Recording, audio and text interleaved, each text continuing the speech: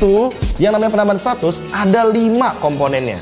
Kalau di patch yang terbaru, komponen penambah statusnya hanya 3. Yang pertama adalah talent penambah status, yang kedua adalah sub talent atau talent yang sebenarnya mungkin di patch lama itu adalah talent aktif, tapi untuk di patch baru jadi talent pasif.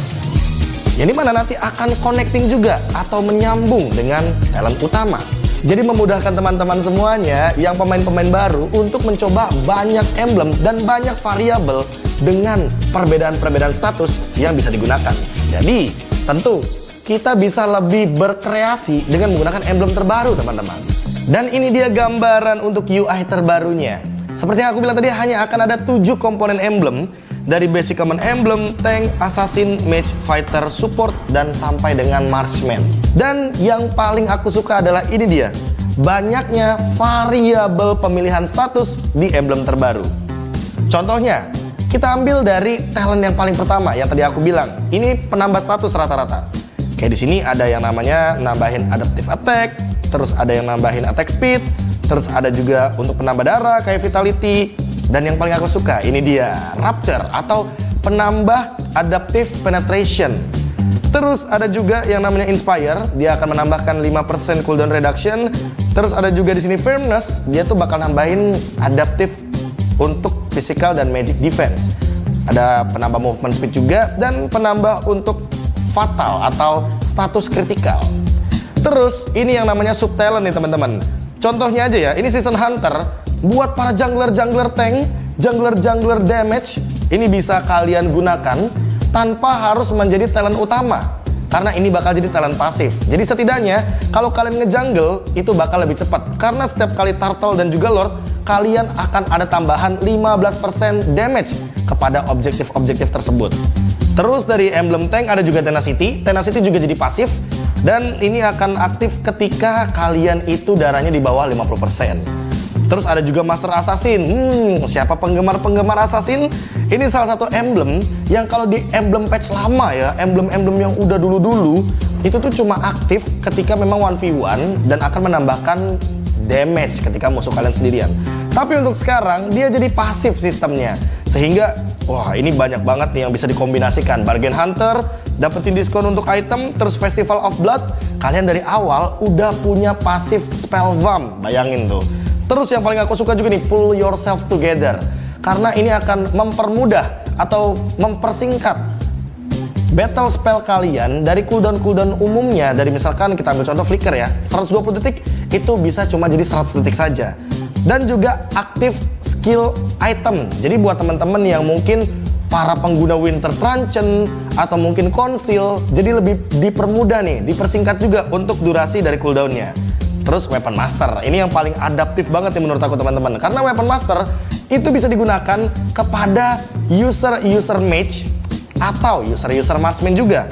Nah, terus ini dia nih yang paling utamanya nih, talent-talent utamanya ada Impure Rage, ada Quantum Charge, terus juga ada Conclusive Blast, terus ada Killing Spree. Dan Killing Spree sekarang tidak terbatas untuk assassin physical damage, tapi juga bisa digunakan untuk para magical damage. Nah, terus Lethal Ignition ini juga tidak melulu soal damage magic. Sekarang physical damage dealer bisa mengeluarkan efek burn ketika dia itu adalah physical damage dealer tipe burst. Terus ada juga Brave Smith nih teman-teman, yang dimana aku dengar kabar nih, katanya di patch terbaru, kebetulan tanggal 27 Juni ini fix, Brave Smith ini bakal muncul dan statusnya diubah.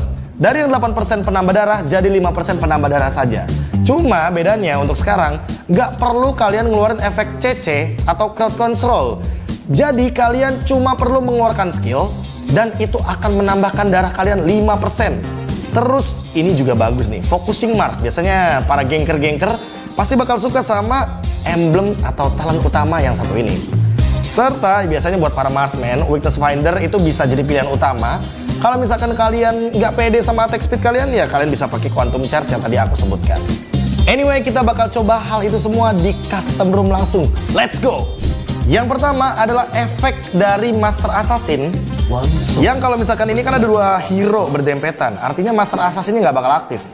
Kalau aku basic attack, damage-nya 143. Tapi kalau ke hero yang sendirian, dia akan menimbulkan damage yang lebih tinggi, 148. Dari sini teman-teman udah bisa ada gambaran ya, kalau sebenarnya Master Assassin ini sebenarnya jadi emblem pasif. Dan ini talentnya menjadi sub talent atau talent cadangan. Dan yang mau aku tunjukkan adalah efek dari bakarannya Lethal Ignition. Aku harus burst dulu ya, dan nanti yang akan keluar efek bakarannya dalam warna biru di Layla ini adalah dalam bentuk damage fisikal. Tuh, ada biru-biru, ada efek bakaran, dan itu hanya keluar kalau kita secepat mungkin dalam 5 detik menimbulkan damage dalam kurun waktu dan juga efek dalam persenan darah tersebut lah. Intinya secepat mungkin kalau kamu bisa kasih burst damage yang tinggi, itu efek burn-nya bakal muncul lebih gampang.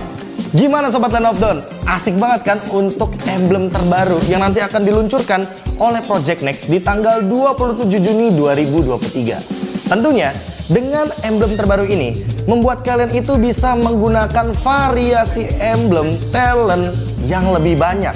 Jadi kalian gak bosen juga ketika menggunakan satu hero dengan emblem yang bisa bermacam-macam. Anyway, kayaknya kita sudah sampai di akhir video. Aku KB, mohon pamit undur diri. Sampai jumpa lagi di episode selanjutnya. Dan sampai jumpa lagi di Land of Dawn. Tahu nggak? Awesome Generation itu punya rules sendiri.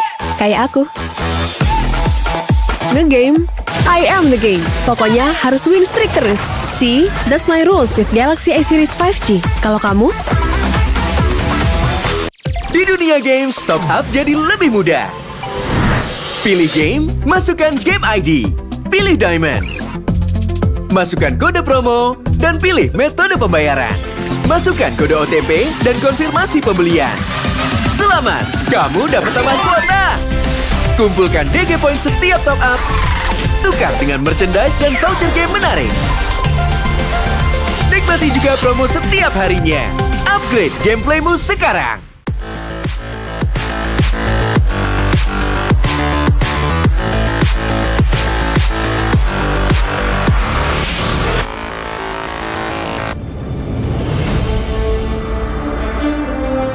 In the previous guide, we learned the basics of the new emblem system. This time, we will take a closer look at the core talents from the Mage, Assassin, Marksman, and Support emblems. Core talent unlocked with the Mage emblem. By upgrading the Mage emblem, you can unlock Lethal Ignition. The new Lethal Ignition now deals adaptive damage, making it a great option for any hero with heavy-hitting combos. With the change to adaptive damage, heroes with high physical damage can now use this talent to enhance their damage, such as Saber and Natalia. Saber's first skill and ultimate combo can easily trigger the effect from Lethal Ignition, dealing much more damage to enemy heroes. Core talent unlocked with the Assassin emblem. By upgrading the Assassin emblem, you can unlock Killing Spree. Now that the talent is no longer reserved for the Assassin emblem, it becomes a good choice for any hero who can perform chain kills. Heroes with magic damage like Karina and Julian can now take this talent as well. Karina's ultimate resets after she kills an enemy hero. When equipped with Killing Spree, she will recover HP from each kill, allowing her to stay healthy and go after more kills. Core talent unlocked with the Marksman emblem. By upgrading the Marksman emblem, you can unlock Weakness Finder. The new Weakness Finder talent is no longer reserved for ranged heroes. It works well for heroes with high attack speed, as it can improve their laning and slowing abilities.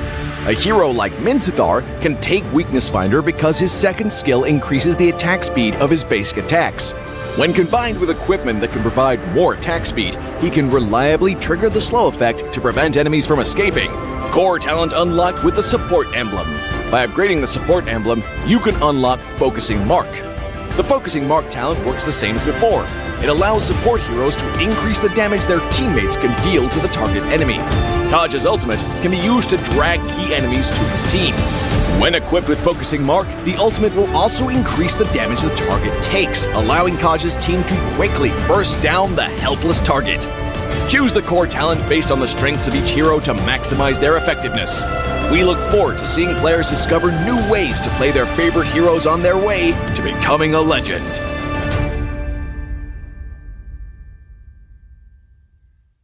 Tahu nggak? Awesome Generation itu punya rules sendiri. Kayak aku. Dalam kondisi apapun, nggak ada lagi halangan. Malah ngebuktiin potensiku. See, that's my rules with Galaxy A series 5G. Kalau kamu?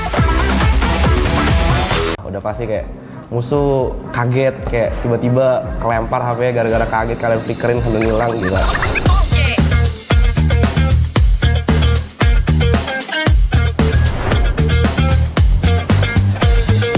Halo guys, gua Samuate dan selamat datang di Project Next. Hari ini guys, gue mau ngasih tahu kalian guys soal update PES emblem terbaru guys. Update-nya itu gampang banget guys buat dipelajarin ya guys ya. Dan yang coach gue bilang guys, coach Adi ya kan, ini tuh gampang dan sesimpel itu guys. Oke guys, untuk yang pertama nih, sekarang langsung aja kita coba ya kan. Buat ini sekarang hero yang mau gue pakai itu adalah Kaja guys ya. Buat kombinasinya guys, ini yang pakai agility guys, nambahin 5% extra movement speed guys. Terus yang kedua gue bakal pakai pull yourself together ya guys ya. Dan yang terakhir guys ya, focusing mark guys. Jadi oke guys, ini udah gue setup. Langsung aja guys ya, kita cobain ya guys ya. Oke, let's go. Oke guys, sekarang kita langsung aja nih guys ya. Kita ada one nih guys di mid nih guys ya. Cooldownnya konsil kan 80 detik guys, karena kita pakai emblem push together jadi cuma 68 detik guys. Kalian bayangin guys, kita bisa langsung flicker, langsung ulti guys. Nah, gila. Kurang OP apa guys. Dan kalian lihat guys, tadi kan ada mark tuh guys ya di badan one tuh, lihat no. Itu focusing mark guys, efek focusing mark. Jadi ketika kalian ada efek itu guys di musuhnya guys, nah itu bakal nambah 6% damage guys. Jadi damage yang dikeluarin sama tim kalian tuh bakal lebih sakit lagi guys. Nah gitu guys, untuk kombinasi pertama kalian lihat kan guys seberapa bagusnya kalian jadi inisiator dengan movement speed dan juga cooldown reduction yang luar biasa. Sekarang kita bakal lanjut ke kombinasi talent yang kedua. Nah ini tuh lebih ke arah untuk yang ngebers ngegeng yang suka main di ambush sendirian tuh gak sih guys. Nah di sini tuh ada yang namanya guys ya emblem nih guys. Yang pertama itu ada Trill guys, dia nambahin itu di 16 adaptive attack. Dan yang kedua tuh ada Bargain Hunter guys.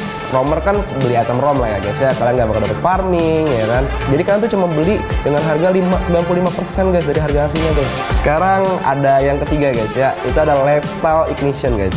Mungkin nggak jauh beda guys dengan emblem AG yang ngebakar ya guys ya, kalau misalnya kita biasa sebut ya guys ya. Dan ini soalnya ngasih efek burn juga guys, sama persis guys.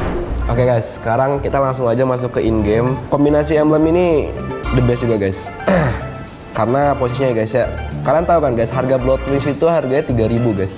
Kalian cuma perlu bayar 2.850 guys. Murah kan? Nih guys, gue bakal kasih lihat efek dari Lethal Ignition ya guys ya. Nah guys, kalian lihat ya guys, ada aura-aura biru yang keluar dari badannya Novaria guys. Nah itu tuh efek burn yang bakal keluar dari emblem ini guys. Jadi itu bakal ngasih kalian tuh damage lebih guys buat nge-kill musuh ketika kalian mengejar. Oke guys. Nah jadi kayak gitulah guys ya, kalau misalnya kalian mau main tipikal yang damage dealer guys. Oke guys, buat yang terakhir nih guys ya, ini kombinasi dari gua buat kalian tuh yang suka main tipikal yang tanky guys. Kombinasinya guys ya, yang pertama dari emblem Vitality guys, dimana kalian tuh bakal nambahin 225 ekstra maksimum HP guys. Oke. Yang kedua tuh ada Tenacity guys, ketika darah kalian tuh di bawah 50% ya kan, kalian tuh bakal nambah armor sama magic defense. Bisa juga kalian tuh pakai Conclusive Blast guys, dimana ketika kalian nanti ngedil damage guys, nanti dia bakal ke pop up dan itu tuh bakal ngeluarin kayak efek meledak gitu guys, dan itu bakal ngasih damage ke musuh guys. Oke. Nih guys, gue bakal kasih kalian contohnya nih guys ya. Karena tadi gue pertama itu kan pakai Vitality ya guys ya, dan itu nambahin maksimum HP guys. Dan gue sekarang tuh pakai Conclusive Blast guys. Kenapa gue bilang itu bagus banget guys? Karena Conclusive Blast itu kan dia dari maksimum HP kan 7% ya kan. Jadi nih, ketika posisinya kalian dapat Vitality ya kan, tambahan maksimum HP, jadi damage dari emblemnya juga nambah guys. Nah kalian tuh guys, ada di bawah kakinya Hylos kan, kalian lihat tuh guys, ada efek-efek gitu kan guys, meledak guys. Nah itu guys efeknya guys, jadi ada damage tambahan guys ya. Dan Tenacity itu yang bikin kalian tuh bakal tebel banget guys. Oke. Jadi ini the best combination banget buat kalian yang suka main hero-hero tanky guys ya. Nah guys, jadi dari 3 kombinasi itu guys, kalau gua yang paling masuk ke gameplay gue itu tuh kombinasi agility, pull yourself together, sama focusing mark guys. Nah buat kalian tuh gimana guys? Cukup well kah? Langsung terapin ke gameplay kalian guys kalau kalian mau main roamer kayak gue. Oke guys, jadi tunggu apa lagi? Yuk langsung update Project Next dan langsung kalian cobain. Oke guys. Nah tapi guys, buat kalian yang main role selain roamer, tenang aja guys, MLBB sudah merilis video yang ngebahas mengenai kombinasi talent dan hero-hero meta di role lainnya. Oke guys. Nah, jadi jangan lupa like, share, dan juga komen videonya ya guys ya. Oke, gua sama HT, sampai jumpa di Land of Dawn. Bye. Hanya perlu melihat ke dalam dirimu. Dan kamu akan mengerti betapa berharganya nilaimu. Percaya pada dirimu. Bukan dengan tergesa-gesa, namun dengan caramu yang beda. Tunjukkan kilau kisahmu sendiri. Dan ciptakan emas dalam setiap karyamu. Trust in gold.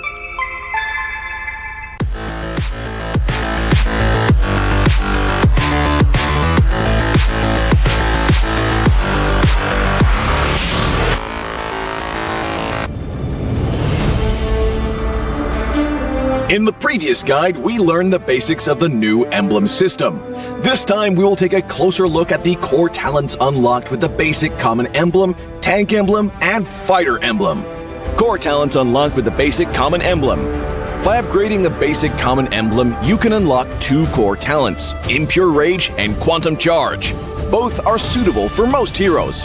The new Impure Rage talent now deals adaptive damage, making it a good damage-enhancing talent for a variety of heroes, such as Eve, Nathan, and Diggy.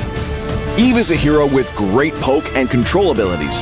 She can use the extra damage and mana regen from Impure Rage to constantly wear down enemies. The new Quantum Charge talent now restores HP based on the hero's level and not their physical attack bonus, making it viable on more heroes that want HP recovery and mobility, such as Edith, Leslie, Layla, etc. When equipped with Quantum Charge, Edith in both forms can use the movement speed bonus triggered by her basic attacks to keep a safe distance from the enemy and the extra HP regen to stay in the fight. Core talent unlocked with the Tank Emblem. By upgrading the Tank Emblem, you can unlock Concussive Blast. Concussive Blast works the same as before, providing an extra source of AoE damage for high HP heroes, such as Johnson, Baja, and Hilda. Hilda is a high HP hero who can tank a lot of damage when equipped with a full set of defensive equipment.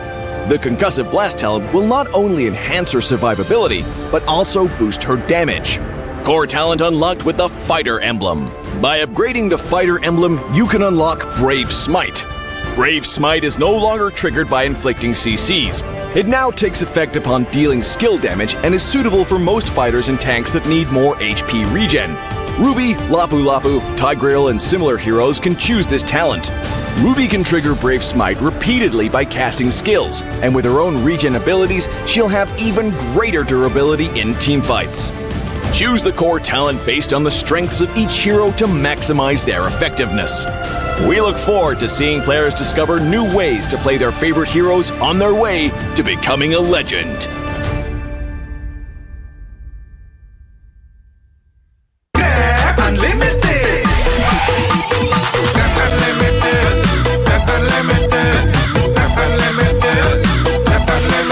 Modal gratis, untung berkali-kali.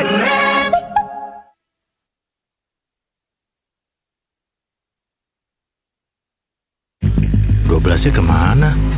12-nya ada di Blibli 12 tahun Anniversary. Beli apa aja ada gratis ongkir 12 kali, cashback 12 kali, dan flash sale Rp12. Ayo belanja di Blibli sekarang.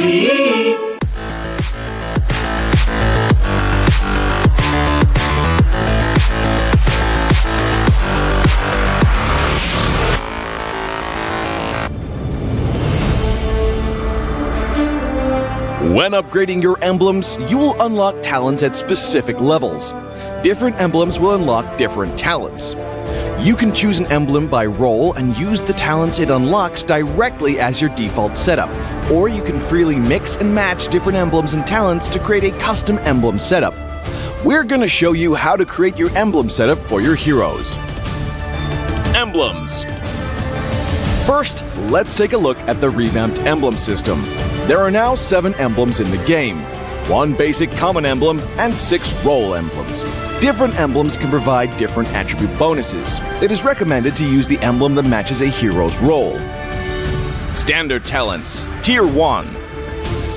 After selecting an emblem, you can then choose from 8 standard talents at Tier 1. These talents provide mostly straightforward bonuses to heroes. Of the 8 talents, Thrill and Swift are good on almost any hero, while other talents are more catered to certain roles. Standard talents, Tier 2. At Tier 2, you will also have 8 standard talents to choose from. The Tier 2 talents trigger or work under different circumstances. We still recommend choosing one that matches the role of your hero. But if you're an advanced player, you are free to choose any of the talents to fit your playstyle. For example, if you're playing the core hero on your team and want to focus on gearing up fast, you can choose the Bargain Hunter talent regardless of how your hero deals damage. And heroes who rely on their skills for sustained damage, whether it be a mage or fighter, can use the Festival of Blood talent for more spell vamp. Core talents, Tier 3. Finally, let's talk about the most important talents, the core talents. There are 8 core talents available in the game, and each provides a unique and powerful effect. We recommend choosing the core talent to match your hero's role and only use core talents from other emblems for advanced or unconventional tactics. The revamped Weakness Finder talent is no longer reserved for ranged heroes. This talent is now a viable option for any hero that relies on basic attacks and wants better laning and the ability to slow enemies. The Lethal Ignition talent now deals adaptive damage, making it a prime choice for any hero that has heavy-hitting combos.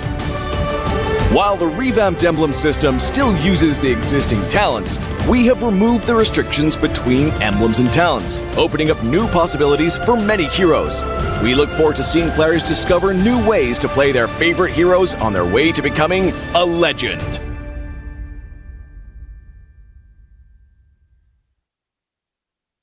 Ayo, dukung tim jagoanmu di turnamen MPL Season 11 dan dapatkan diskon 40% untuk pembelian minuman berikut di Point Coffee. Gunakan kode diskon berikut di aplikasi Indomaret Poinku. Caranya mudah. Pertama, download aplikasi Indomaret Poinku, lalu klik tombol icon kado di kanan atas, masukkan kode dan dapatkan e-kupon diskon. Kemudian, redeem kupon diskon 40% di outlet Point Coffee.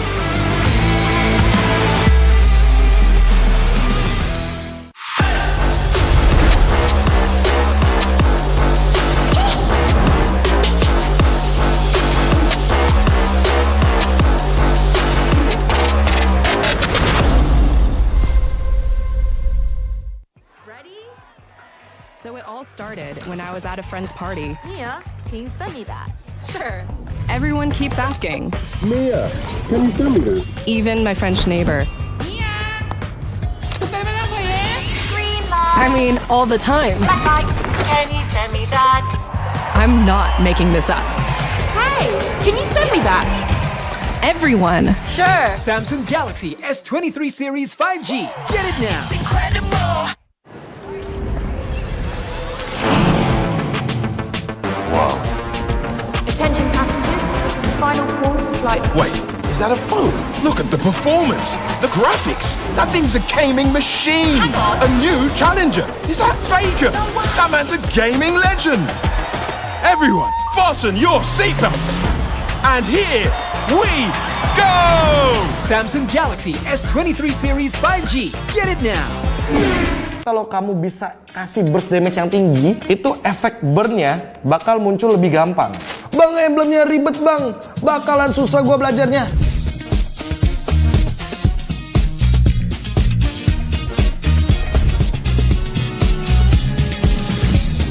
Halo sobat Land of Dawn, gua KB. Di sini gua akan memperkenalkan emblem terbaru dari Project Next.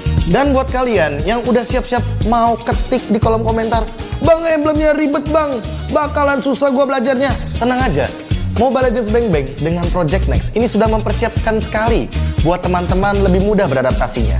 Patch yang lalu itu yang namanya penambahan status ada 5 komponennya. Kalau di patch yang terbaru, komponen penambah statusnya hanya 3. Yang pertama adalah talent penambah status, yang kedua adalah sub talent atau talent yang sebenarnya mungkin di patch lama itu adalah talent aktif, tapi untuk di patch baru jadi talent pasif. Yang dimana nanti akan connecting juga atau menyambung dengan talent utama. Jadi memudahkan teman-teman semuanya yang pemain-pemain baru untuk mencoba banyak emblem dan banyak variabel dengan perbedaan-perbedaan status yang bisa digunakan. Jadi tentu kita bisa lebih berkreasi dengan menggunakan emblem terbaru teman-teman. Dan ini dia gambaran untuk UI terbarunya. Seperti yang aku bilang tadi, hanya akan ada 7 komponen emblem. Dari basic common emblem, tank, assassin, mage, fighter, support, dan sampai dengan marksman. Dan yang paling aku suka adalah ini dia, banyaknya variabel pemilihan status di emblem terbaru. Contohnya, kita ambil dari talent yang paling pertama yang tadi aku bilang. Ini penambah status rata-rata. Kayak di sini ada yang namanya nambahin adaptive attack, terus ada yang nambahin attack speed, terus ada juga untuk penambah darah kayak vitality. Dan yang paling aku suka, ini dia, Rapture atau penambah Adaptive Penetration. Terus ada juga yang namanya Inspire, dia akan menambahkan 5% cooldown reduction. Terus ada juga di sini Firmness, dia tuh bakal nambahin adaptive untuk physical dan magic defense. Ada penambah movement speed juga, dan penambah untuk fatal atau status kritikal. Terus ini yang namanya Subtalent nih teman-teman. Contohnya aja ya, ini Season Hunter. Buat para jungler-jungler tank, jungler-jungler damage, ini bisa kalian gunakan tanpa harus menjadi talent utama. Karena ini bakal jadi talent pasif. Jadi setidaknya kalau kalian ngejungle itu bakal lebih cepat. Karena setiap kali turtle dan juga lord, kalian akan ada tambahan 15% damage kepada objektif-objektif tersebut. Terus dari emblem tank ada juga Tenacity. Tenacity juga jadi pasif. Dan ini akan aktif ketika kalian itu darahnya di bawah 50%. Terus ada juga Master Assassin. Siapa penggemar-penggemar Assassin? Ini salah satu emblem yang kalau di emblem patch lama ya, emblem-emblem yang udah dulu-dulu, itu tuh cuma aktif ketika memang 1v1 dan akan menambahkan damage ketika musuh kalian sendirian. Tapi untuk sekarang dia jadi pasif sistemnya. Sehingga wah, ini banyak banget nih yang bisa dikombinasikan. Bargain Hunter, dapetin diskon untuk item, terus Festival of Blood, kalian dari awal udah punya pasif spell vamp. Bayangin tuh. Terus yang paling aku suka juga nih, pull yourself together. Karena ini akan mempermudah atau mempersingkat battle spell kalian dari cooldown umumnya. Dari misalkan kita ambil contoh flicker ya, 120 detik itu bisa cuma jadi 100 detik saja. Dan juga aktif skill item. Jadi buat teman-teman yang mungkin para pengguna Winter Truncheon atau mungkin Conceal, jadi lebih dipermudah nih, dipersingkat juga untuk durasi dari cooldownnya. Terus Weapon Master, ini yang paling adaptif banget nih menurut aku teman-teman. Karena Weapon Master itu bisa digunakan kepada user mage atau user marksman juga.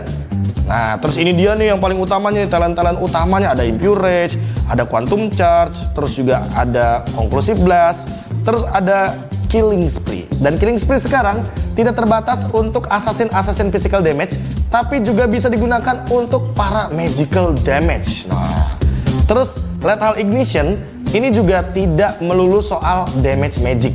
Sekarang physical damage dealer bisa mengeluarkan efek burn ketika dia itu adalah physical damage dealer tipe burst. Terus ada juga Brave Smith nih teman-teman, yang dimana aku dengar kabar nih, katanya di patch terbaru, kebetulan tanggal 27 Juni ini fix, Brave Smith ini bakal muncul dan statusnya diubah. Dari yang 8% penambah darah jadi 5% penambah darah saja. Cuma bedanya untuk sekarang nggak perlu kalian ngeluarin efek CC atau crowd control. Jadi kalian cuma perlu mengeluarkan skill dan itu akan menambahkan darah kalian 5%. Terus ini juga bagus nih, focusing mark. Biasanya para gangker-gangker pasti bakal suka sama emblem atau talent utama yang satu ini. Serta biasanya buat para marksman, weakness finder itu bisa jadi pilihan utama. Kalau misalkan kalian nggak pede sama attack speed kalian, ya kalian bisa pakai quantum charge yang tadi aku sebutkan.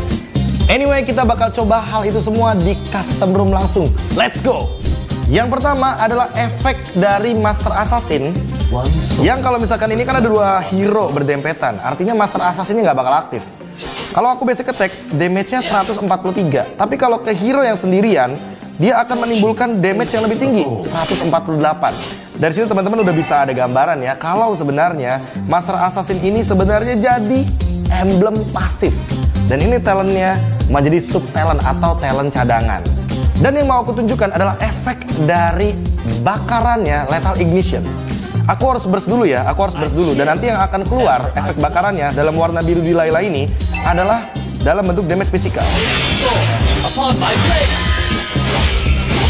Tuh, ada biru-biru, ada efek bakaran, dan itu hanya keluar kalau kita secepat mungkin dalam 5 detik menimbulkan damage dalam kurun waktu dan juga efek dalam persenan darah tersebut lah. Intinya secepat mungkin kalau kamu bisa kasih burst damage yang tinggi, itu efek burn-nya bakal muncul lebih gampang.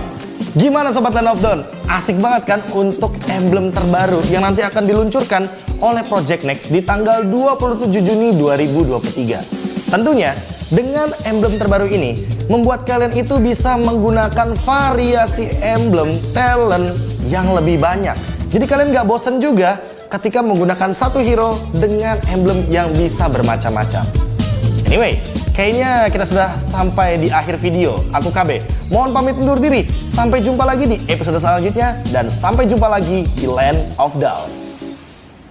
Tahu nggak? Awesome Generation itu punya rule sendiri. Kayak aku. Nge-game, I am the game. Pokoknya harus win streak terus. See, that's my rules with Galaxy A Series 5G. Kalau kamu? Di dunia games, top up jadi lebih mudah.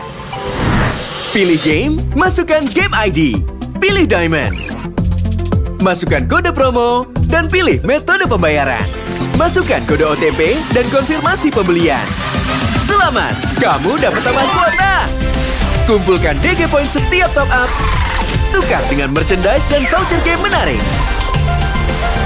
Nikmati juga promo setiap harinya. Upgrade gameplaymu sekarang.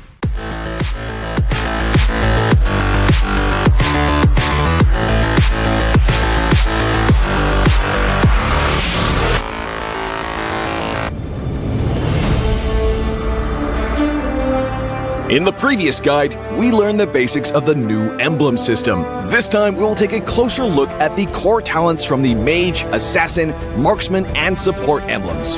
Core talent unlocked with the Mage emblem. By upgrading the Mage emblem, you can unlock Lethal Ignition.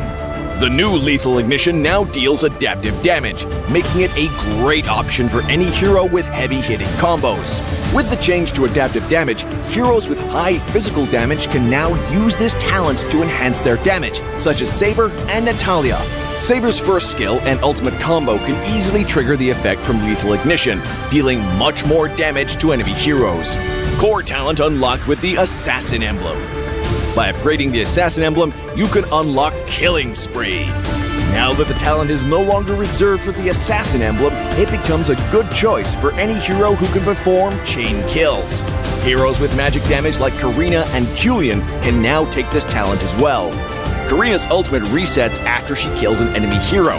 When equipped with Killing Spree, she will recover HP from each kill, allowing her to stay healthy and go after more kills. Core talent unlocked with the Marksman emblem. By upgrading the Marksman emblem, you can unlock Weakness Finder. The new Weakness Finder talent is no longer reserved for ranged heroes. It works well for heroes with high attack speed, as it can improve their laning and slowing abilities. A hero like Minthithar can take Weakness Finder because his second skill increases the attack speed of his basic attacks. When combined with equipment that can provide more attack speed, he can reliably trigger the slow effect to prevent enemies from escaping. Core talent unlocked with the Support emblem. By upgrading the Support emblem, you can unlock Focusing Mark. The Focusing Mark talent works the same as before. It allows support heroes to increase the damage their teammates can deal to the target enemy. Kaj's ultimate can be used to drag key enemies to his team. When equipped with Focusing Mark, the ultimate will also increase the damage the target takes, allowing Kaj's team to quickly burst down the helpless target. Choose the core talent based on the strengths of each hero to maximize their effectiveness. We look forward to seeing players discover new ways to play their favorite heroes on their way to becoming a legend.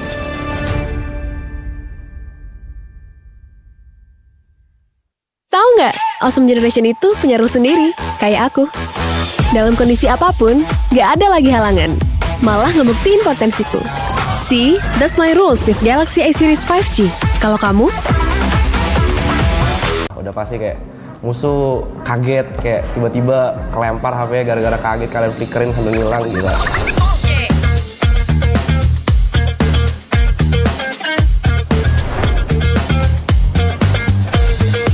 Halo guys, gua Samuate dan selamat datang di Project Next.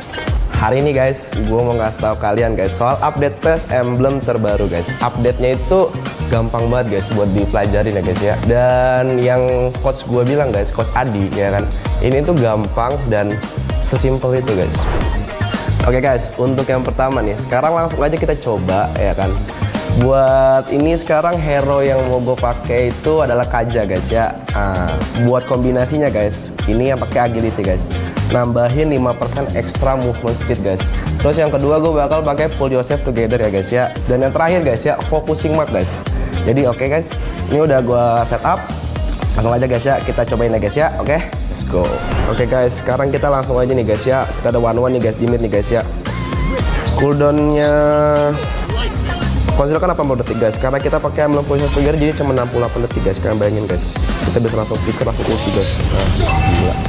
Orang OP apa guys? Dan kalian lihat guys, tadi kan ada mark tuh guys ya di badan one tuh, lihat noh. Itu focusing mark guys, efek focusing mark. Jadi ketika kalian ada efek itu guys di musuhnya guys, nah itu bakal nambah 6% damage guys. Jadi damage yang dikeluarin sama tim kalian tuh bakal lebih sakit lagi guys. Nah gitu guys, untuk kombinasi pertama kalian lihat kan guys seberapa bagusnya kalian jadi inisiator dengan movement speed dan juga cooldown reduction yang luar biasa. Sekarang kita bakal lanjut ke kombinasi talent yang kedua guys. Nah ini tuh lebih ke arah untuk yang nge-burst ngegeng yang suka main di ambush sendirian tuh gak sih guys. Nah di sini tuh ada yang namanya guys ya emblem nih guys. Yang pertama itu ada Trill guys. Dia nambahin itu 16 adaptive attack. Dan yang kedua tuh ada Bargain Hunter guys.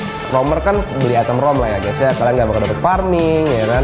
Jadi kalian tuh cuma beli dengan harga 95% guys dari harga aslinya guys. Sekarang ada yang ketiga guys ya. Itu ada Lethal Ignition guys. Mungkin nggak jauh beda guys dengan emblem AG yang ngebakar ya guys ya. Kalau misalnya kita biasa sebut ya guys ya. Dan ini soalnya ngasih efek burn juga guys. Sama persis guys. Oke guys, sekarang kita langsung aja masuk ke in-game. Kombinasi emblem ini the best juga guys. Karena posisinya guys ya, kalian tahu kan guys, harga Blood Wings itu harganya 3.000 guys. Kalian cuma perlu bayar 2.850 guys. Murah kan? Nih guys, gue bakal kasih lihat efek dari Lethal Ignition ya guys ya. Nah guys, kalian lihat ya guys, ada aura-aura biru yang keluar dari badannya Novaria guys. Nah itu tuh efek burn yang bakal keluar dari emblem ini guys. Jadi itu bakal ngasih kalian tuh damage lebih guys buat nge-kill musuh ketika kalian mau nge-game, oke guys. Nah jadi kayak gitulah guys ya kalau misalnya kalian mau main tipikal yang damage dealer guys. Oke guys, buat yang terakhir nih guys ya, ini kombinasi dari gua buat kalian tuh yang suka main tipikal yang tanky guys. Kombinasinya guys ya, yang pertama dari emblem Vitality guys, dimana kalian tuh bakal nambahin 225 ekstra maksimum HP guys, oke. Yang kedua tuh ada Tenacity guys, ketika kalian darah kalian tuh di bawah 50%.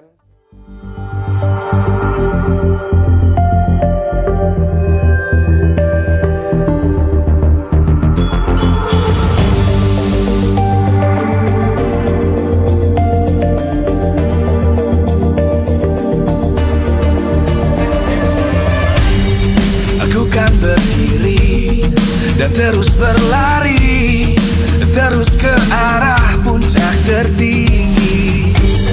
Ku takkan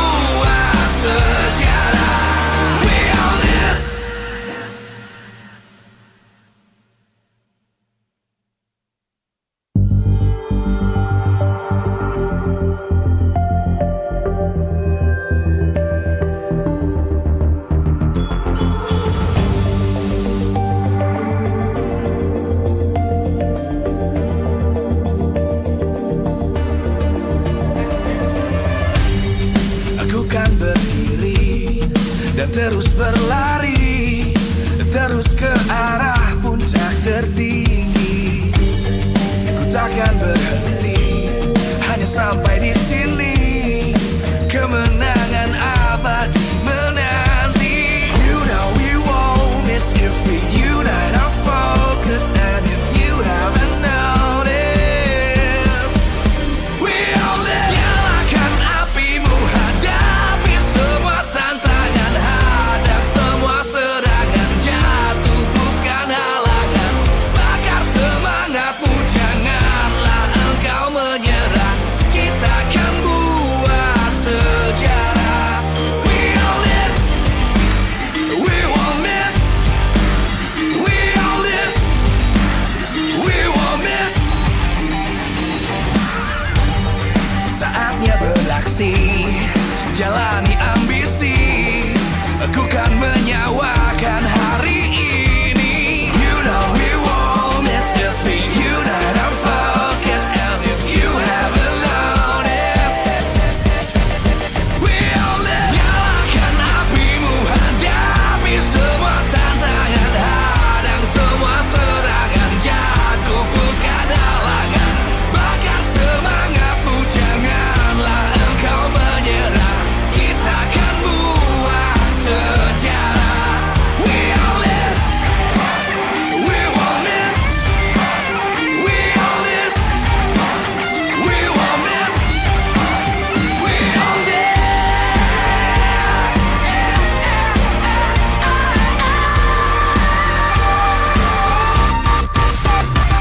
Nyalakan apimu, hadapi semua tantangan, hadang semua serangan, jatuh bukan halangan.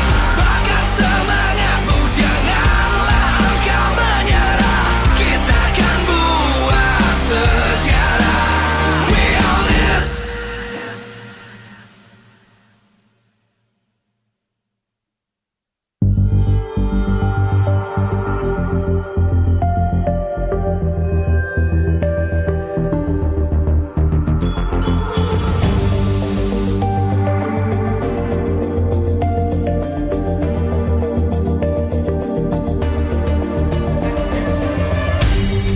Aku kan berdiri dan terus berlari, terus ke arah puncak tertinggi. Ku takkan berhenti, hanya sampai di sini. Kemenangan abadi menanti. You know we won't miss if we unite our focus. And if you haven't noticed, we all live. Nyalakan apimu, hadapi semua tantangan, hadang semua serangan, jatuh bukan halangan. Bakar semangatmu, janganlah engkau menyerah. Kita akan buat sejarah. We all this, we won't miss. We all this, we won't miss. Saatnya beraksi, jalani ambisi. Aku kan menyawakan hari ini. You know we won't miss if we unite our focus. And if you haven't noticed, we all live. Nyalakan apimu, hadapi semua tantangan, hadang semua serangan, jatuh bukan halangan. Bakar semangatmu, janganlah engkau menyerah. Kita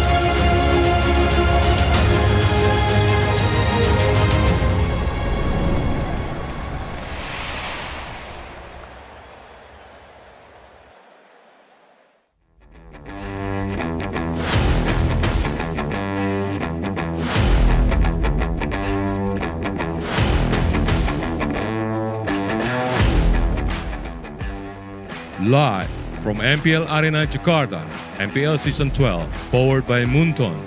Presented by Samsung Galaxy Official Gaming Phone. Official sponsor, Head and Shoulders. Official mobile internet partner, Telkomsel. Official gold partner, UBS Gold. We own this.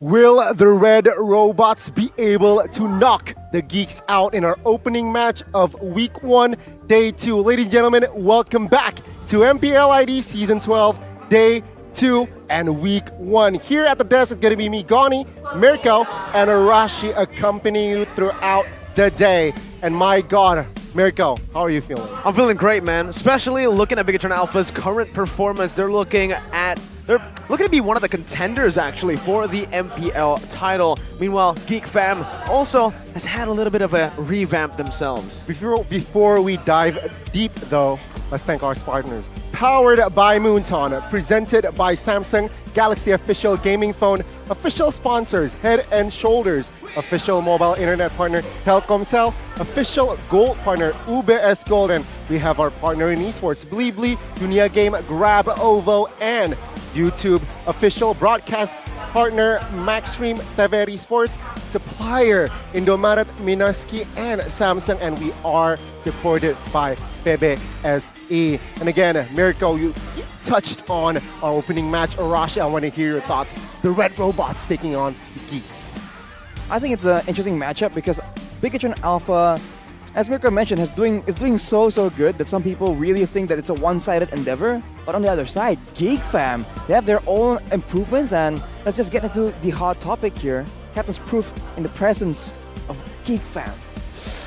That's the thing, right? Super Vin is what he calls himself now in that red jersey.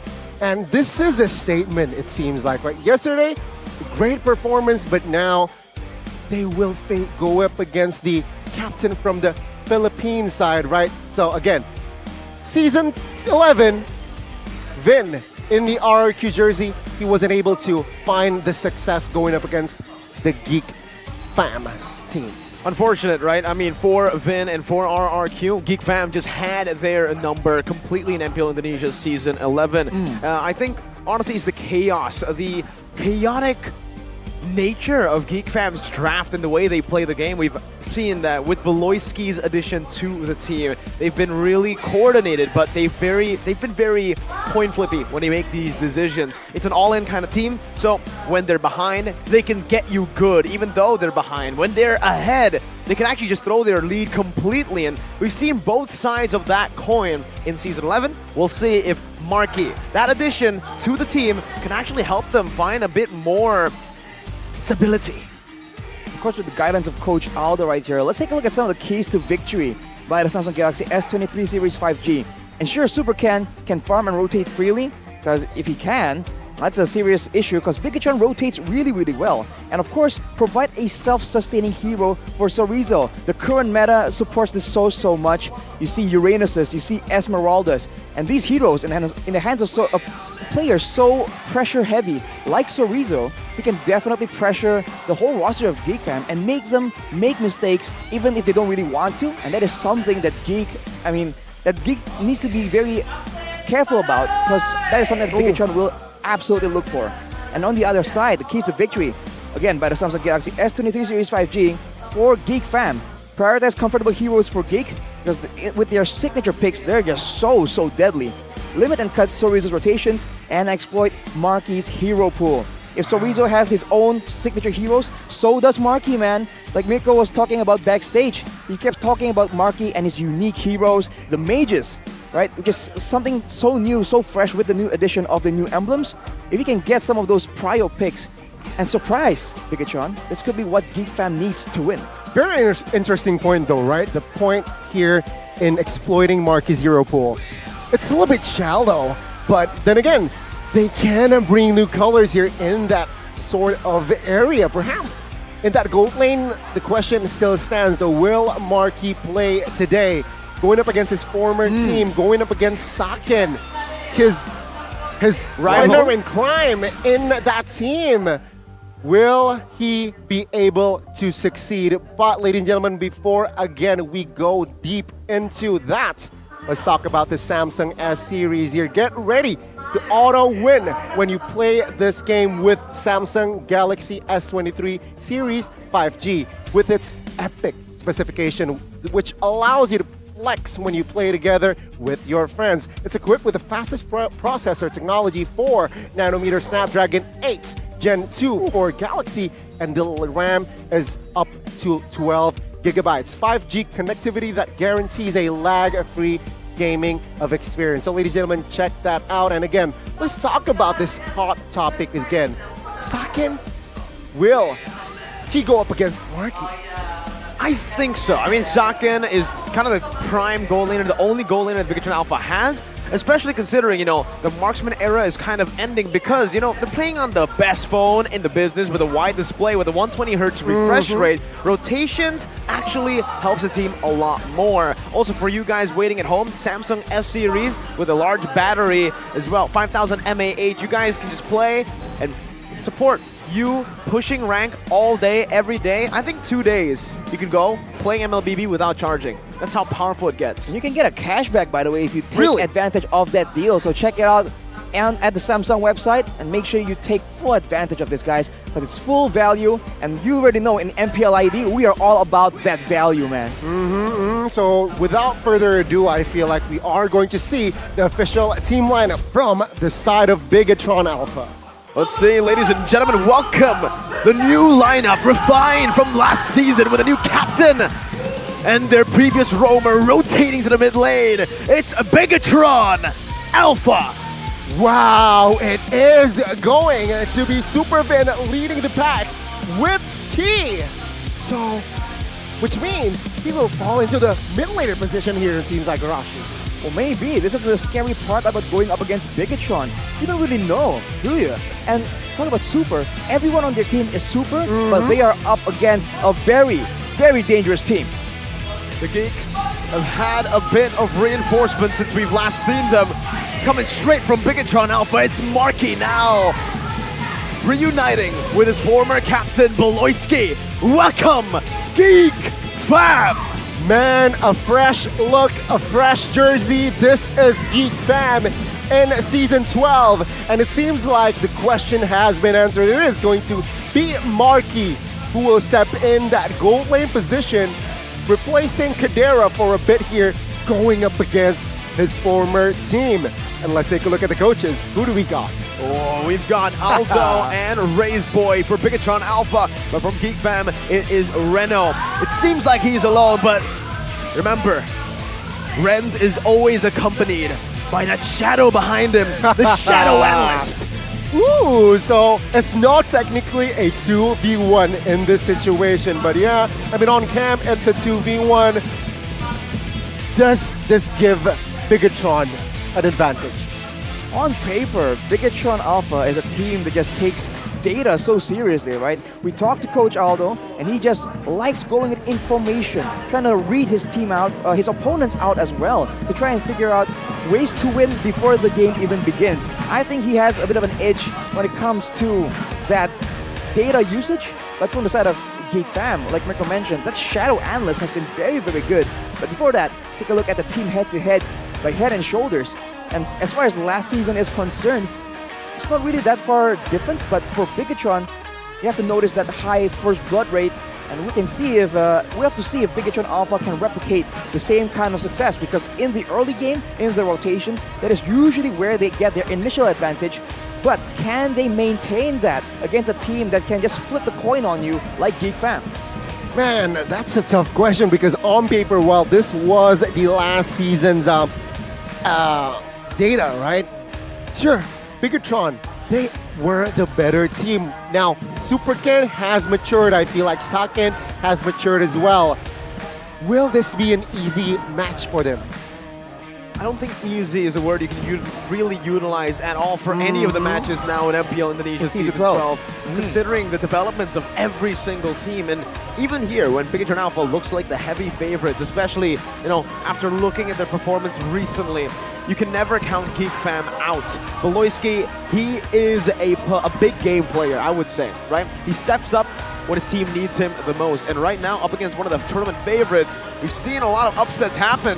Hey, I'm looking at Geek Fam and I'm looking at this series. It's gonna go all games. I think so, man. There's no question about it. A team like Geek Fam right here, the moment you think that they're done, that's where they just turn it on you, and we've seen it again and again. So the question is, will Bigatron Alpha be able to come up with some kind of countermeasure? Because Coach Aldo, he is the architect that likes to actually predict these things and come up with countermeasures before you can even bring it to that situation. I mean, furthermore, right, Coach Aldo really to know that he really knows Marky, right, his ex-player. So I feel like in that regard, Coach Aldo will definitely try to somehow give Marky his uncomfortable heroes to perhaps be exploited in that fact, because it's a double-edged sword here from side of Geek Fam if they really want to commit to play with Marky. That's a very, very good point to bring up, right? I mean, Geek Fam with their new recruit in Marky, but hey, we haven't been talking about their newest recruit, an actual rookie, an actual prodigy from Onyx Prodigy from the MDL. Niall is finally here in the MPL stage for Geek Fam, replacing Jana QT, or we knew him as Hades now. But let's talk a little bit more about the veteran before we get to the rookie. Super Vin always loses against Geek and MPL Indonesia Season 11. That's a stat. Rashi, maybe you could give us some insight. You're an RQ fan yourself. You know Vin, the inner workings of RQ. I feel like Vin, he has a very solid decision making, but especially against a team like Geek Fam, right? RRQ just goes very high tempo, and they like going very risky. They go for high risk, high reward plays, but against a team like Geek Fam, it makes it very difficult to get a consistent performance. And I think overall, with how solid Geek Fam has been, with breaking records last season, they were just able to constantly find that one opportunity, one moment in that late game, and that is how they were able to get the advantage. But now under new management, can Vin clean up? Can his team just have that clean performance to deny Geek Fam that possibility of a huge comeback? That also begs the question, right? Because the record that Vin always loses going up against Geek Fam, it was with Kadera in that gold lane. So it really, and Jana, right? And Hades. And it really begs the question now with a new player in that jungler position from the side of Geek Fam, plus the gold lane will be filled by Marky. Will Geek Fam's performance stay consistent, stay formidable in that sense? I think it all comes down to how Beloy has really led this team and how Renz and their Shadow Analyst has forged the synergy, the coordination between these players. I think with Marky, it will definitely give Beloy a little bit of a better chance at leading. We've heard many times last season that Chidera just was not able to understand the comms coming in from Beloy because he's speaking in English. Chidera a few times unable to make those split push plays happen, but now with not just the person who could speak his language, Marky obviously being Filipino, a person who understands him as well. They were former teammates back in Onyx PH. Heck, they even went all the way to the grand finals of M3 together. That's going to be next level synergy for sure, and that is a big concern. Keep in mind, Vin as well, he's back to his old team, and he is one of 3 people who've been consistently able to attend the M series. So I think there's a big, I wouldn't say gap, but there's a big factor, right? Okay. There's a lot of experience under his belt, so we'll see if he can bring that to Bigatron and give them the performance they need. But whoa. The drafts here already started for game 1. It's going to be Fanny, Uranus, and Angela banned out from side of Geek Fam. And there you go. Joy picked up first. Now, a lot of suppression though still open. The Franco and as well as the Kaja here should be the answer or the response from side of Bigatron. Perhaps to add to that, they can pick up the Ling if they really want to. Or the Claude, right? Well, the Ling and the Claude, both very, very good, very flexible. We've seen the Ling being so prio in yesterday's matches, but seeing Geek Fam very confident to pick a Joy, It's a weird feeling, man, because remember, one of their big issues was they were using the Joy in the hands of Luke, and it really wasn't working as intended. But now for Bigatron, they go for the Paquito, they go for the Faramis, already hinting at a bit more of a teamfight-centric composition. Here's the thing, I really like the Paquito, not just because it's a flex in the jungle and the EXP. In the EXP, it has the power, it's very fast clear hero, where you can just rotate and harass perhaps the mid, perhaps the jungle, and in the hands of Super Sorizo, it's going to be very deadly. But it seems like Geek Fam, they respond with a Claude, which I feel like can counter the Paquito, because Claude, with the emblems that can be built, just adds more mobility and sustainability. The Claude is a phenomenal hero right now in the meta, very flexible as well. Not in terms of how you can play him in different roles, but how you can tackle this man's playstyle. You can go for the Brave Smite, going for more sustain, staying in these team fights for longer and staying in lane longer so that you can get to those item power spikes faster. But say you get a good matchup, you can also just go for Quantum Charge, enabling you to just deal more damage onto the back with the addition of the mobility that you get from the Quantum Charge. Picking up a Forza for a boy, something that we've seen before. So Geek Fam not really stepping out of their comfort zone. I think the only thing that's really different from Geek Fam is that Joy.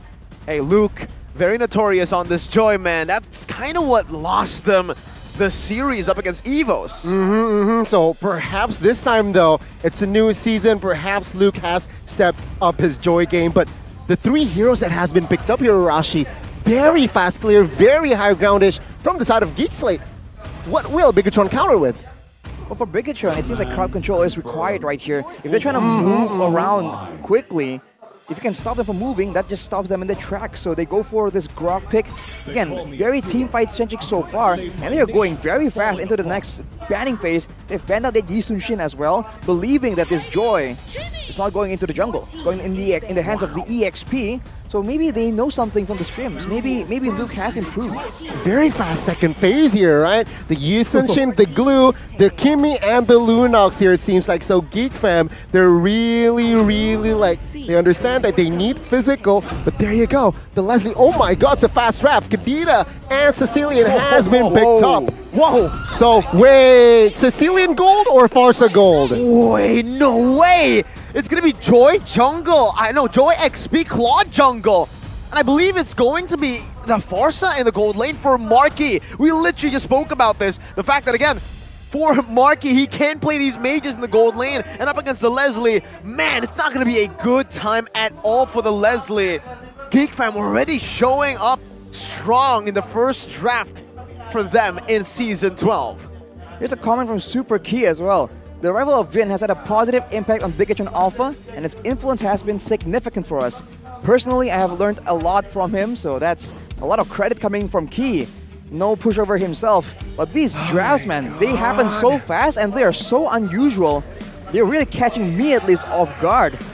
Overall though, I feel like Geek has more aggression, and I think in the current meta, aggression just gives you so much value. So I would side with them as far as draft is going, but I think Bigatron Alpha has a particular plan right here. But here's a fun fact, right? Marky, he just cut his hair, but he was the Head and Shoulders ambassador. Marky becomes the player with the longest hair in MPL ID Season 11. And folks, if you have not checked that out, check Marky's hair out last season.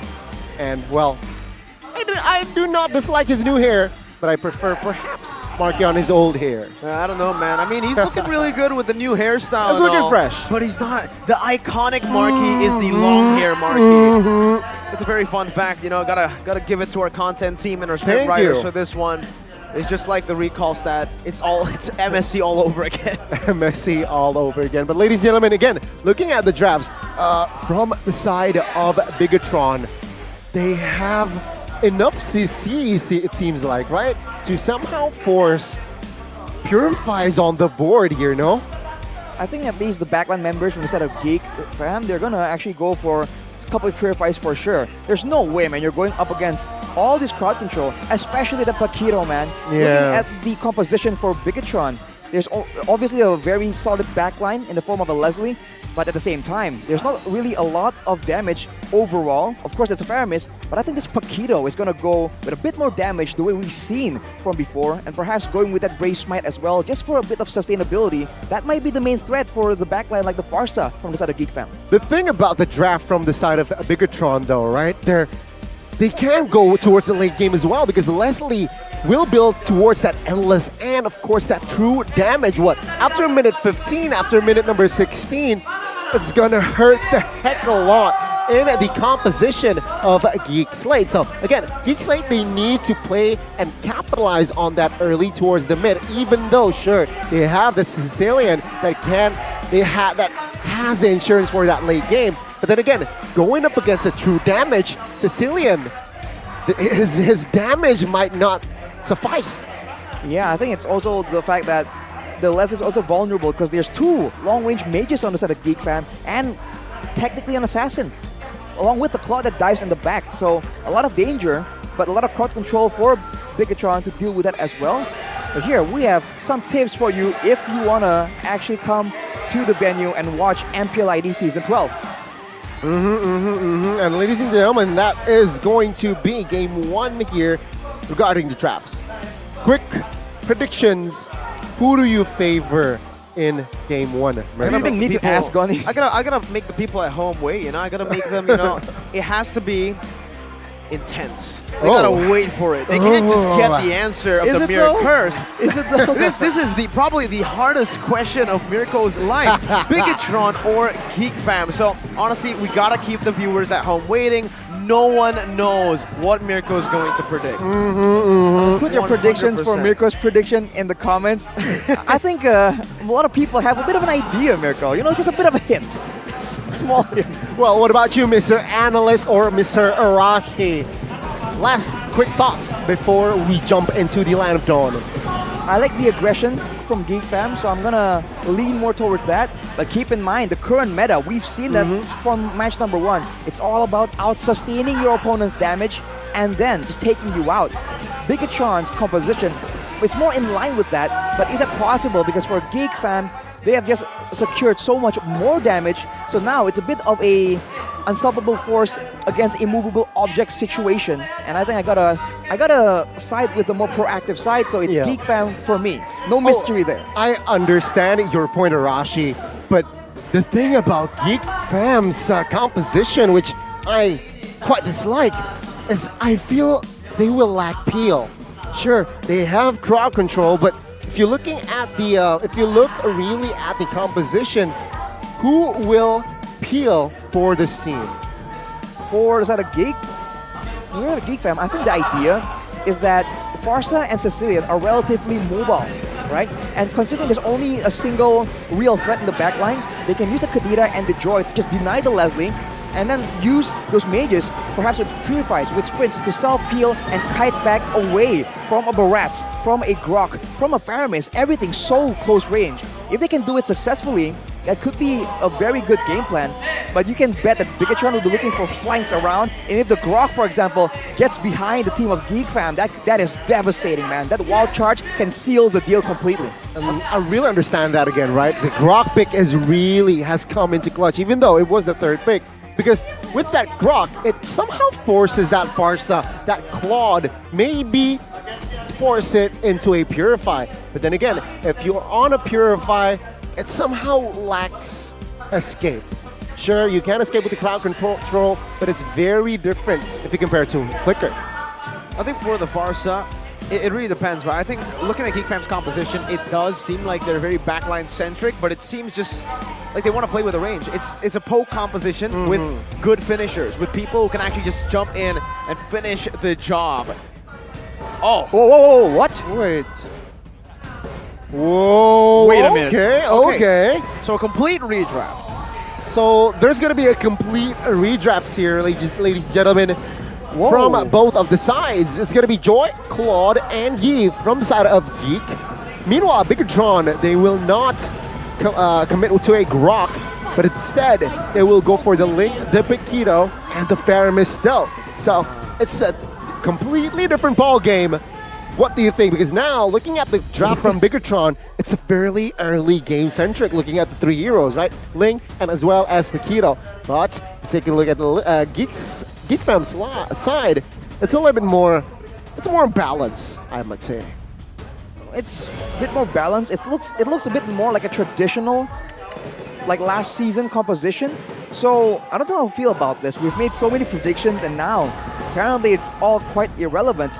I am worrying about that Ling pick though, because usually you want some kind of synergy. You want like a Uranus, like an Angela, and the Ling. That's the combo that we've been talking about, harping about the whole day on day one. But without all that, can the Ling still have the same kind of impact? And with the Faramis, is this going to be like a team fight Ling, which is not usually the first thing that comes to mind when you see this hero? Good read though. I really like the Natalia and as well as the response, right? That Kaja ban. So now, Bigatron, they might go for another hero that is quite thin, but needs needs space, needs mobility as well. And perhaps they can go for the Leslie, even though now on paper, Mirko, Claude and Leslie isn't as straightforward as the last match. Yeah, definitely not as straightforward. The Leslie now, it's not a complete full counter towards the Claude, but hey, something like a Herod definitely works as well to not just bully the Claude in lane, but also to take things into his own hands. Getting dove or even getting stopped by the real world inflation isn't really much of a problem. As me? As Herod. So Esmeralda could definitely be an option here, but it's a bit too greedy. They already have a Joy and a Claude. They're going to have to force the Claude or the Joy into the jungle if they really want to go for the Esme for the Herod counter. To one-dimensional, they're going to go for the Lancelot and the Grok instead, just helping or picking up these other tools to synergize better with the rest of the composition. Wow, for Geek Fam right now, it's a bit of a different look. It's a bit of a poke. Is it like they're trying to catch people with the slows coming from the Yve and then allow the Joy, the Claude, the Lancelot, and Grok to just dive in? And for the side of Bigatron, there's a bit of a counter in the Cult Altar to just deny the pick of the combo. But even then, it forces everyone to stick together, and that might be just dangerous against this composition coming in from Geek Fam. The last pick, though, is going to be a Cho, so this is a very fighter pick-off heavy composition. All right, I gotta talk about the elephant in the room, man.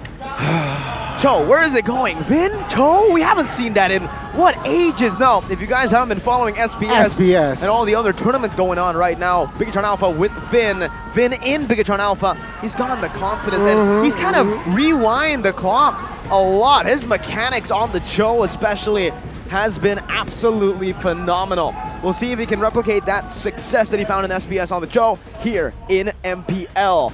It's offline in front of the crowd. Well, ladies and gentlemen, that will be the draft for Game 1 of MPL Season 12 Week 1 Day 2. It's going to be the Geeks going up against Bigatron Alpha. Who will strike first?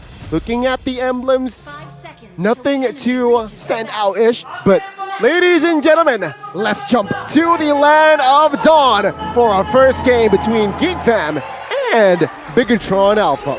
Look at the respect for the pick-off, for the early aggression. 3 Purifiers on the board, 2 in the hands of Bigatron. As expected. Even though they are the ones who seem to be going for some pickoffs. So, Geek Fam, they have to try to change their approach right here. Some of the targets that they were looking for in the early game are just less available with a Purifier in play. Well, as expected, right? A lot of Purifiers will come into this first game because of the crowd control. Again, the Grok that can be provided. And taking a look at the emblems here or talents, what do you think, Rashi? Well, there's the Quantum Charge Super Sorizo with the sprint, so double mobility. You can expect him to try and go deep into the back line. And on the other hand, there is an equally speedy build, the Quantum Charge in the hands of Marky as well. He's playing for speed, he's playing to kite away instead of sustaining. But now you're fighting for the Litho, and Beloyski might get taken out. Oh, Ken finds a kill now with a Finch Poise as well. Super Vin, aggressive. Too aggressive there, right? I mean, Veloist is sure you can soak in a lot of damage, but that is a total loss there for side of Geek Fam because he used the flicker and he got taken out. Take a look at Supercan already invading the camps of Geek Fam. That's a win and win for the Red Robots in here, minute number 1. Well, in the end, it's going to be Luke on this Joy yet again against a Paquito. Both equally mobile. I wonder how this matchup is going to play out because Super Chorizo, he can very easily catch up to Luke, but he wants that retribution, that vengeance that just allows him to just suck up a lot more damage than usual. That might throw Super Chorizo off. Well, looking at the situation now, Geek Fam, they're still trying to stabilize after that first loss. Now, looking at the first hurdle here, rotation-wise, they're a little bit behind, and that is why Bigatron Alpha here, Chorizo already somehow delaying that turtle take as well. Take a look at top side though, Ling will be harassed by that Grok. Will it come to fruition is the question. Supervin, keep in mind, he's on a full tank emblem and talent, so he is in an okay position here to harass the jungles of Geek Fam. Supervin is also running the Concussive Blast emblem, so the wave clear is just so strong for the side of Bigatron, and they're trying to use that to its full advantage. Wave clear, wave pressure into pickoffs, into roams. This is the Bigatron Alpha style we've come to expect, and they're trying to use it to get this turtle, but Geek Fam is doing a good job of contesting it, unless they can take out Beloy right here. Oh, good wild charge from Beloy. Just disengaging here, understanding there was a threat, a kill threat onto him. Meanwhile, Chorizo putting on a lot of damage on to Luke on this Paquito. A very impressive, a bully laner. Niall's looking for an opening one level below of Super Ken, and Super Ken just jumps on it. Should be a free turtle, the Bigatron Alpha. Just utilizing the map pressure, map control. Niall, though, still trying to go in with Phantom Execution now, jumping in all the way deep inside. Very low, caught low, and instantly going to be taken out. He uses Thorn Rose, still able to survive for a bit, but the Temple Blaze comes through. Superman still able to escape for now. Now the way the Dragon locks him down, gets Luke out. Super Ken jumping back with a pinch poise. 1 HP. Bigatron Alpha wins out on the trade. It's just a 1-0, but it's quite massive for the Red Robots. Oh, there's a mismechanic there, right? I mean, Geek Fam, they weren't on with 4 people. They cannot commit this game on that turtle, but they forced that fight. Bigatron Alpha with the win, but the turtle has yet to be touched though. You can see the difference in focus. Geek Fam were trying to make sure they get the turtle, but Bigatron, they're trying their best to just bait in the members of Geek Fam and take them out, and they left the turtle up and open yet again, but here we go. Oh, a lot of aggression. He just sliced by and takes it out. Niall falling down with the Dragon locking Luke down. Even with a vengeance, it's a killing spree for Super Ken as he jumps forward. Beloy forced to flicker out, and it's a 2.4 thousand gold lead for the Robots. Not a good start here for Niall. 0-0 in the first 4 minutes. Now, the jungler with a killing spree as well. That's a waste of resource, right? You want to clear it fast, and with this loss, take a look at Ling. Already try and go for the invades. They're just going in and taking as much as possible, trying to shut down Niall. And they have a chance right here. The pressure is definitely on the side of Geek Fam to try and find something. They just lack a bit of crowd control. Everything they do needs to be an all-in because their real source of stun is only a wild charge, and that's a huge investment. And even earlier, before in the turtle fight, Beloyski was forced to use it. So Bigatron is doing such a good job pressuring the right people, burning the right spells at the right time. Man, it's looking bleak now. 5 minutes in, 3,000 gold lead already in hand for the Red Robots. And look at Supervin, still with the harassment. Will he commit? Finds the way the Dragon. Niall locked down. Super Ken jumping with the pinch poise. Phantom Execution on the back. Still able to escape right now. Is this a dive completely? Wait, what happened? On the other side of the map, there's a solo kill. Luke getting taken out by the Paquito, by Chorizo. Supervin diving the turret a bit too aggressively. Marky punishing him a bit, but Bigatron Alpha showing style and class. Man, oh man here. Top side will collapse by the hands of Bigatron Alpha, but no, not yet. Marky says no. With the Blazing Duet, will be able to clear that wave. 3,000 gold already. Geek Fam, what do they need to do here, Rashi? I feel like they need to give and funnel the gold towards Marky. They need to funnel gold towards Marky. That's a given at this point, but they have to try and find plays on their terms. They keep reacting to the plays of Bigatron because Bigatron is a lot faster, but they can't keep doing that because Bigatron has the counters ready, and now you can see that the objectives are starting to fall one by one. Bigatron is using all these objectives to force Geek Fam into unfavorable fights, and it doesn't seem like Geek Fam can adapt fast enough to just let some of these stuff go and maybe go for trades instead. Oh, I agree. I think they need to find proactive plays with calculations, and I'm not sure here if this contest is worth it. Because again, Bigatron has the map. The map is ready at this current situation. Is this a wise move? For Geek, looking at this contest, I'm not too sure. Niall not feeling it, 2 levels behind as well. Let's see if it's a 50-50 even. Beloy's already chunked very low. He has the wild charge, but I don't think it's going to be enough right now. He jumps in very deep inside of the real Robin Blade coming down. Niall actually steals it away. Pew 2 levels behind. By the time the Blades comes down to the back line right now, Supercan picking up the Blades. Still no kills on the board. Oh boy! Brought back to the team by the Way of the Dragon. He's going to be slain, but hey, for Geek Fam, I think that's a trade you need to take.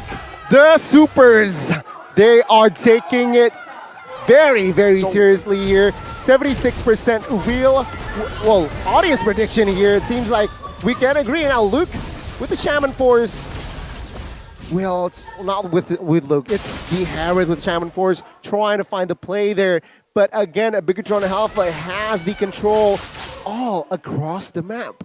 I mean, so far, it's been everyone else but Super Saiyan, but look at his items, man. Starlium Scythe as well as the Feather of Heaven. That's a lot of damage, and there's a bit of true damage mixed in there as well. So if they ignore him and focus too much on Supercan or on Sorizo perhaps, there's going to be a lot of damage being output by this Harith. I'm sorry, I was quite surprised there. Now wild charge from Beloy. Supercan not at a position where he's actually going to be threatened, but man, Paquito, a quarter of HP left in his health pool, but with one jab, he got all of his HP back. The Bloodlust Axe, my goodness, that was insane. Super Sorizo, I don't think he's recalled at all this game.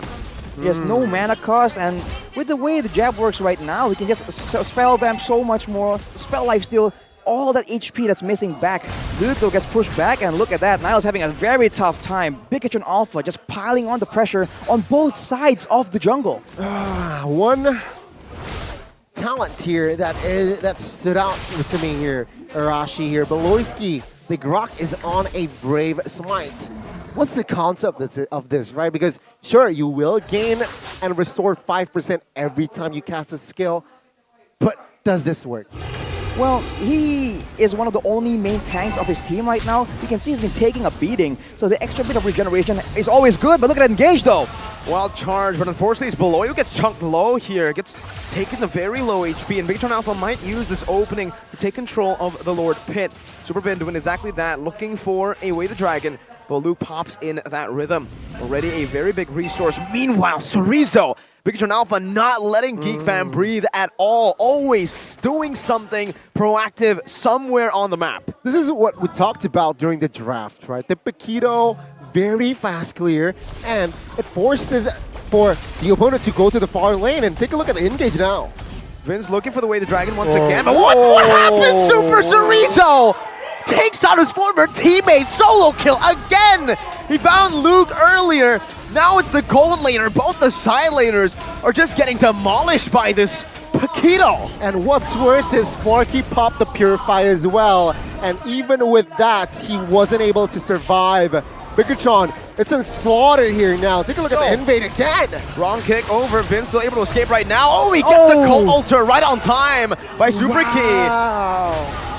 The coordination has been spectacular here for the red robots. Now the Lord will march bot side. Geek Fam, are they able to control this one? Because it's not looking good. It seems like they're just driven by the gameplay of Bigatron.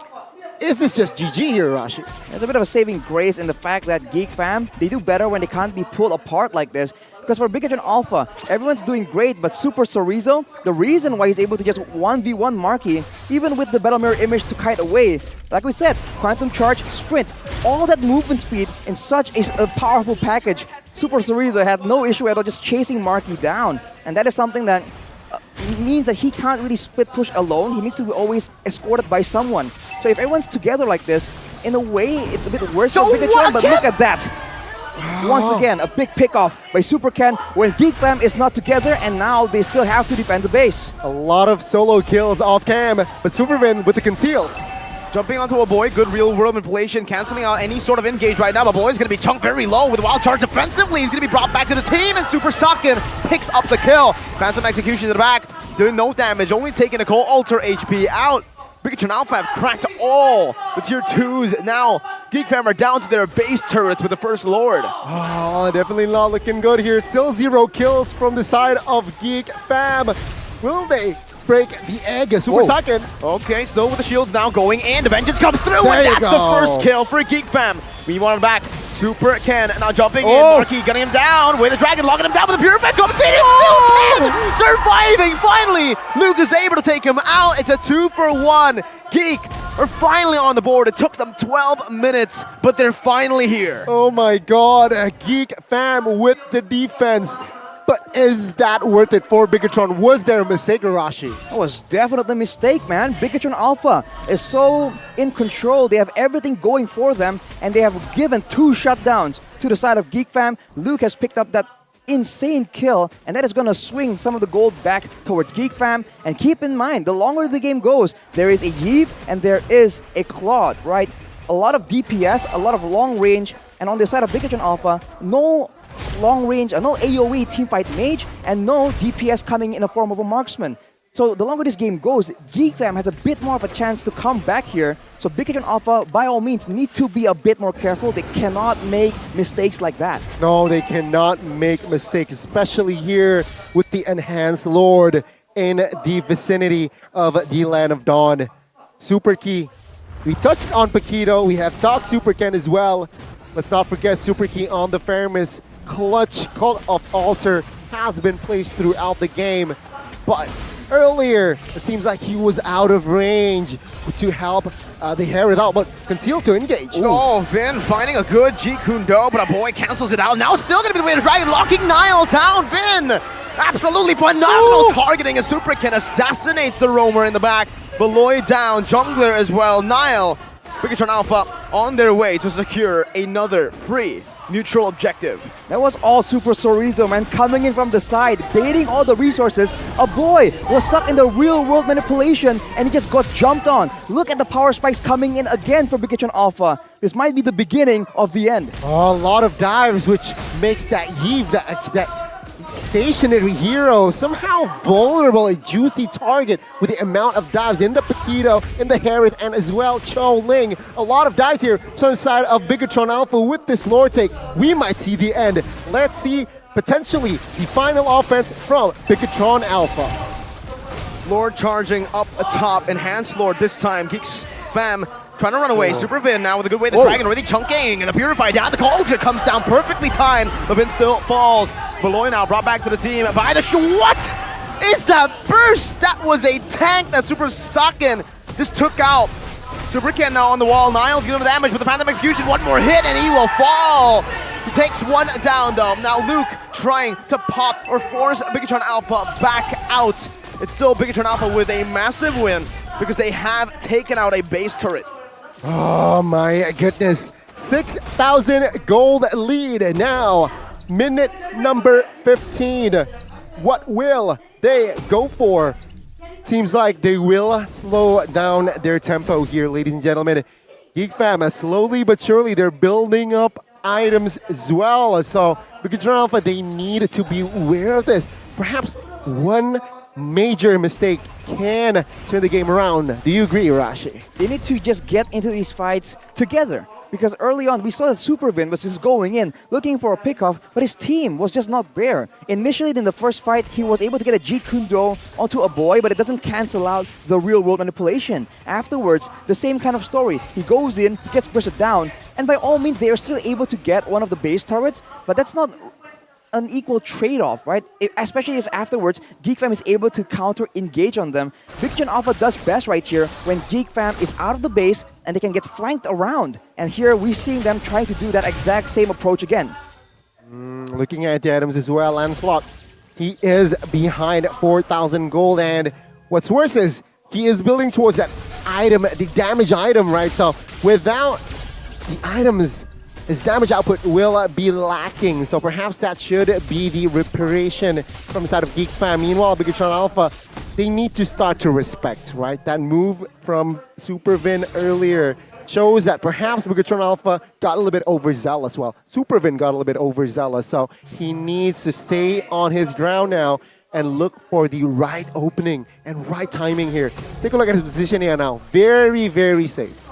On the other hand, though, for the side of Geek Fam, look at a boy building a glowing wand. So that will now allow them to just be a lot more dangerous, to do a lot more poke damage when Bigatron Alpha makes these investigative maneuvers towards their side of the jungle. It's going to be a big pressure relieved from the side of Geek Fam, and with the Lord Dance coming up right here, that is a huge resource to have on their side. But look at Beloyski, man. He's just getting absolutely chunked. And even with the regen, even with the Brave Smite, it's not really allowing him to stay in these fights long enough to be relevant. Minute number 17. Remember, minute number 18 will be the Evolved Lord, so perhaps they will delay this Lord take. Socket, look at the burst damage and the commit. Beautiful way the Dragon bringing Marky back, but Super King gets stunned by the wild charge. Now it's up to Blades, knocking Beloyski up. Super Chorizo in the back with a beautiful flank, enabling the pickups to happen. Luke jumping in now. Look at Niall in the back as well, just waiting to pop Super Ken, but he's still able to escape with the Finch Poise. Niall spotted. Super Sakin already now with his Amon Force. Phantom Execution used up. Now Key engaged on Niall. 1 HP, getting chased down. Chorizo, one more hit. He dodges away. Niall gets out. 1 HP. Chorizo unable to catch him. And now it's the turnaround. Chorizo loses the immortality. Lord taken up. Chorizo still able to survive. The way the Dragon from Vin takes Marky out, and their Coal Altar helps them escape. My goodness, what a long fight! But Bigatron Alpha, they still come out on top, taking 2 plus the Lord. 10,000 gold lead. Now things are looking bad. 2 worse now for the side of Geek Fam. Will they be able to defend this? I don't think so. I don't think so here. They need a miracle. Bigatron Alpha has the firepower, has the resources to end the game. Take a look at the items perhaps later on. They will have Immortals. So, yeah, it's going to be a tough time taking down Bigatron Alpha side. Let's see. Oh, that's a full dive. Luke as well doing the same thing, but gets melted down even in the back. Super Ken finds everything. Niall takes him down still with a good shutdown. Marky with the win of nature. Still jumping back to the BMI. Now a lot of damage placed out with the Coal Altar as well, facilitating this late game push. Marky gets out of the BMI, but the base is wide open. And Bigatron Alpha strikes first in this series. The Red Robots will have the first game of this best of 3. My goodness, what a coordination. It wasn't a fast game, Arashi. It was almost a 20-minute game. But for the most side, 90% of the time is just towards the right side, towards Bigatron Alpha side. Zero contest seems like here from the side of Geek Fam. They weren't able to really turn around the game, and it was thanks to the side of Bigatron, who were able to just really control the game, the tempo. Man, it's just an insane performance. It's not one-sided, but you can see that at every single moment, Bigatron Alpha was in complete control. They knew what the dangers were, they knew how to counter it, everything was set in stone, except for a select few moments. Full credit to Geek Fam, they were able to find moments of mistakes, of carelessness from the members of Bigatron. But in the grand scheme of things, it doesn't matter, man. At no point in the game did it seem like, wow, it's Geek Fam making a comeback. We knew that they were able to get shutdowns. We know that Bigatron Alpha were down a few members, but we still knew in the back of our heads, it's only a matter of time. This is the effect that Bigatron Alpha has on you. This is marvelous. What a marvelous first game. It was straightforward, but it took some time for Bigatron to really crack that base.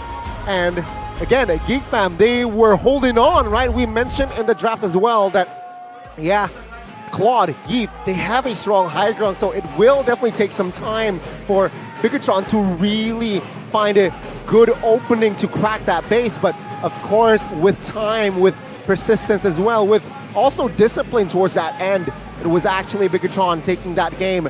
First game, done and dusted. What do you think, Mirko? I think right here, if you read the game highlight, the movement of the Super Trio mid from Bigatron dominates the game from beginning to the end.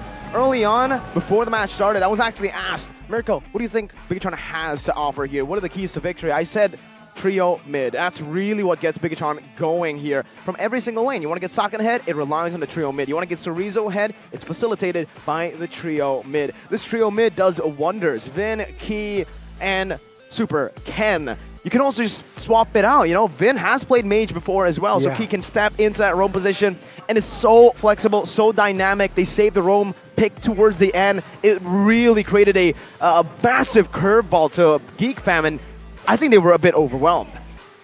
A little bit, I think, is an understatement, right? Because they got really, at some point and most of the time, Geek Fam weren't able to find that crack, that loophole. And thanks to Sorizo here, especially in that EXP, that Paquito pick is just so expensive here, it seems like. 3-0-11, 70% in second game. Do you think it's wise to let this Paquito go? I don't think so, man. I think it has a bit of flex potential. And as Mirko mentioned early in that game, the Bloodlust Axe right now, with how Paquito works, that gives you so much regen. We talk about Uranus, we talk about Esmeralda, but when you have that kind of regen and that kind of damage, you just do so many more things, and you're also so much more mobile. So the player of the game by the Samsung Galaxy S23 Series 5G, it's got to be Super Sorizo, man, no question about it. Quantum Charge, Agility, Festival of Blood. That's what he went for, and that was enough for him to just get all that regeneration and for him to chase anybody down. If you're Joy, if you're Claude, it doesn't matter. He will hunt you down, and when you have that kind of aggression available to you in the EXP lane, who do you send to try and stop him?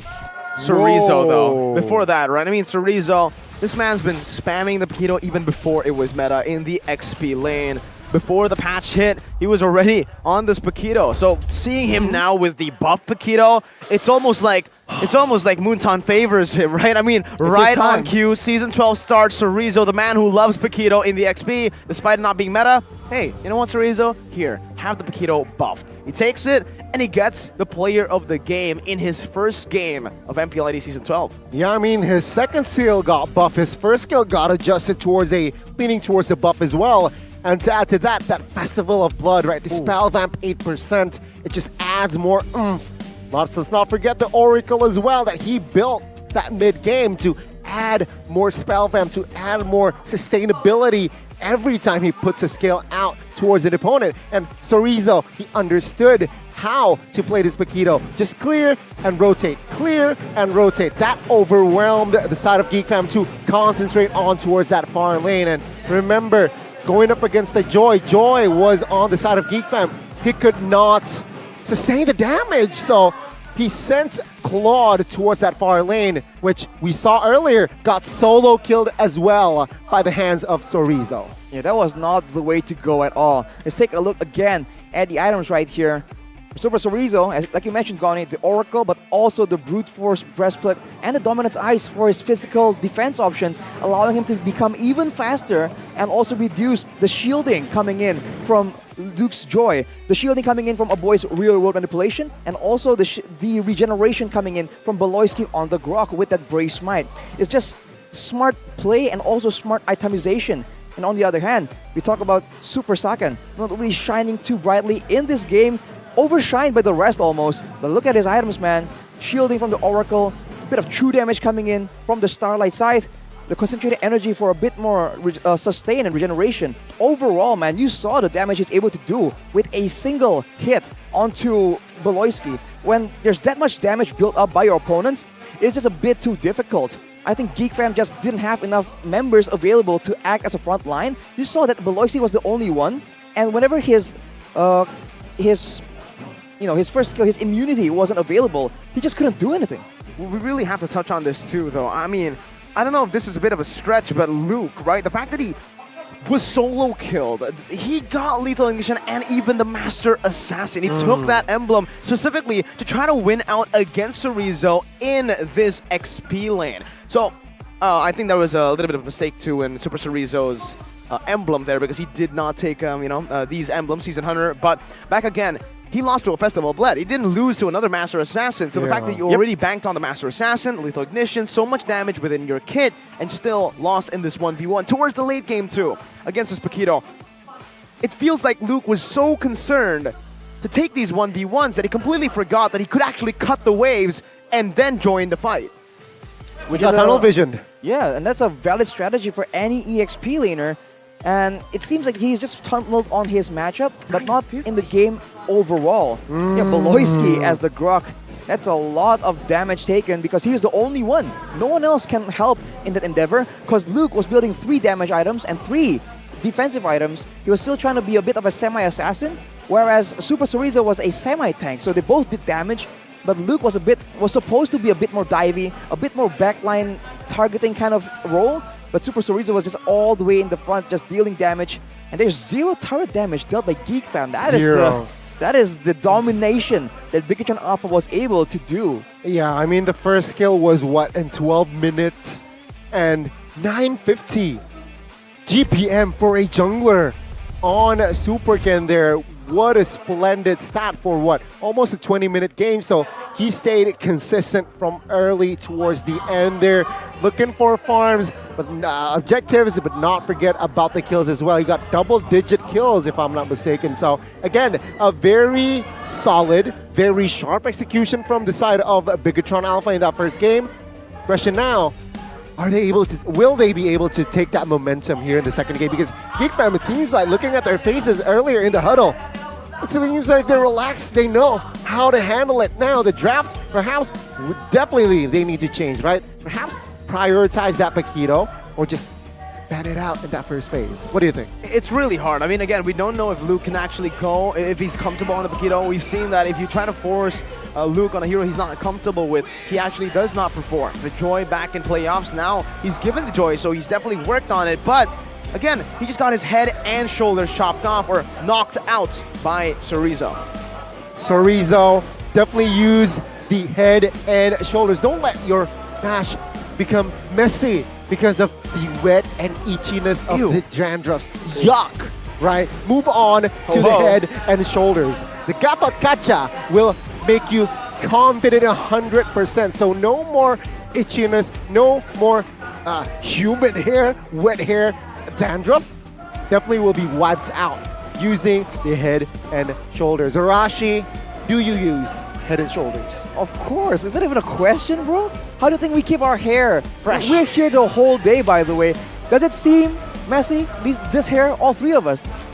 That's not a thing, bro. Come on. Yeah. Head and shoulders. If you don't use head and shoulders, you can't be friends with us. So, ladies and gentlemen, check it out, of course, and watch MPL with our friend Gatot Kacha, of course. And again, ladies and gentlemen, that first game, it was a very sharp BTR. Can we expect this to be a theme throughout the MPL ID Season 12 BTR? For Bigatron Alpha, I mean, looking at the performance before MPL, I think many considered them to be, you know, a top 2 team. The only contenders to Onyx who have been, I don't know if dominant is a word to use here. I think it's a bit of an understatement because they weren't just dominant in the last season of MPL Indonesia. They were also dominant in MSC, dropping 2 games, the entire tournament, 2 games.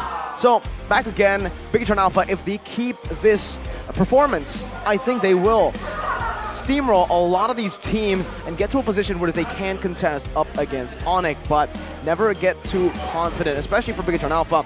Last season, a lot of people were already hyping them up. Whoa, new players coming up, they're going to be unstoppable. But then, the Bigatron Alpha passive was activated. The early game dominance, winning against Onyx, winning against RQ, winning against almost every team early game. But then the Bigatron Alpha spikes from 10,000 gold lead down to a 10,000 gold lead before the enemy team. That is just unfortunate, man. Let's look at the impact player though for the previous game, Marky and Super Sorizo. It's kind of funny because in that mid game, in the late game actually, Marky was the one who got instantly beat down by Super Sorizo. So that's just how it is, man. I think Marky was trying his best to do damage. He was a menace in the backline, but with so many crowd control threats towards him, he can't really output that damage comfortably. So I think for Geek Fam, right, if you want to try and match Bigatron, if you're not willing to trade and you just want to keep going for those early game objectives, contesting the super trio in the mid lane, the roamer, and the jungle position, you need to get the right tools. Get some crowd control, like a Cho, for example, right? That's why Vin went for it. Crowd control as well as wave clear.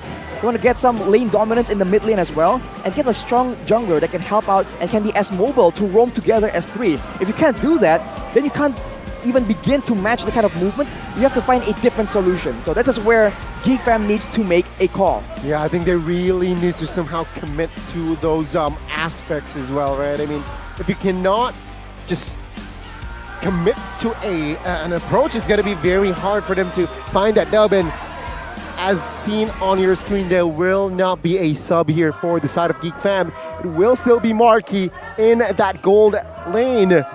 Personally for me, I thought that Geek Fam, they will sub Marky out for the second game, but it seems like no, they're still confident with their game plan. Hopefully a lot, and I mean a lot of changes here coming out. You still have a long run, right? I mean, this is the first game for Geek Fam in Season 12. There's still a lot of more matches, a lot of more games to try to experiment with a different roster. So maybe giving Marky a bit more time to adapt to the team, to try to find success is the proper route. Let's see here, we're entering the draft. Aldo still, it's going to be Bigatron this time on the blue side, so there's already a bit of a swap. Yeah, but take a look at the adaptation, right, from the side of Geek Fam. We expected this. The Paquito ban comes through from the side of Geek Fam because that was the hero that really caused problems from the side of Bigatron in that first game. So Geek Fam, they banned that out. To add to that, they will ban that Joy out as well here. So looking at the heroes here, a lot of potential mages might be first picked here for the side of Bigatron. Perhaps that Valentina might come into play. The Valentina, the Yve, all good options. But for the first side of Bigatron, they can do that, or it depends, because if you look at their bans, right, they've been always going for all these tanky crowd control heroes. That really seems to be what they're trying to avoid when they want to go with an assassin, with a playmaking roamer that wants to go in the backline and find prior targets. Crowd control is something that can just shut down your whole team's operations. So they ban all those two, and now they're banning a Uranus, a hero that can potentially, right, slow down Sorizo in that EXP lane. So with that in mind, I think for Geek Fam, they're trying to find something to match that pressure. They need to give Luke something that can make plays, something that won't lose out in a 1v1 to Sorizo. Yeah, it's a very interesting to see four fighters here banned out in that first phase. Angela will be the ban last. And it's going to be, it's not the Valentina, it's not the Yve. They're confident with that Fanny first pick. Personally, I don't like it. It's risky because you can counter it now with the Kufra, perhaps with the Ruby later on. But man, this is a ballsy move from Bigatron. Oh, and Bigatron Alpha, it makes sense still. Yes, is it a risky move? But if you have a player who can pull it off as well as Super can, then the risk becomes a very, very small chance. Like to mess up on this hero, it's a big chance. But when you have a player like Super Ken, it's really, really tough to mess up.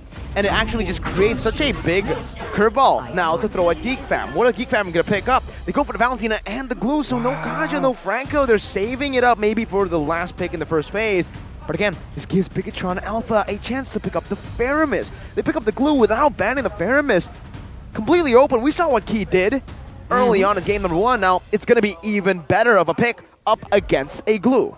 It's definitely dangerous. It might be a bit of an oversight from the side of Geek Fam. We'll see if Bigatron capitalizes on that, or if they want something, different, something with a bit more long range. Because for now, for the side of Geek Fam, right, the immediate question is, where is this Valentina going? We've seen it being flexed around before in the hands of Kadera in the gold lane, but we already talked about how Marky is solid on that pick as well, but Bigatron goes for the Kadita and the Esmeralda. Still going for, it may go to the gold lane, but I have a feeling this might just go in the hands of Sorizo, man.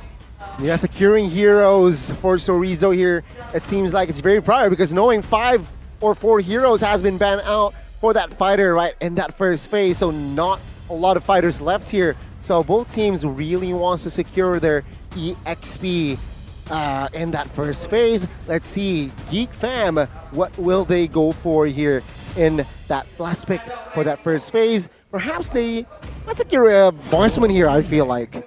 Oh, they went for another Lancelot for Nile. Remember that last game?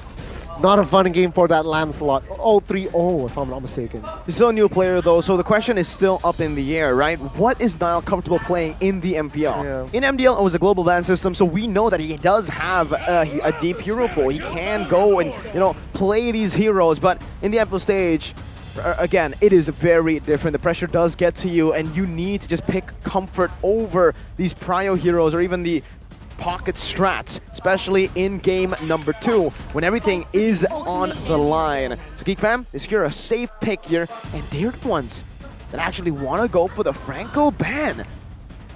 Interesting. Very interesting here, but we do have a comment here by Ray's Boy. What I admire about Vin is that he shows a lot of respect to everyone and is easy to have discussions with. What again, Super Vin, his leadership, his chemistry, his experience here, it seems like brings a breath of fresh air in this Bigatron Alpha team. And there you go, 2 suppression ban out from the side of Geek Fam. So what will Beloy play? We might see potentially a Natalia pick here from Beloy. I think it's going to be banned out by Bigatron. It happened in game number 1. They banned out the Hilda and then the Natalia. I don't really see a reason as to why they would leave it open, considering Geek Fam's they've kind of done Bigatron's job for them, right? I mean, you want to try to cancel out or ban out Beloy's heroes. They've already banned out the Kanja and the Franco. Hilda gone? Natalia is the only hero left. Sure, it's a pretty confusing situation for the side of Geek Fam. I have a comment here from Rek though. The Roma that I always look up to actually. It's Vin. It's Vin. Macro-wise, he feels that Vin is the role model. And again, Grok. Well, Grok is a possibility. I really like Grok here for Beloy. Banned. But it banned out, so perhaps the Natalia, I don't know, Natalia versus Fanny, early game, sure. It does make sense that Natalia can give a lot of pressure, but it's gonna be the natural counter, of course. You've overlooked the Kufra. So it's gonna be the Kufra here to somehow counter the cables coming up from Fanny. I'm quite sure that Bigatron Alpha oversaw this pick as well. So what will they go for here? What's the right hero? Well, they can just keep with this strategy, right? So far, they have good pick-off, they have a strong lane. Everything hints towards them doing the exact same thing. Having a strong lane, draw pressure, and then having a roam squad just deleting everyone else. The Kufra pick could be a problem, but remember, Kufra is very hit or miss. If you use your combo and you do not land it, you are stuck out in the water. And now they have a Bane and a Cho. So a bit more of a team fight setup available for them if they choose to do so. But that's a lot of burst damage. Everything is hinting towards a pick-off composition. So for Geek Fam here, will they try and acquire some more crowd control, or do they just want more damage for a bit more pick-off? I think they need to secure a marksman here, right? I mean, Valentina just go mid. Perhaps going up against a Bane, though. What is good? Does Harith work? I mean, technically it can work, but they already have a lot of magic damage. And I don't think the Lancelot is able to dish out as much physical damage alone. So, again, the Brody pickup comes in. That's the only logical pick here. You need a self-sustaining and independent gold laner who can also help with the CC. Single target, lockdown for the Fanny. That's the only single target they have, though. I mean, lockdown for the Fanny. Aside from the bouncing ball and the Brody's second skill, not much to rely on. They can use Valentina and the split-second Terrify, but realistically, right, it takes time to get out, and there's no saying that Bigatron won't just jump on the Valentina instead, so it's the same situation here. The glue, in a way, might be able to match the early game pressure in that EXP lane, but eventually I feel like Esmeralda will come out on top. It's a notorious matchup between Esmeralda and Uranus. Without the Uranus available, I think that it's about the same thing. The only different factor here is whether or not Geek Fam can just go for those early game picks, start snowballing. Well, let's see the conclusion potentially here in this game, the second game of the opening match of today. It's Bigatron Alpha taking on Geek Fam. Ladies and gentlemen, who will strike second? Will it be Bigatron or will it be Geek Fam? If Bigatron wins this, it is a clean sweep, the first clean sweep in MPL Indonesia Season 12. Geek Fam definitely want to keep this going. Valoy with a good Tyrant's Revenge early on. Oh, a boy! Almost getting a solo, or not a solo kill, but a kill early on, similarly to what Big Turn Alpha did to them. Interesting move from Cerezo, though. He started orange, not purple. Exactly. I was about to mention that for Super Ken, he just starts with the orange instead of the purple first. Now he's just trying to go for the litho, but it's a bit too late. Look at the emblems as well. For the side of Geek Fam, you know they're down to brawl. They have 3 tenacity emblems. They're trying to play a dangerous game right here, fighting on low HP later on against Bigatron Alpha. In the early game, we'll see if they can even get the aggression, because keep in mind, they have a limited amount of crowd control. Yeah, they need to somehow maximize that limited crowd control, right? They really need to be able to connect those Tyrant Rages and Revenge. And of course, that second skill from Brody. Oh, take a look at the mid side though. Well, it should have been a first blood for a boy, Super Ken. Oh, more cable. Retribution. Niall, he's looking for, he does not have Retrieve. Now Super Ken jumps in, Phantom Execution from Niall. How did Ken get out? Luke, he has the flicker, but I don't think they want to commit onto this. Super Key just recalls, and Bigatron Alpha picks up a clean kill early. Wow. Yeah, they dodged a bullet there, Rashi. It's just aggression coming in from Bigatron right when the turtle is about to spawn as well. Keep in mind, Super Ken is going for the lethal ignition, so this is a bit dangerous. You have to be aware of that extra bit of damage. What is that damage again, though? Super Ken going to be engaged on, and it's a kill back. Niall striking back the Prodigy in MPL. Oh, a very good raid there by Beloyski, opening up map and giving the right amount of pressure. And with the help and connection from Niall there, picks up the first kill of the game by him. And taking a look at the talent's prediction, is it a mirror curse? Is it a mirror curse? I mean, game 1 speaks for itself. We'll have to see, man. Oh, it looks really weird, but now Cerezo gets jumped on. Can they secure the kill, though? Oh, 1v3. The Tyrant's Rage, just, he walked out of that one with a Purify, and man, that's a few resources burned out. Now Bigatron Alpha has a chance to maybe try to contest this, but with a level lead on Niall, I think Super Ken might not want to go for this. He might just want to farm up.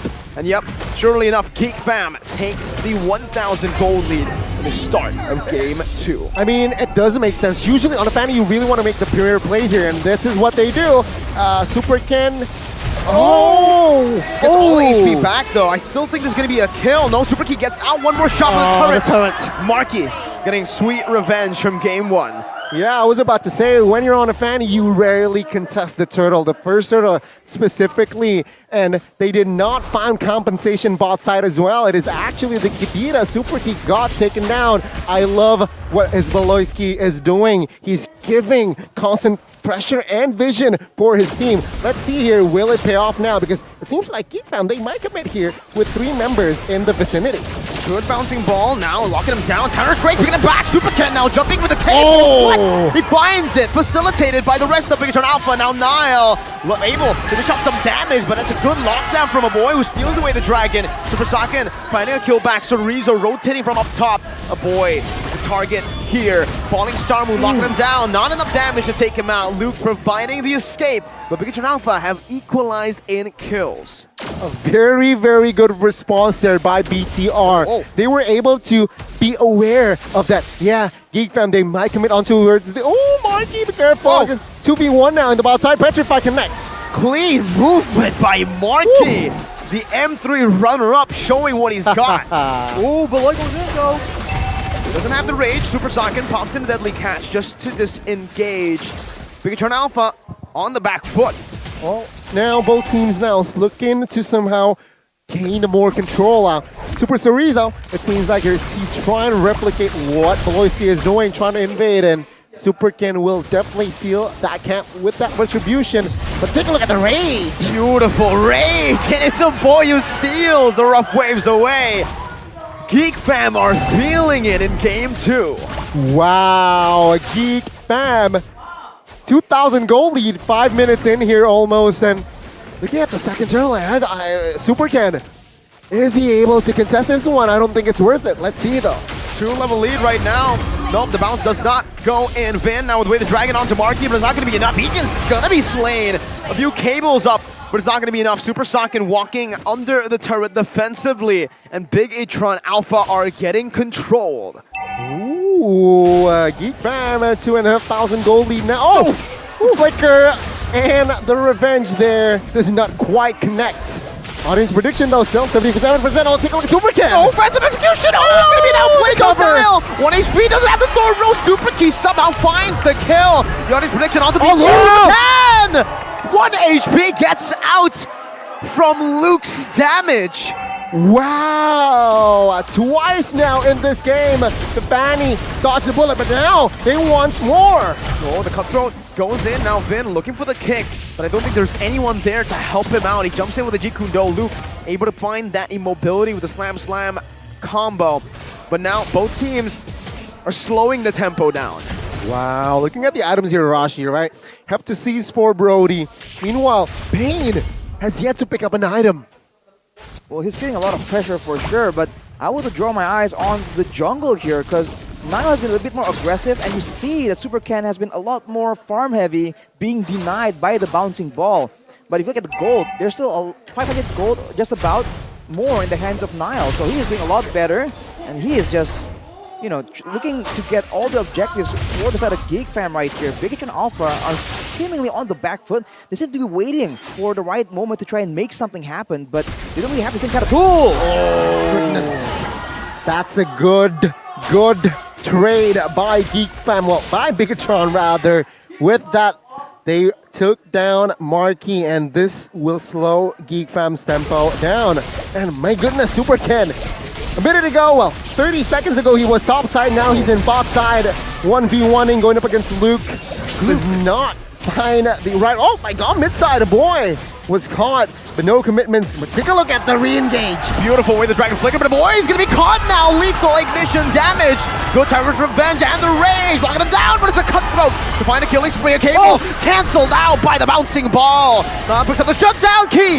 Able to escape from the Phantom Execution now. Flicker, deadly catch. Unable to catch Nile, who is still very mobile. Gets out with the puncture. Geek Fam's gold lead slowly just disintegrating. It's gone. Wow, Geek Fam, man. That was a big engage, but they were unable to finish the job fast enough. And just like that, Super Chorizo comes in, catches them off guard, and that is what they need to be careful of. The roaming coordination from Big Itron Alpha that just got them so much of a lead in game number 1. By all means, right now, Geek Fam is ahead in gold, but they have one turret missing compared to Big Itron, and that is space for Super Vin, for Super Chorizo to just come out of nowhere from the bushes and catch someone off guard. Geek Fam is a team that is also well known for using the vision advantage, so they need to be a bit careful. They need to try and look for things that matter, not just kills. Oh, fun fact, right? The hero that you're seeing now from Luke, the Glue, or Gluke, 90% win rate in MPL ID Season 11. This might continue here at Season 12, but let's see.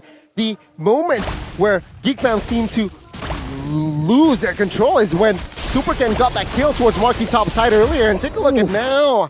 The damage is more than enough for Luke to make him retreat as well. And again, Geek Fam here 1,000 gold. The tempo has really gone down here for their side. Look at the regen coming in from Luke as well. He has no need at all to back away, and eventually they can keep sending Super Ken to try and deal with him.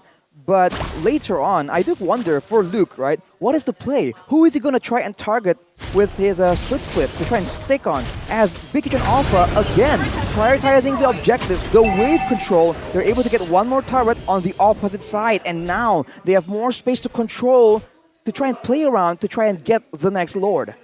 Only an 800 gold lead left for Geek Fam, but it's going just back up. Down again, 1,000 to 800 is the number they're playing at now. But if they can't steal away the purple buff, it's not going to be enough to actually shut Super Ken down. Luke, or Gluke, now just trying to pressure Super Ken in this purple buff. Super Ken not using the retribution. Does he get it though? Is my question. He doesn't! Oh, he does. He is able to find him a fly! with a lockdown onto Ken. Super Socket no finds a deadly catch. Now though, still gonna be Geek Fam who wins out of the team fight. Another kill goes to Marky as Geek Fam have taken control of the game once again. Call him Super Marky in this game because he's able to find the right targets of the Super Swarm. Man taken out, and he is not done.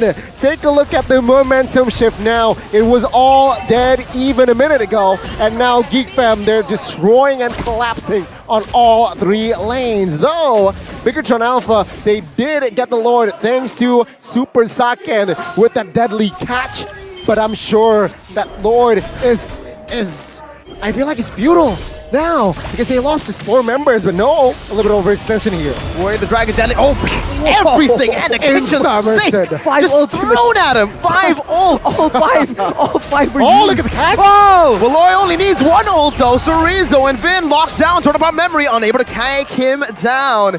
Oh, this might be a chance for Bigatron Alpha to find a few more turrets. Also, a few resources burnt out. Saken, oh no, the Thorn Rose from Nile. Didn't connect now. It's going to be the re-engage onto the turret. Super Ken, no purple buff. No problem, Cho. Just kung fuing that turret down. My goodness, I thought it was going to be a feudal lord, but no, it seems like Bigatron, they made the most out of it because of an overextension by Luke. They lost a member, which just gives Bigatron Alpha the confidence, Arashi, to extend their positionings. Well, with Luke out of the picture, as long as they have their eyes on Beloyski, it's not a big deal. They were initially jumped on, and they know that Beloyski isn't in the wings trying to go for something, so they have more... They're just more daring to just move forward and go for an aggressive play. So Geek Fam were able to get 2 towers on the top side, as well as towers on the mid side, but Bigatron Alpha were able to kind of swing the gold back. It's still only 1.6k right now. Let's take a look at the Pro Build series though here for Super Saken. His key talent here is the Weapon Mastery, giving him more damage, more stats from the items, but look at Super Vin though, he makes an engage! Oh, I think that was an engage in desperation because he was engaged on first. Key escape, Thorn Rose, Nile, almost finding that. Let's talk a little bit about the Impure Rage though, Arashi. Why Impure Rage on the Bane? Well, he's a bit poke-centric first of all, but afterwards it gives him more regeneration, right, for his mana, so he can have a more dominant lane, but Luke though... What? Okay, he has an Oracle now. But Super King just brings him under the turret now, it's a flicker. Chorizo jumping in, Luke. This is the Gluck in time. The backup. Calling Star Moon, locking him down. Gluck, he gets out! Oh no! Super Chorizo takes him out before Geek Fam could really help him out. Unfortunate for Mr. Gluck. But it's another pick for BTR, and he even burnt the flicker there. Yeah, that's... Yeah, I think the backup got a little bit...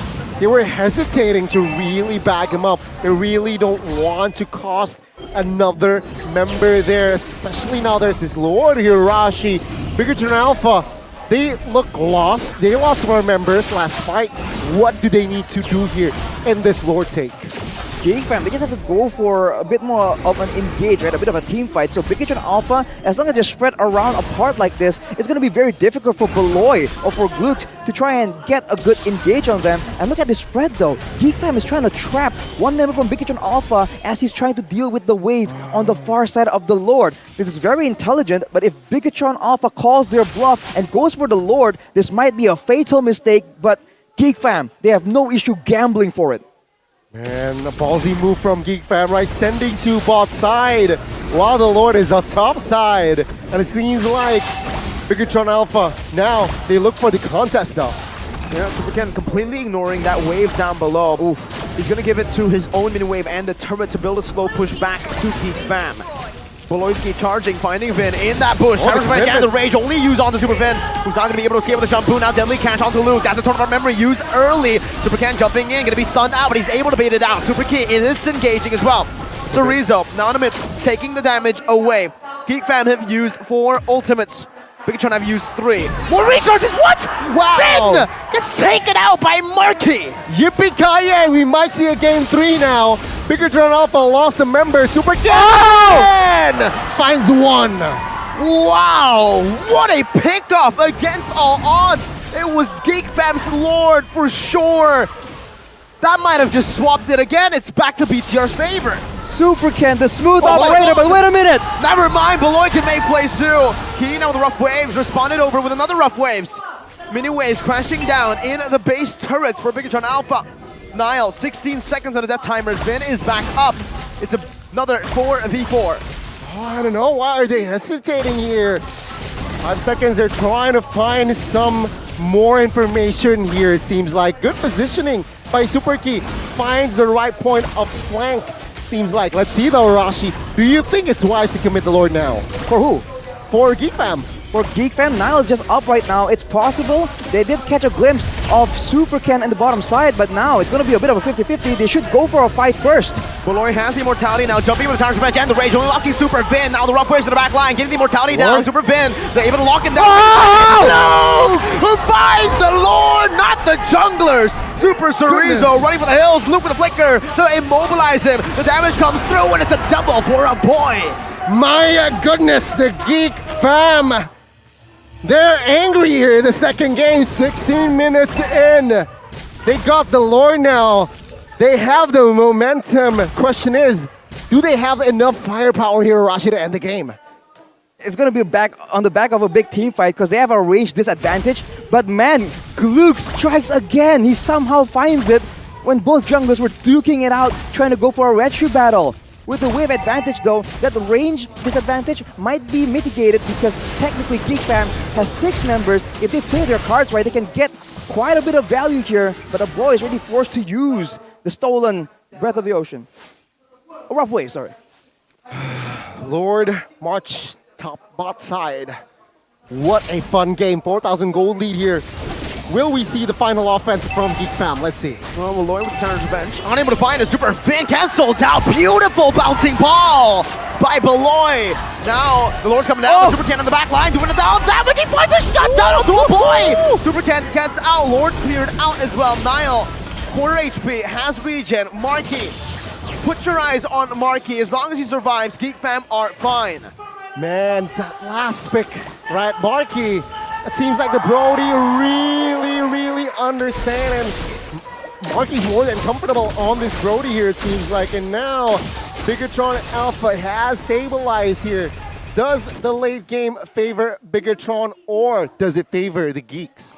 In a way, it favors Geek Fam because even all things considered, they still have a marksman. On the side of Bigatron Alpha, it's more of a casting damage kind of deal for Super Saken. And keep in mind, the deadly catch so far hasn't been able to actually land on multiple people in one of these big fights. So there's a chance that Bigatron Alpha can get a bigger, better combo in the next big fight. And so for the side of Geek Fam, keep in mind, it's a late game Valentina in the hands of a boy. We've seen what this hero can do, and now already Super Ken. Bouncing ball locking him down, but look at Super K! Oh my goodness! He finds a rough wave on the back and finds Marky now. Another rough wave. Super Sonic able to escape right now. Oh my god. Flickers out. Beloy now caught. Breath of the Ocean connecting onto a boy as a falling star moon locks him down. Beautiful item change with Winter Truncheon. A boy dealing damage. Zorizo doing the same now. Taking him low. Taking him down. Bigatron Alpha 2 for 1. Oh, Bigatron Alpha. They managed to dismantle the Geek Fam in that last fight. And take a look at the timer for that Lord. 10 seconds left. Super Ken will be up in 15. Perfect timing for the side of Bigatron here. Meanwhile, Geek Fam, they need to suffer a blow there because the information, Super Key wasn't located by the side of Geek Fam, and that was what Geek Fam, well, what Bigatron exploited. And look at the Zorizo here. Oh, he has the Immortality, Falling Star Moon, giving him a bit more mobility. Right. Beautiful disengage. Ben gets his XP laner safely out. Well, take a look at the top side though. Beautiful setup by Super Key to make sure the wave is building up on their side. It's gonna push all the way to the base of Geek Fam. It's gonna be a massive wave, so now Bigatron, they can take their time completely. Oh, and they go for the pick! Key! Again! He pays for that pickup with another kill coup! Oh my god! Finds the immortality just like that. Niall's out of the fight. Bigatron Alpha once again taking control. And with that one immortality down, Super Ken will now have the purple buff. 2 pickups, 2 important pickups by Key. 2 trades as well now.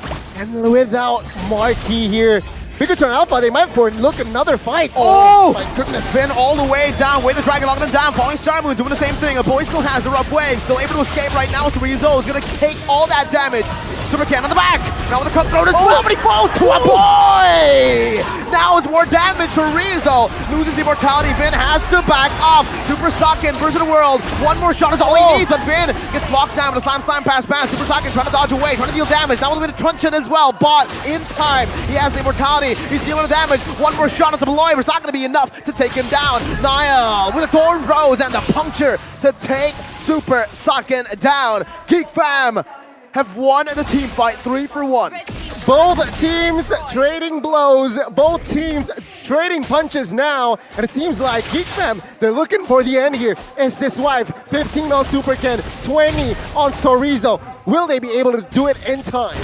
They have to go for it now because the top lane is pushing as well, but Super Vinci has to clear the wave. Oh, Wave the Dragon, lock him down. Not enough though. Niall, 1 HP. Winter Truncheon bought by Key. Just in time. Thorn Rose though coming down. The passive. Clutch coming in. Super Ken alive. Super Vin, how is he still surviving? Finally, he gets taken out and Geek Fam are forced to back away. They might even lose a base turret up top to the minion wave. Oh, that's a little bit of an oversight there by Geek Fam. But now, with almost all members, well, not all members, 4 members now from side of Bigatron Alpha, it's still a man advantage from side of Geek Fam. Is it wise to contest? No roamer, so it's a bit dangerous for Bigatron, but they have to go for it now. Geek Fam knows they're forcing them to commit. Look at Super Key though. God, baiting on a few resources now with the rough waves as well. Saken looking for the steal right now. Super Ken flying by, but Niall finds it. A good falling Simon onto the back. And Super Ken tries to do damage as well. Marky's still able to survive. One more hit is all he needs. A boy buys the immortality in time as Rizzo chases him down. A boy with a beautiful kite so beat them back. And Geek Fam, this is their moment. Well, Sorizo got a little bit got a little bit too excited there in that front side, which was able to punish by the side of Geek Fam with the smart item change there. Winner towards that immortal here, Hirashi. Now, surely this time, Geek Fam has more than enough power to end, right? It depends, man. Super Ken, though, gets picked off here. This might be the beginning of the end. Way too aggressive. Torn apart memory. Fade away pick off. Super Ken is down. The only damage dealer now, it lies on Super Saiyan. Let's see, and it seems like we will see a game 3. With the Dragon coming down, Super Keen out of the rough waves, but it gets slain before that. The Tyrant's Rage locks Super Saiyan down, and Geek Fam refuses to get swept.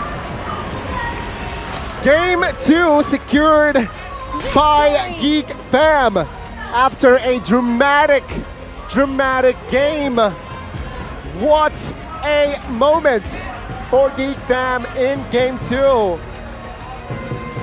Oh, it's such a back and forth game as well. Even on the casting desk, we were getting exhausted, man. What was that? Just plays after plays from both the teams, and not just the jungler, not just the mid laner, the roamers, the XP laners. Everyone's just stepping up, trying to make something happen. But Geek Fam, they come out on top. Now it's back to a best of 1. But who is worse off mentally, considering it was so close for Bigatron as well? Well, we saw a reverse sweep yesterday. We might see it again today. Geek Fam showing heart and determination here in Game 2. I love what they did in Game 2. From the drafts as well, right? An all-in team play with a boys outplay. Just destroys and dismantle the robots here to clean sweep their side. What a play from a boy, the Valentina. The burst damage was almost incalculable. A boy to now a man. What was that performance? The item swaps, the mechanics, the positioning, the kiting from the mage. Out of all people, we gotta give props to just the whole team for taking a few of those crazy team fights and being able to out-mechanic, out-micro Bigatron Alpha. Boy, it feels like at the end it just became personal. The Lord was up, by the way, but both teams were just chasing those kills. I mean, the death timers at that point were long enough that it's more important technically than just going for the Lord. But at the same time, did you see how far Bigatron was chasing Geek Fam? They could chase all the way till in front of their base turret, man. It was personal, it seems like. Man, what a performance from both times, honestly, right?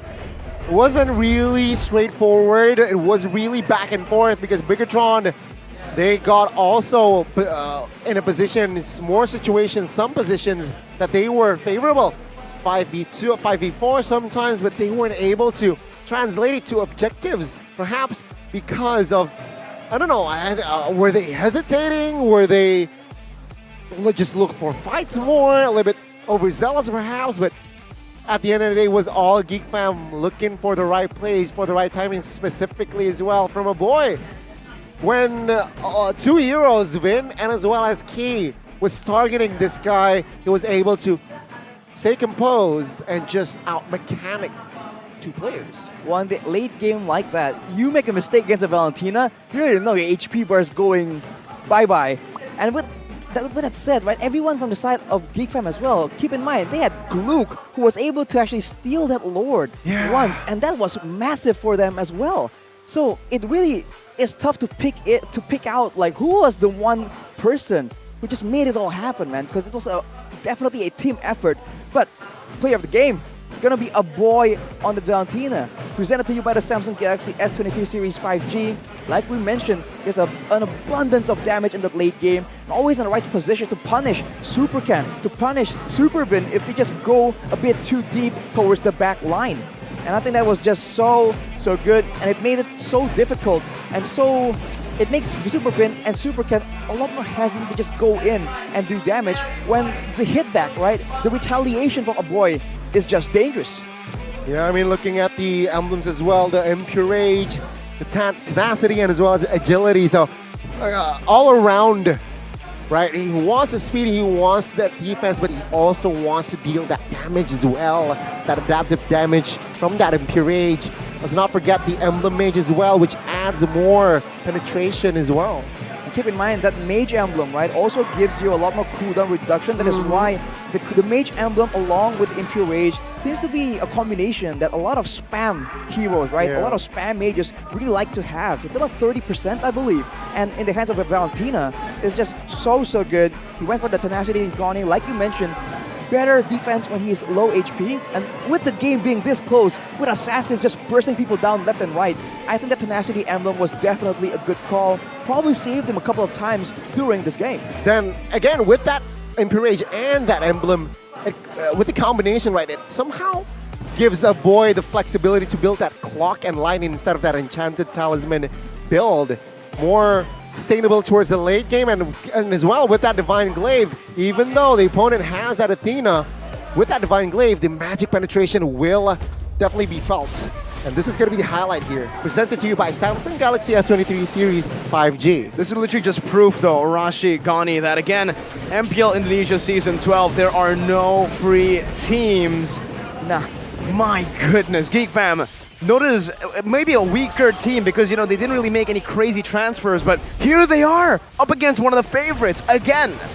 And they displayed everything, man. Mechanics, good coordination, macro gameplay. Everything was present in this game. It really is a showcase for both these teams. And the team fights were just so chaotic, and somehow, some way, one team can just come out on top. This was that very huge moment where Super Saiyan was the one securing it with the deadly catch, the Lord in the hands of Bigatron. Even though they lost 4 members, it's a 4-4-0 that still really paved the way for a bit of a comeback situation. Afterwards, Geek Fam were going in aggressively, but somehow Bigatron were able to hold off for a long time due to Super Ken's insane plays right here, just getting in, getting out, and even here, Super Key just finding the opportunity, trading 1-for-1 with the marksman. That is absolutely value. But here is where Bigatron, man, it was all personal.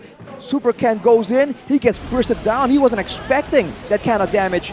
And as a result, Super Vin, Super Saiyan, Super Sorizo, there's a lot of tankiness, a lot of damage as well, but not enough to just melt down all 3 members.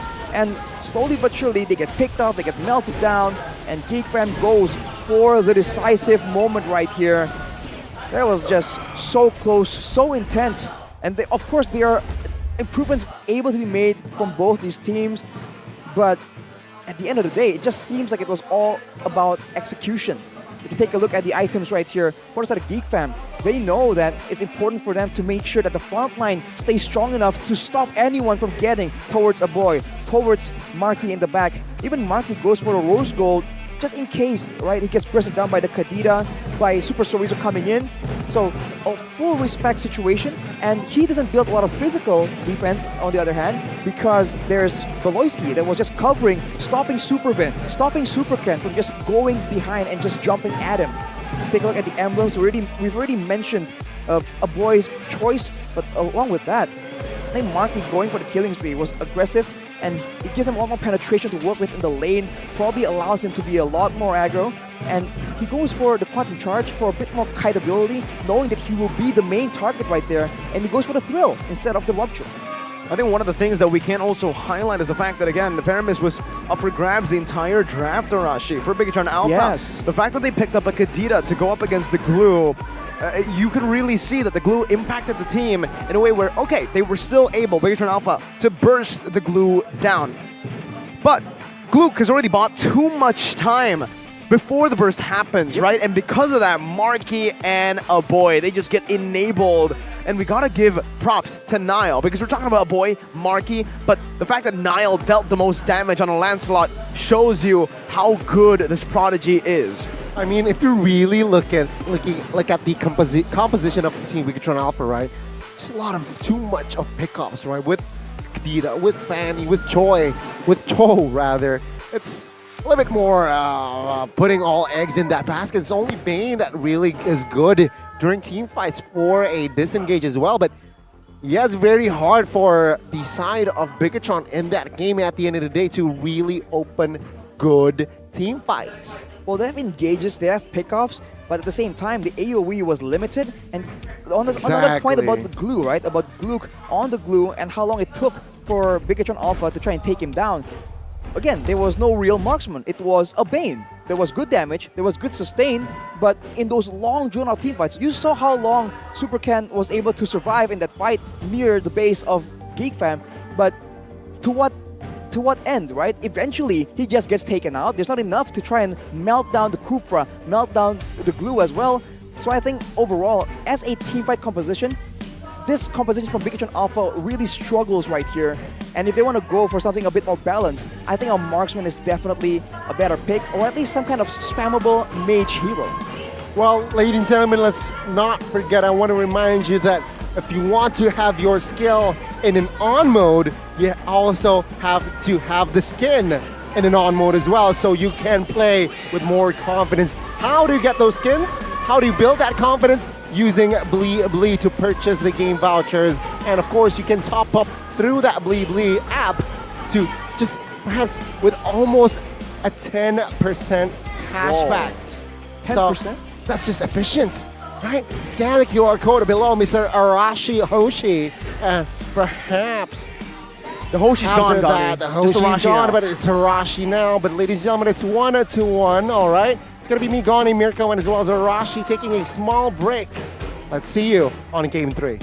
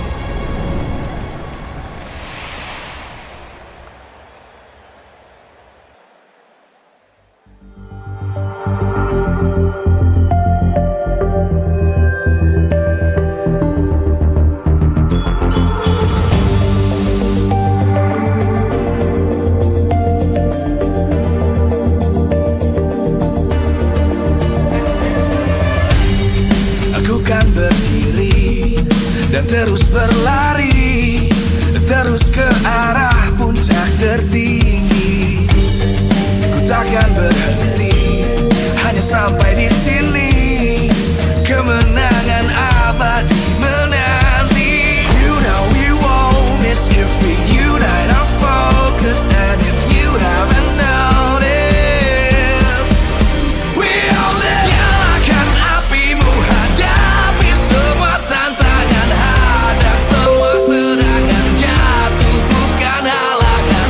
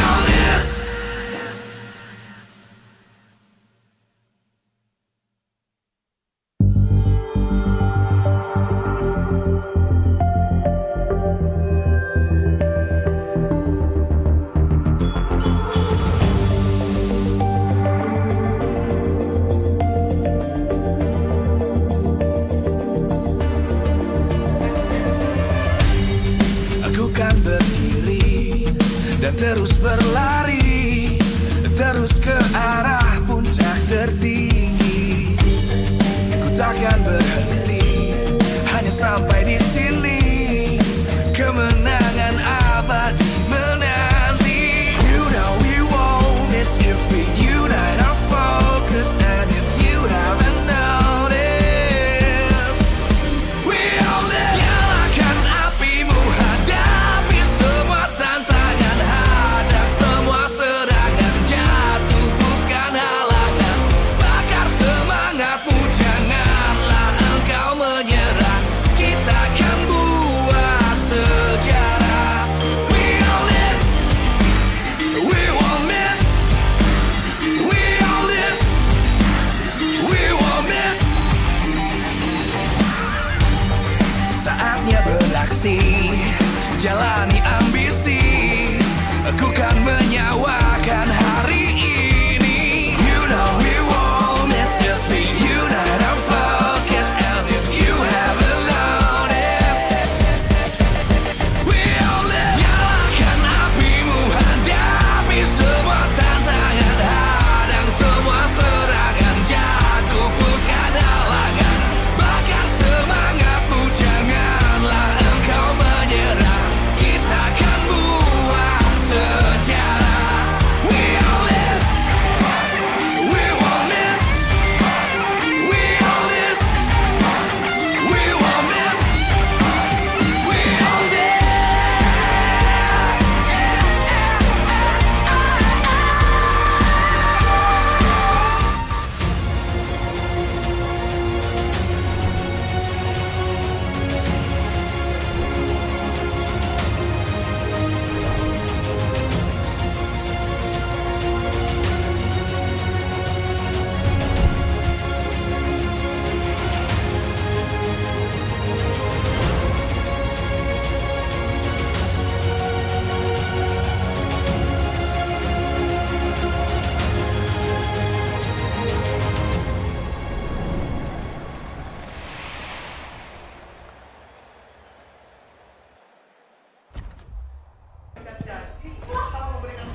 Ladies and gentlemen, welcome back to MPL ID Season 12, Week 1, Day 2. It's 1-1 for our opening match.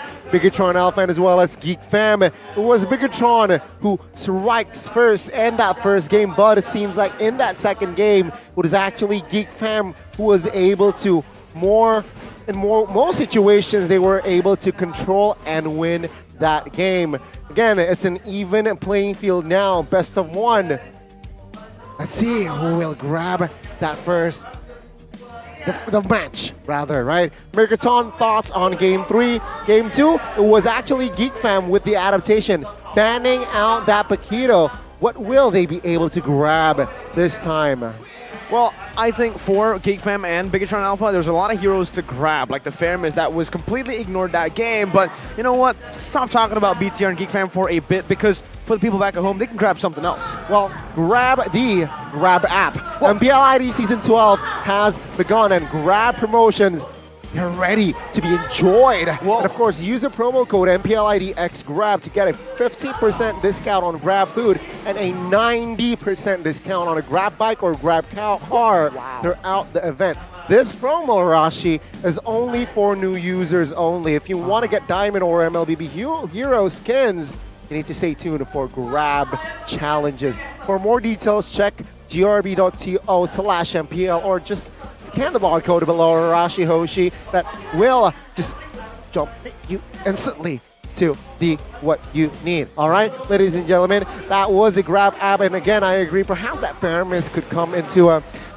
as more usable, more effective. But then again, the Fairness here, I think, has a short range, right? So perhaps that was a concern from the side of Bigatron. What about you, Rashi? What do you has think? short range too, though. Yeah, they replaced it with Kadita, so it wasn't exactly a long-range option they went for here. They just wanted to go for a bit more pickoff, but at the same time, they really have. I feel like the main issue is the lack of damage, right? Because even on the 1v1, to try and deal with Glue, Super Ken was the one that has to go and match him in the lane because no one else had that kind of damage. to kind of like spam repeatable damage per second to deal with the glue. And even in the fights, it's the same story. Once Super Ken gets taken out, you can see that even on the Bane, Saken was still doing damage, but nowhere close. And keep in mind, the highest total damage was still in the hands of the Lancelot. So I think it just really shows that everyone else was doing damage for sure, but not more than a Lancelot. And with so many beefy heroes in the game and in the meta in general, I think it's a bit too greedy to just have no, damage, max HP damage options, DPS options in your composition, because eventually you get out-sustained, and sustain is the name of the game, man. It allows you to stay in the lore dances, it allows you to pressure the waves more effectively, less time spent in the base. I think both teams have acknowledged that, and I think there will be quite the adaptation for game number 3. Man, man, it's gonna be very, very tough for both of the teams here, especially for the side of Geek Fam. I feel like because they need to adjust twice. They have adjusted from game 1. They need to adjust again. It seems like what will. I don't know. Game 3, if Bigatron Alpha has that first pick again, do you think they will pick up the Fanny again for that first pick? I think they'll learn from their lesson, right? I mean, the Fanny first pick, you know what? I actually feel like the Fanny first pick isn't that bad of a pick. I still think it could have worked out. It was just the heroes surrounding that pick that I personally had issues with. The Bane, the Esmeralda, that couldn't have been completely flexed because they were in blue side. So again, I think it comes down to them having to make micro adjustments, not massive adjustments. They won game number 1, but it seems like after winning game number 1, they were the ones who were making these big adjustments where it should have just been Geek Fam because, hey, they lost, right? If it ain't broke, don't fix it. Bigatron tried to fix what was not broken, and it ended up breaking. I feel like I have a hero that just comes to mind, but I was thinking Cho, Super Vin on the Cho. The Super Vin that has been so deadly, so accurate with the pickoffs, was struggling to go past the Kufra. I was wondering, it's a last pick Cho, could there be any other heroes that can hook, right, without dashing and getting stopped? The Franco was banned, unfortunately, but the hero that just popped in my mind was the Mincithar. I wonder if that's something they can experiment with, considering that Geek Fam, they are a team that really likes their mobility. I mean, in the previous game, they had a Valentina, a Glue, a Lancelot, a Kufa, and a Brody. Like literally all 5 members of that team had some sort of dash. And I think a King's Calling would put an end to all that malarkey. So I think that is something that Bigatron Alpha can definitely take advantage of. Maybe we have yet to see a Mincithar pick. On the rise right after the patch especially. So let's see here, will it come through again or not? It's going to be the Paquito, Angela, and Fanny banned out from the side of Geek. So, yeah, Geek Fam, very straightforward here. They do not want to mess around the heroes that is such a nuisance from game 1 and game 2. But that Angela is just a staple ban now. And again, Bigatron, the MVP, will be banned out. Valentina will not be a viable option for the side of Geek. Both player of the games banned out. Paquito and the Valentina. The Arlet has been one of the bans that, for Bigatron Alpha, even from game number 1, has been a priority. They are always the ones who ban it out. I think this time, it's either the Uranus or the Arlet for them. Which hero is more annoying to deal with? Because from the last few matches, it comes down to Uranus, Arlet. Those are the 2 bans for XP. They're going to leave the Arlet open, and this surely is going to be first picked. We know how lethal Luke is on this hero, and they know it too. From last season, we've already said that Luke is a great player, and if he gets the right tools to make the plays happen, to just be aggressive in his lane and in the game in general, like the Glue, like the Arlet, he has been very, very strong. That is a pattern we see again in game number 2, that Glue presence was definitely felt by Bigatron Alpha. But now with the Arlet, we'll see if the lack of backwards mobility, like let's say, would be an issue for Geek Fam that likes to kite in and out of fights. Well, I want to see the emblems, right, from the side of Arlet that will Luke bring, because pre-patch it was a concussive blast. That's usually was the just Luke brings that concussive blast most of the time, but now with the adjustments, with the creativity control, what will he bring is the question. But now it's going to be the Feramis and as well as Joy. Will it be picked up here? So Feramis, again, a hero that was mentioned by Mirko for that second game, but now It's an okay position here now in this current state, opening up Faramis, but this time Geek is able to pop the Farsa or the Yves perhaps to somehow counter that Faramis and the Joy. Oh, Farsa it is. Good call. It's the Farsa as well as the Ling to ensure that they have some kind of fast maneuvers and try and match the 3 super roaming squad from the side of Bigatron. Along with the Ling though, usually it requires a bit more backup. And the first game we saw that with the Ling comes a Cho as well as a Faramis, right, for the side of Bigatron in game number 1. So now with the Farsa located, it's still a very good roaming squad. What roamer will Beloyski try and use to supplement this combo is the main question here.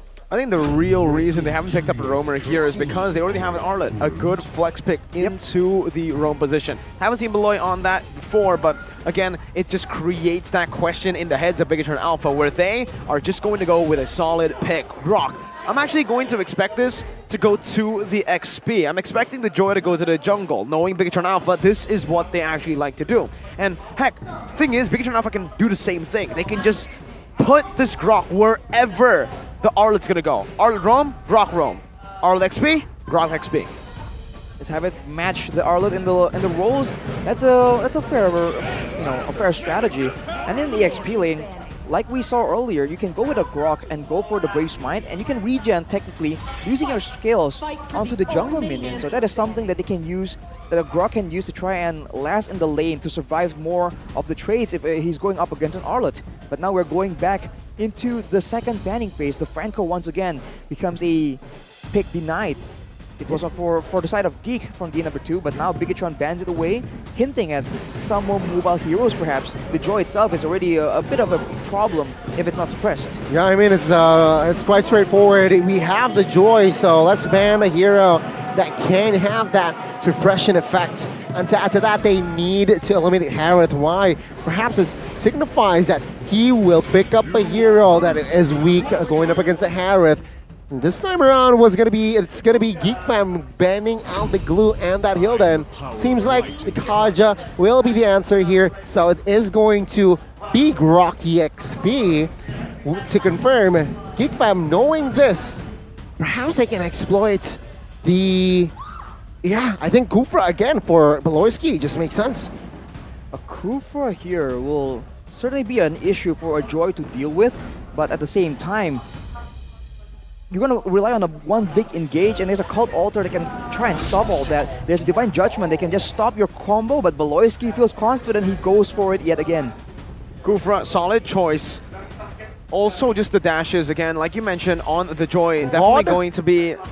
Yeah, I mean, Claude definitely makes sense here in the gold lane. Again, if they want to just go for dive, they already have a Ling, an Arlet, and supplemented by a good poke hero as well with some burst in the back line with the Farsa. Claude gets picked up, and just like that, Geek Fam has basically drafted themselves a very good dive composition. BTR, Marksman, maybe. Does Marches work? Oh no, they need an MM. Someone with a bit of crowd control would be nice though, right? Some sort of denial, because right now it's a dive comp, but it's also a very solid team fight comp. All the AoE spells available for Geek Fam. If Bigatron can't really kite back, it's going to be a bit difficult. They opt for the carry, even though there's not a lot of HP stacking heroes, but there's a bit of utility there in the first skill, the star, thrown out and slowing everybody down. Ladies and gentlemen, those are the 10 heroes that will enter the last game of this series. Oh my god. Looking at the heroes, so dramatic, right? We have enough crowd controls from the side of Geek. They have enough thirst as well. I'm leaning towards the side of Geek here. What do you think, Rashi? Which side do you favor? I like aggression. I like crowd control. I've always said that crowd control is key. And for Bigatron right now, there's only one Divine Judgment, a Wild Charge. That's about it, sort of, right? There's other small crowd controls, but those are the only ones they can rely to make something happen. So I think Geek Fam has a bit of the advantage here. Bigatron Alpha needs to pull off some really weird maneuvers, macro-wise, right? To try and catch them off guard. Well, ladies and gentlemen, the conclusion of Bigatron Alpha and Geek Fam is upon us. Spam it in the chat. Who do you favor? Who do you support? Bigatron Alpha and Geek Fam at Game 3. Here we go. Vin already very aggressive. Going in, Niall, interesting choice, going for the orange buff first. This means that, he wants to utilize that purple buff a bit more to go for the ganks, but he might actually lose out on the orange buff. He already used the Retribution. Good information now for Bigatron Alpha if they want to try to invade. Classic Super Vin maneuvers here. But look at Super Sorizo's emblem. Quantum Charge Grok. With the Assassin base emblem, of course, it means he's trying to go a bit more aggressive and he's trying to chase people down. So it's the same idea with the Paquito he brought in DA number 1. But on a Grok, I can't help but feel like it's a bit less efficient, a bit less effective, but we'll have to see. We'll have to see indeed here. I'm looking at the lane matchup, right? It's very iffy. Carry does well going up against a Claude here.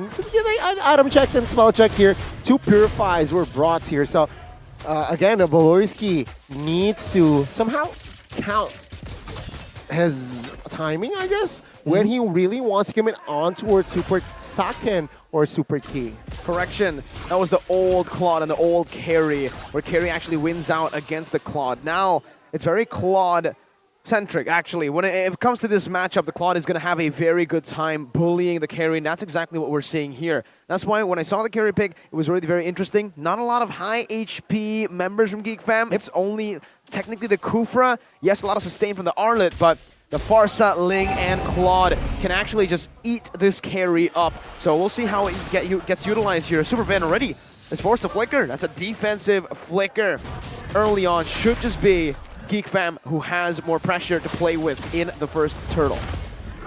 Right now, they're just dancing around it as usual, but as we mentioned, with more crowd control, with more burst damage, Geek Fam certainly has a bit of an advantage, but with Super Ken just flying around right here, it might be a bit too dangerous, but the wild charge comes in. Yep, only on to Luke though. Oh, wow, that burst from Super Key as well. First blood and the Cold Ultra comes down. Niall tries to steal it away, but Super Ken with a solid retribution brings him back. Niall picks up the blades and gets out, but now the purple buff is at risk. He used the retribution earlier. Bigatron Alpha have more to play with, more resources. Beloy, Tyrant's Revenge.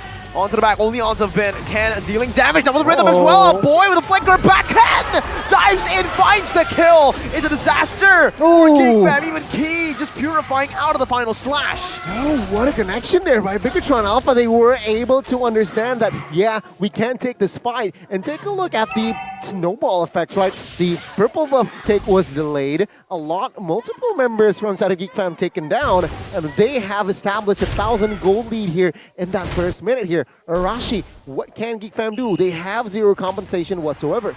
It's a little bit more elusive to how they engage the fights. For the side of Bigatron Alpha, they are playing around that Cult Altar very, very well. Marky, though, shows up in the mid lane unexpectedly. Super Key really seems quite surprised there. But as usual, Bigatron Alpha tries to just macro around. Later on, they'll have more of an issue team fighting, but with the 2 Purifies in the hands of Super Key and Super Saken, they could probably actually have a decent chance in fighting because they won't be stuck together. And so even if Beloyski gets a very good engage, you can bet that one of the people he engages on will be able to purify away from that combo. Yeah, it's not as juicy as if you're not with a Purify, right? So now, seems like the focus is going to be the bot side here. Super Ken already joining the fray as well. Beloyski though. Gonna be on Divine Judgment, Suppression, and the burst damage. Super Ken diving deep with the rhythm, finds the kill.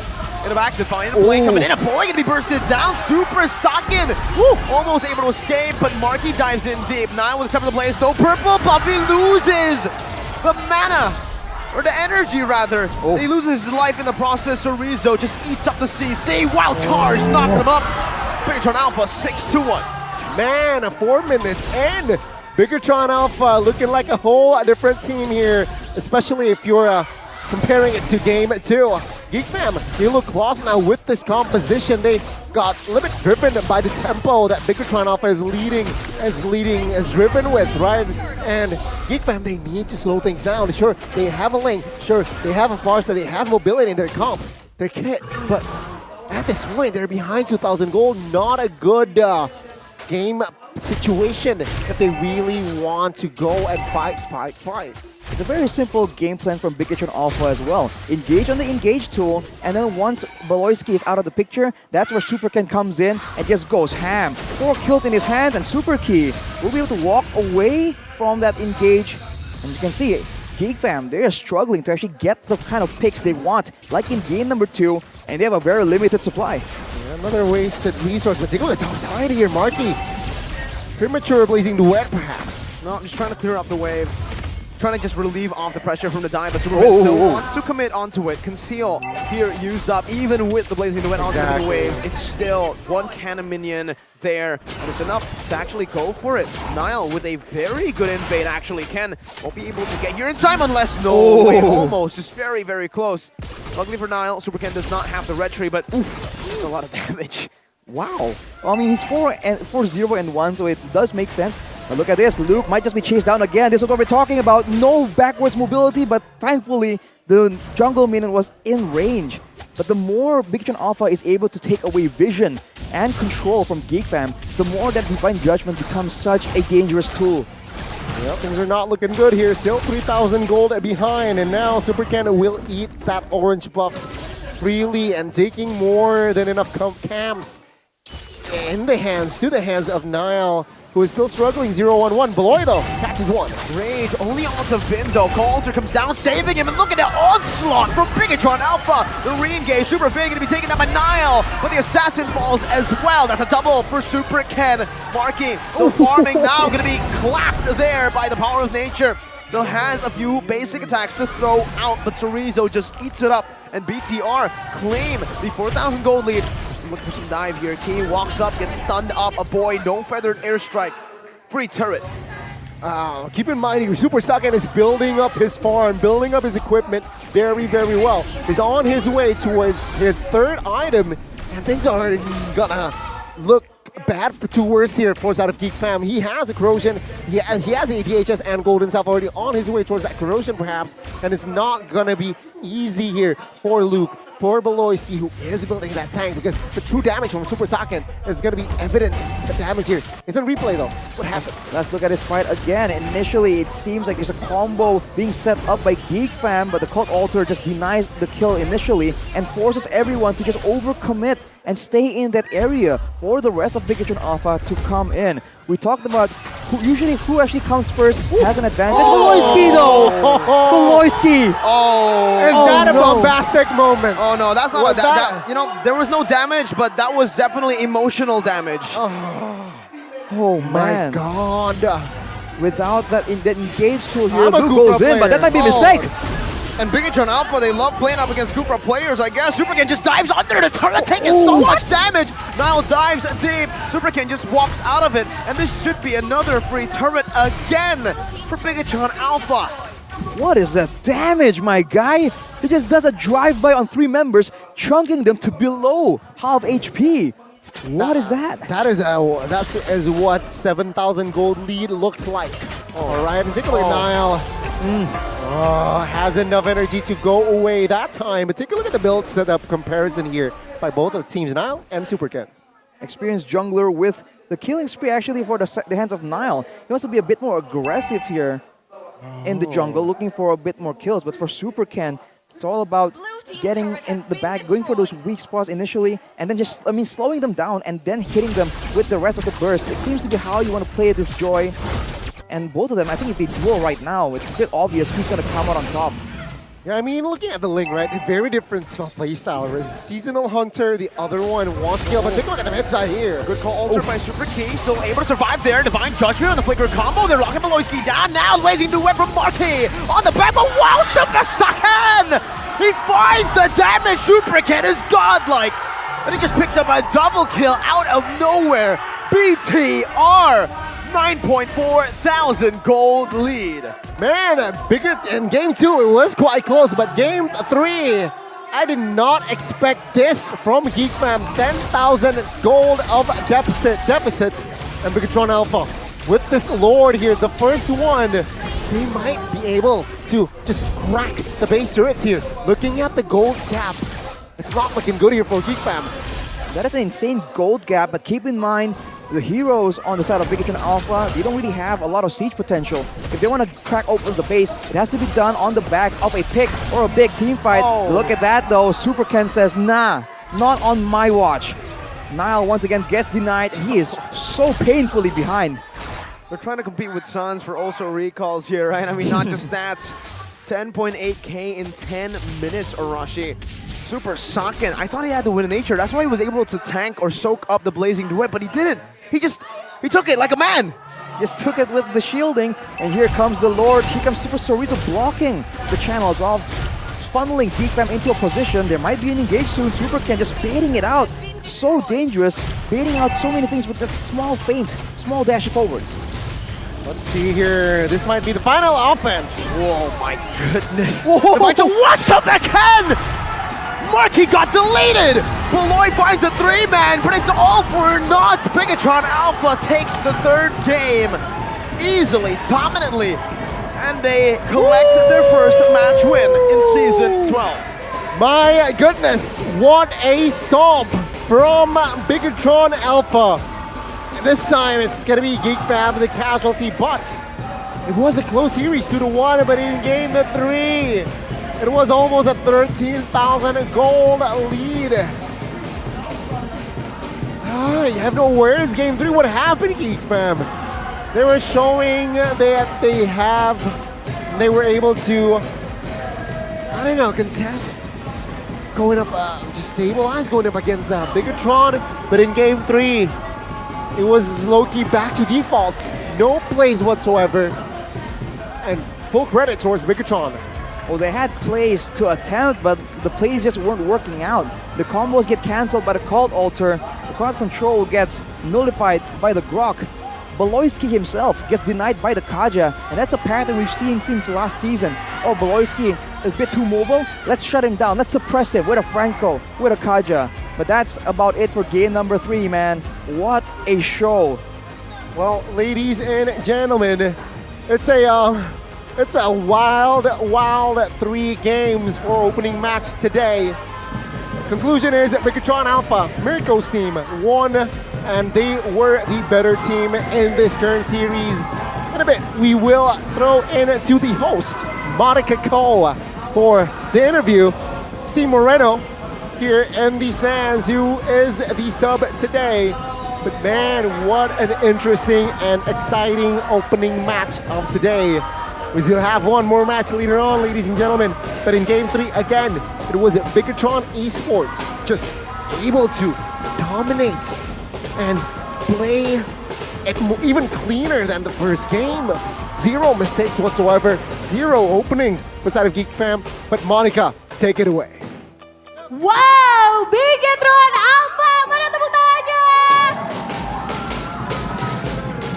Wow, pertarungan yang sengit 2-1, tapi Vin, gimana perasaannya setelah akhirnya kamu di debut kamu di Bigatron Alpha, kamu berhasil ngalahin Geek setelah sebelumnya tuh kayaknya belum pernah deh. Ya perasaannya seneng lah karena kan baru main MPL lagi kan sama tim yang baru. Jadi ya semoga kemenangan ini membuahkan hasil positif ke depannya. Oh, amin ya. Tapi di samping kamu Vin, Ken, Super Ken, gimana perasaan kamu main sama Vin yang sekarang Super Vin? Senang banget soalnya dia udah pernah juara MPL. Oh, apa sih yang paling berpengaruh tuh Vin terhadap gameplay kamu? Semuanya ada pengaruhnya sih dia. Banyak banget lah pokoknya. Banyak sampai nggak kehitung, jadi nggak bisa disebut satu-satu ya? Ya nggak bisa.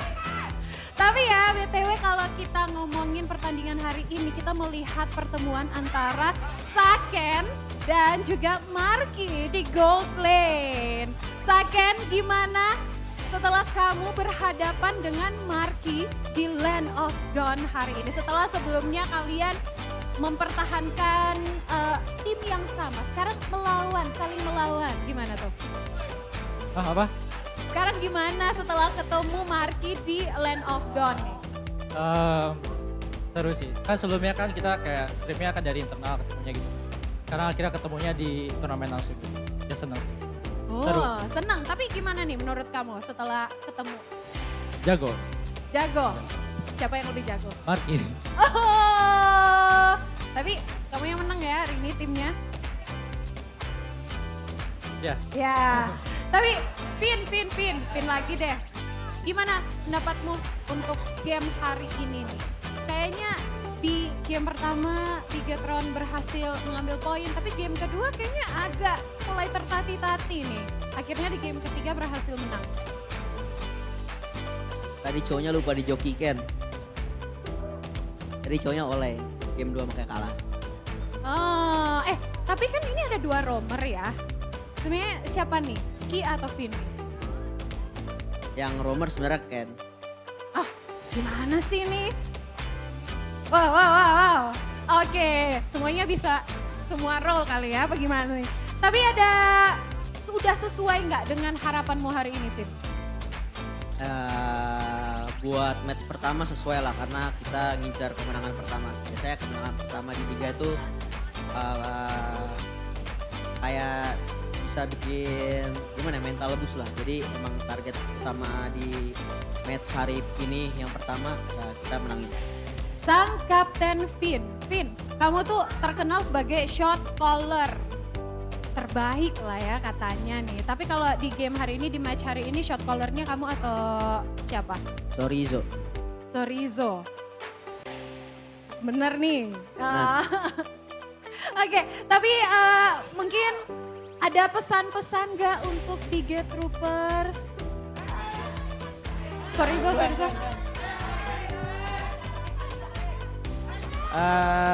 Terima kasih buat Biget Troopers yang udah datang, yang udah dukung kita. Jangan lupa besok dukung lagi, entah siapapun yang main. Besok kita bakal pecahin kutukan Kadita guys. Oh, ditunggu ya. Tapi tadi Biget Troopers juga jemput namanya Sorizo. Ayo dong Sorizo, kasih pesan-pesan nih. Semoga kalian sehat selalu lah. Sehat selalu, amin. Sekali lagi kita berikan tepuk tangan untuk Bigetron Alpha.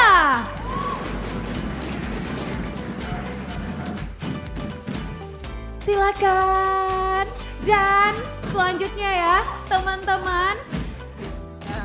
Kira-kira player of the match-nya, man of the match-nya siapa? Kira-kira siapa? Siapa? Kita lihat langsung aja. Ini player of the match. Siapakah player of the match-nya? Super Ken! Wow, dan kira-kira ya teman-teman, kenapa Super Ken bisa menjadi man of the match dan bagaimana sebenarnya analisa-analisa dari 3 game yang baru saja kita saksikan. Langsung aja kita tanyain ke caster di sana. Caster, silakan.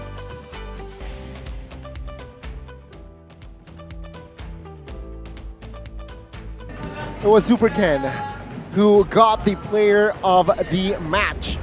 Wow, ladies and gentlemen, welcome back here. Thank you so much, Monica Ko and the rest of the BTR team. What a splendid performance and display as well. And there you go, the lights has come forth. But ladies and gentlemen, Super Ken got the player of the match there. All 3 games, it seems like, especially in that last game, he was very consistent, very reliable on that jungler position. Remember, game 1, his goal per minute was 950. In that 3rd game on that Joy, it was 880, so above average stat for a jungler. For sure. I mean, Super Ken always very efficient, but we saw that efficiency just skyrocket in game number 3. It wasn't really efficiency in game number 3. It was just quite flashy, dodging away, baiting a few resources, giving emotional damage to the enemy team, mainly Beloy with that Tyrant's Rage. It was very unfortunate, but it just happened. Super Ken, he was the rising star of Season 11, and he truly is the star for BTR Alpha this season. Definitely showing the audience, the fans, the oppositions as well, what he's made of. And soon we'll take a look at some of the game highlights. We're gonna see those flashy moments we've been talking about, where he just shows everyone who's boss. All the way from the early game, he's relatively left alone here because there's so many more threats on the side of Bigetron Alpha that Beloyski needs to deal with. So when Beloyski is busy with everyone else, Super Ken just goes in the back, just deals with business as usual, going for all the squishy players, making sure that there's nowhere safe for them, or just zoning them out of the fight outright. In the beginning, he had already 4 kills initially, and then he goes for even more. And after that 6th kill, I think that's where it just went completely out of hand. Right here, you can see that even if you're a tank, even if you just get grazed by the damage coming in from Super Ken, you still lose almost half HP, and that is just obnoxious, man. How do you deal with that? Of course, it's a play from Sorizo here with the Grok that's been so good at chasing people down with that Quantum Charge in his emblem decision. And afterwards, look at this, man. A boy and Marky, they don't really stand a chance. Look at how quickly everything happens. Before you know it, you're gone. And that is the danger. That is the potential that Super Ken brings when he is on your side. And I guess Bigatron is very happy that this man is on their team. Let's take a look at some of the items right here. Penetration Boots, Genius Wand, the Blood Feather, and the I'm blanking out.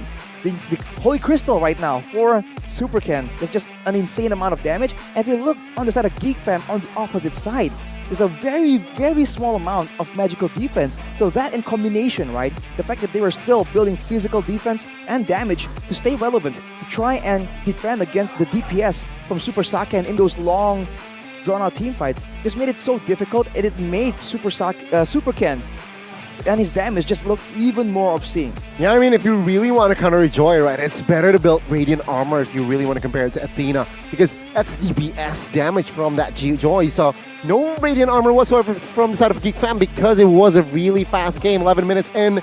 Talent-wise, what stood out? Well, of course, we talked about we talked about Super Saiyan here going for the Quantum Charge, making him a bit more maneuverable, right? He went for the Tenacity as well, so he was a lot more durable, and he was a bit more aggressive in these fights, but that's also because Super Key was coming in with the agility, right? Just moving in faster to help his friends out, try and use that Cult Altar just to stop everyone from just going for that big combo. Luke on the Arlet was going for the Brave Smite, but he just wasn't given a chance at all to just display that kind of sustain because he's always caught at the end, at the tail end of the fight, and he gets chased down by Sorizo, who, by the way, already built a Sea Halberd as well. So applying that to multiple people is definitely a big problem as well. Look at the stats, it's just completely one-sided, except for the damage taken. The rich guy and the carry is both Super Ken. At this point, he was farming not just minions, he was farming heroes as well in the Land of Dawn. And I think that's just a tough situation to be in for any team. 11 minutes. That was the game time. 16 and 3. Is it the fastest time though in MPL ID Season 12? So far, 11:04 is the fastest time? I think the fastest game before this 11-minute game was a 15-minute game. I think it was game 1, I believe, of Dewa versus Aura Fire. Yeah?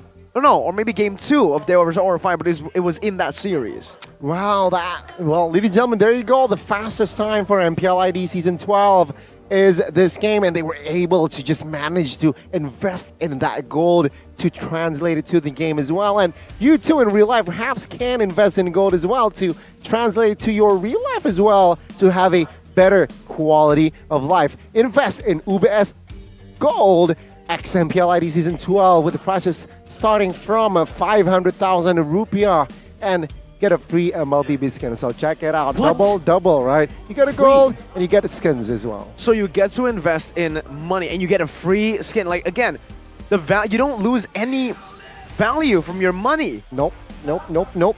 Check it out. Where ubslifestyle.com, Ubes Lifestyle e-commerce, and Lively UBS Lifestyle. So check it out if you want to invest more in your life to increase your quality of life. Arashi, are you comfortable in your life, in your quality of life? Sort of. Well, check UBS Gold out. There you go. All right, there you go. That's your solution. And of Okay, course, the okay. keys to success here. Who do we got, Arashi? Who do we got? Well, Sorry. Super Sorizo. That's Zoe. No, Sorizo. That's Zoe. Zoe. Super Zoe.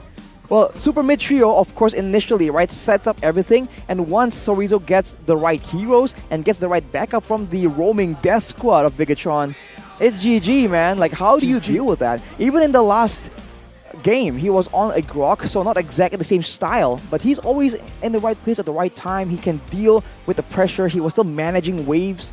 And credit to Bigatron, man. They are all just so well trained in managing the waves overall. And I think that is a huge plus if you're trying to deal in macro gameplay against some of these very intelligent teams in the MPL. Yeah, I mean, going up against Beloyski, who has that big brain play most of the time. He was the one who got outplayed. And again, ladies and gentlemen, you need to check this out. Check ESL SPS. It's happening next week. All right, we will be there. Of course, you need to check the HTTPS of the site, lady, esl.gg/SPS MLBB tickets, or just, if you want to simplify, just scan the QR code below. Check it out. 21st till 23rd of July. Arashi will be there. Mirko will be there. You'll be there. I will be there. Bigatron will be there. Bigatron will be there. So don't miss out on this opportunity. Yeah, don't miss out on even Echo.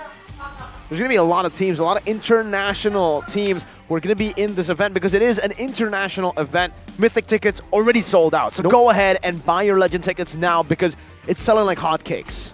Well, ladies and gentlemen, that is going to be the first match. Goni, Mirko, and Arashi will be back. We have to stay for the break, so stay tuned and see you then.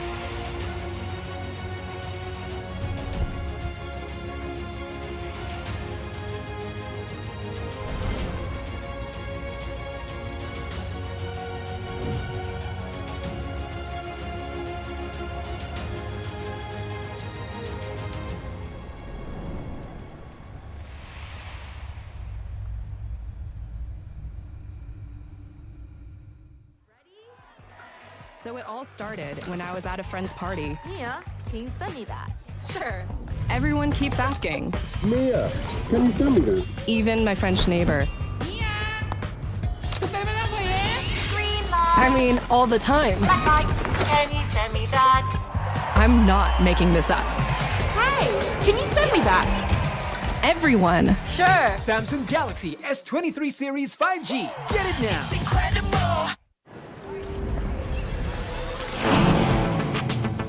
Wow. Attention passengers, final call for flight. Wait, is that a phone? Look at the performance, the graphics. That thing's a gaming machine. A new challenger. Is that Faker? That man's a gaming legend.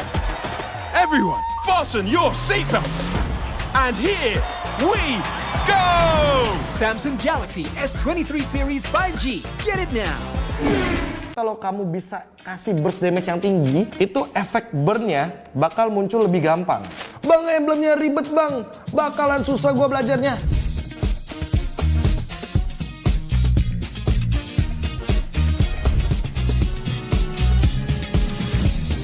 Halo sobat Land of Dawn, gua KB. Di sini gua akan memperkenalkan emblem terbaru dari Project Next. Dan buat kalian yang udah siap-siap mau ketik di kolom komentar, Bang, emblemnya ribet bang, bakalan susah gua belajarnya. Tenang aja, Mobile Legends Bang Bang dengan Project Next ini sudah mempersiapkan sekali buat teman-teman lebih mudah beradaptasinya. Patch yang lalu itu yang namanya penambahan status ada 5 komponennya. Kalau di patch yang terbaru, komponen penambah statusnya hanya 3. Yang pertama adalah talent penambah status, yang kedua adalah sub talent atau talent yang sebenarnya mungkin di patch lama itu adalah talent aktif. Tapi untuk di patch baru jadi talent pasif. Yang dimana nanti akan connecting juga atau menyambung dengan talent utama. Jadi memudahkan teman-teman semuanya yang pemain-pemain baru untuk mencoba banyak emblem dan banyak variabel dengan perbedaan-perbedaan status yang bisa digunakan. Jadi tentu kita bisa lebih berkreasi dengan menggunakan emblem terbaru teman-teman. Dan ini dia gambaran untuk UI terbarunya. Seperti yang aku bilang tadi, hanya akan ada 7 komponen emblem dari basic common emblem, tank, assassin, mage, fighter, support, dan sampai dengan marksman. Dan yang paling aku suka adalah ini dia, banyaknya variabel pemilihan status di emblem terbaru. Contohnya, kita ambil dari talent yang paling pertama yang tadi aku bilang. Ini penambah status rata-rata. Kayak di sini ada yang namanya nambahin adaptive attack, terus ada yang nambahin attack speed, terus ada juga untuk penambah darah kayak vitality. Dan yang paling aku suka, ini dia, Rapture atau penambah adaptive penetration. Terus ada juga yang namanya Inspire, dia akan menambahkan 5% cooldown reduction. Terus ada juga di sini Firmness, dia tuh bakal nambahin adaptive untuk physical dan magic defense. Ada penambah movement speed juga dan penambah untuk fatal atau status kritikal. Terus ini yang namanya sub talent nih teman-teman. Contohnya aja ya, ini Season Hunter buat para jungler tank, jungler damage, ini bisa kalian gunakan tanpa harus menjadi talent utama. Karena ini bakal jadi talent pasif. Jadi setidaknya kalau kalian ngejungle itu bakal lebih cepat. Karena setiap kali turtle dan juga lord, kalian akan ada tambahan 15% damage kepada objektif-objektif tersebut. Terus dari emblem tank ada juga Tenacity. Tenacity juga jadi pasif. Dan ini akan aktif ketika kalian itu darahnya di bawah 50%. Terus ada juga Master Assassin. Siapa penggemar Assassin? Ini salah satu emblem yang kalau di emblem patch lama ya, emblem-emblem yang udah dulu-dulu, itu tuh cuma aktif ketika memang 1v1 dan akan menambahkan damage ketika musuh kalian sendirian. Tapi untuk sekarang dia jadi pasif sistemnya. Sehingga wah, ini banyak banget nih yang bisa dikombinasikan. Bargain Hunter, dapetin diskon untuk item, terus Festival of Blood, kalian dari awal udah punya pasif spell vamp. Bayangin tuh. Terus yang paling aku suka juga nih, Pull Yourself Together. Karena ini akan mempermudah atau mempersingkat battle spell kalian dari cooldown umumnya. Dari misalkan kita ambil contoh Flicker ya, 120 detik itu bisa cuma jadi 100 detik saja. Dan juga aktif skill item. Jadi buat teman-teman yang mungkin para pengguna Winter Truncheon atau mungkin Conceal, jadi lebih dipermudah nih, dipersingkat juga untuk durasi dari cooldownnya. Terus Weapon Master, ini yang paling adaptif banget nih menurut aku teman-teman. Karena Weapon Master itu bisa digunakan kepada user mage atau user marksman juga. Nah, terus ini dia nih yang paling utamanya, talent-talent utamanya ada Impure Rage, ada Quantum Charge, terus juga ada Conclusive Blast, terus ada Killing Spree. Dan Killing Spree sekarang tidak terbatas untuk assassin physical damage, tapi juga bisa digunakan untuk para magical damage. Nah, terus Lethal Ignition ini juga tidak melulu soal damage magic. Sekarang physical damage dealer bisa mengeluarkan efek burn ketika dia itu adalah physical damage dealer tipe burst. Terus ada juga Brave Smith nih teman-teman, yang dimana aku dengar kabar nih, katanya di patch terbaru kebetulan tanggal 27 Juni ini fix, Brave Smith ini bakal muncul dan statusnya diubah. Dari yang 8% penambah darah jadi 5% penambah darah saja.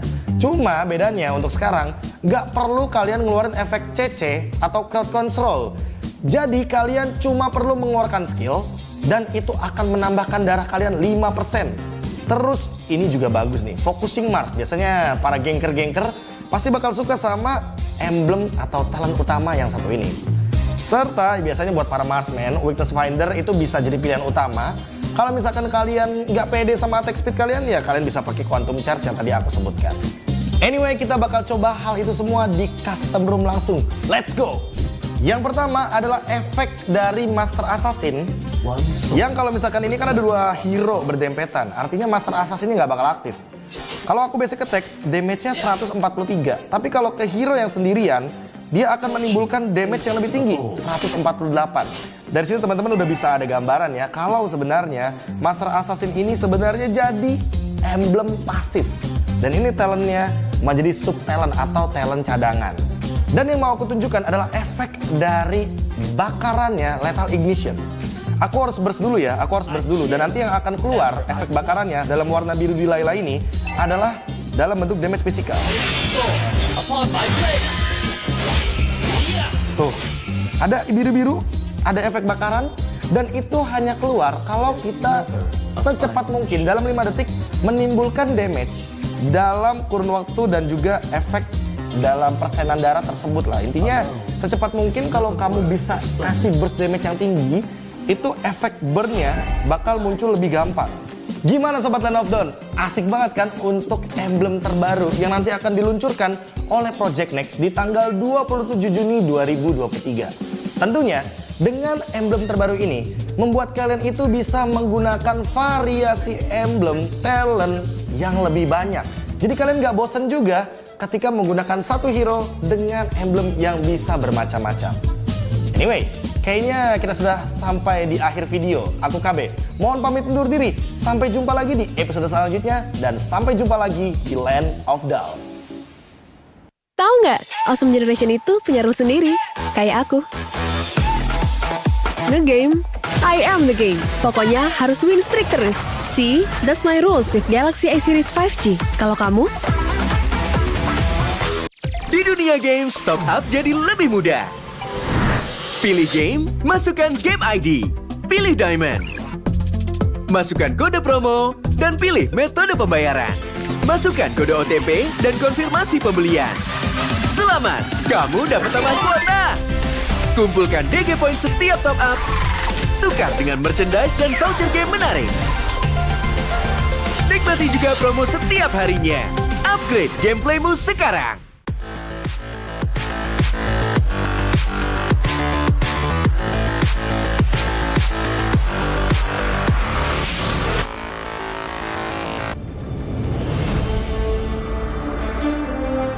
In the previous guide, we learned the basics of the new emblem system. This time, we'll take a closer look at the core talents from the Mage, Assassin, Marksman, and Support emblems. Core talent unlocked with the Mage emblem. By upgrading the Mage emblem, you can unlock Lethal Ignition.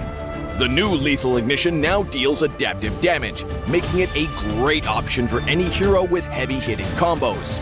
With the change to adaptive damage, heroes with high physical damage can now use this talent to enhance their damage, such as Saber and Natalia. Saber's first skill and ultimate combo can easily trigger the effect from Lethal Ignition, dealing much more damage to enemy heroes. Core talent unlocked with the Assassin emblem. By upgrading the Assassin emblem, you can unlock Killing Spree. Now that the talent is no longer reserved for the Assassin emblem, it becomes a good choice for any hero who can perform chain kills. Heroes with magic damage like Karina and Julian can now take this talent as well. Karina's ultimate resets after she kills an enemy hero. When equipped with Killing Spree, she will recover HP from each kill, allowing her to stay healthy and go after more kills. Core talent unlocked with the Marksman emblem. By upgrading the Marksman emblem, you can unlock Weakness Finder. The new Weakness Finder talent is no longer reserved for ranged heroes. It works well for heroes with high attack speed, as it can improve their laning and slowing abilities. A hero like Minzathar can take Weakness Finder because his second skill increases the attack speed of his basic attacks. When combined with equipment that can provide more attack speed, he can reliably trigger the slow effect to prevent enemies from escaping. Core talent unlocked with the Support emblem. By upgrading the Support emblem, you can unlock Focusing Mark. The Focusing Mark talent works the same as before. It allows support heroes to increase the damage their teammates can deal to the target enemy. Taj's ultimate can be used to drag key enemies to his team. When equipped with Focusing Mark, the ultimate will also increase the damage the target takes, allowing Taj's team to quickly burst down the helpless target. Choose the core talent based on the strengths of each hero to maximize their effectiveness. We look forward to seeing players discover new ways to play their favorite heroes on their way to becoming a legend.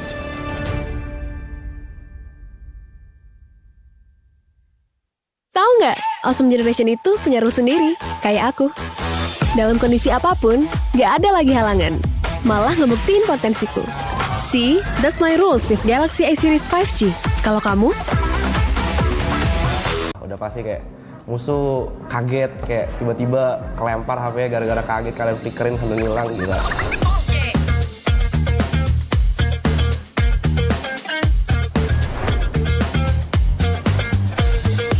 Halo guys, gua Samuate dan selamat datang di Project Next.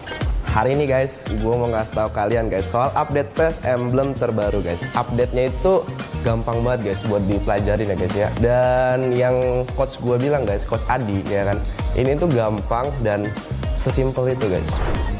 Oke guys, untuk yang pertama nih, sekarang langsung aja kita coba ya kan. Buat ini sekarang hero yang mau gue pakai itu adalah Kaja guys ya. Buat kombinasinya guys, ini yang pakai agility guys. Nambahin 5% extra movement speed guys. Terus yang kedua gue bakal pakai pull yourself together ya guys ya. Dan yang terakhir guys ya, focusing mark guys. Jadi oke guys, ini udah gue setup. Langsung aja guys ya, kita cobain ya guys ya. Oke, let's go. Oke guys, sekarang kita langsung aja nih guys ya. Kita ada 1-1 nih guys di mid nih guys ya. Cooldownnya konsil kan 80 detik guys, karena kita pakai emblem position together jadi cuma 68 detik guys. Kalian bayangin guys, kita bisa langsung flicker, langsung ulti guys. Nah, gila. Kurang OP apa guys? Dan kalian lihat guys, tadi kan ada mark tuh guys ya di badan 1-1 tuh, lihat no. Itu focusing mark guys, efek focusing mark. Jadi ketika kalian ada efek itu guys di musuhnya guys, nah itu bakal nambah 6% damage guys. Jadi damage yang dikeluarin sama tim kalian tuh bakal lebih sakit lagi guys. Nah gitu guys, untuk kombinasi pertama kalian lihat kan guys seberapa bagusnya kalian jadi inisiator dengan movement speed dan juga cooldown reduction yang luar biasa. Sekarang kita bakal lanjut ke kombinasi talent yang kedua guys. Nah ini tuh lebih ke arah untuk yang ngebers ngegeng yang suka main di ambu sendirian tuh nggak sih guys. Nah di sini tuh ada yang namanya guys ya emblem nih guys. Yang pertama itu ada Trill guys. Dia nambahin itu 16 adaptive attack. Dan yang kedua tuh ada Bargain Hunter guys. Roamer kan beli item rom lah ya guys ya. Kalian nggak bakal dapet farming ya kan.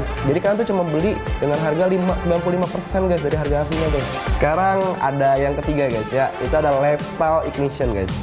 Mungkin nggak jauh beda guys dengan emblem AG yang ngebakar ya guys ya. Kalau misalnya kita biasa sebut ya guys ya. Dan ini soalnya ngasih efek burn juga guys. Sama persis guys. Oke guys, sekarang kita langsung aja masuk ke in-game. Kombinasi emblem ini the best juga guys. Karena posisinya guys ya, kalian tahu kan guys, harga Blood Wings itu harganya 3.000 guys. Kalian cuma perlu bayar 2.850 guys. Murah kan?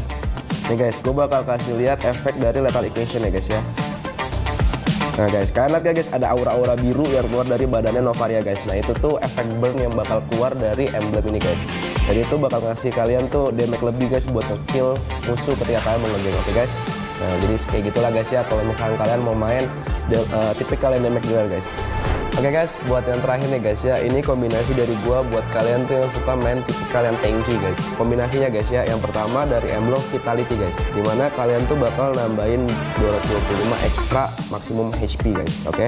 Yang kedua tuh ada Tenacity guys, ketika darah kalian tuh di bawah 50% ya kan, kalian tuh bakal nambah armor sama magic defense. Bisa juga kalian tuh pakai Conclusive Blast guys, dimana ketika kalian nanti ngedeal damage guys, nanti dia bakal ke pop up dan itu tuh bakal ngeluarin kayak efek meledak gitu guys, dan itu bakal ngasih damage ke musuh guys, oke.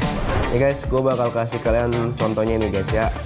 Karena tadi gue pertama itu kan pakai Vitality ya guys ya, dan itu nambahin maksimum HP guys, dan gue sekarang tuh pakai Conclusive Blast guys. Kenapa gue bilang itu bagus banget guys? Karena Conclusive Blast itu kan dia dari maksimum HP kan 7% ya kan. Jadi nih, ketika posisinya kalian dapat Vitality ya kan, tambahan maksimum HP, jadi damage dari emblemnya juga nambah guys. Nah kalian tuh guys, ada di bawah kakinya Hylos kan, kalian lihat guys, ada efek-efek gitu kan guys, meledak guys. Nah itu guys efeknya guys, jadi ada damage tambahan guys ya. Dan Tenacity itu yang bikin kalian tuh bakal tebel banget guys, oke. Jadi ini the best combination banget buat kalian yang suka main hero-hero tanky guys ya. Nah guys, jadi dari 3 kombinasi itu guys, kalau gua yang paling masuk ke gameplay gue itu tuh kombinasi agility, pull yourself together, sama focusing mark guys. Nah buat kalian tuh gimana guys? Cukup well kah? Langsung terapin ke gameplay kalian guys kalau kalian mau main roamer kayak gue, oke guys. Jadi tunggu apa lagi? Yuk langsung update project next dan langsung kalian cobain, oke guys. Nah tapi guys, buat kalian yang main role selain roamer, tenang aja guys, MLBB sudah merilis video yang ngebahas mengenai kombinasi talent dan hero-hero meta di role lainnya, oke guys. Nah jadi jangan lupa like, share, dan juga komen videonya ya guys ya, oke. Gua Samu HT, sampai jumpa di Land of Dawn. Bye. Hanya perlu melihat ke dalam dirimu. Dan kamu akan mengerti betapa berharganya nilaimu. Percaya pada dirimu. Bukan dengan tergesa-gesa, namun dengan caramu yang beda. Tunjukkan kilau kisahmu sendiri. Dan ciptakan emas dalam setiap karyamu. Trust in gold.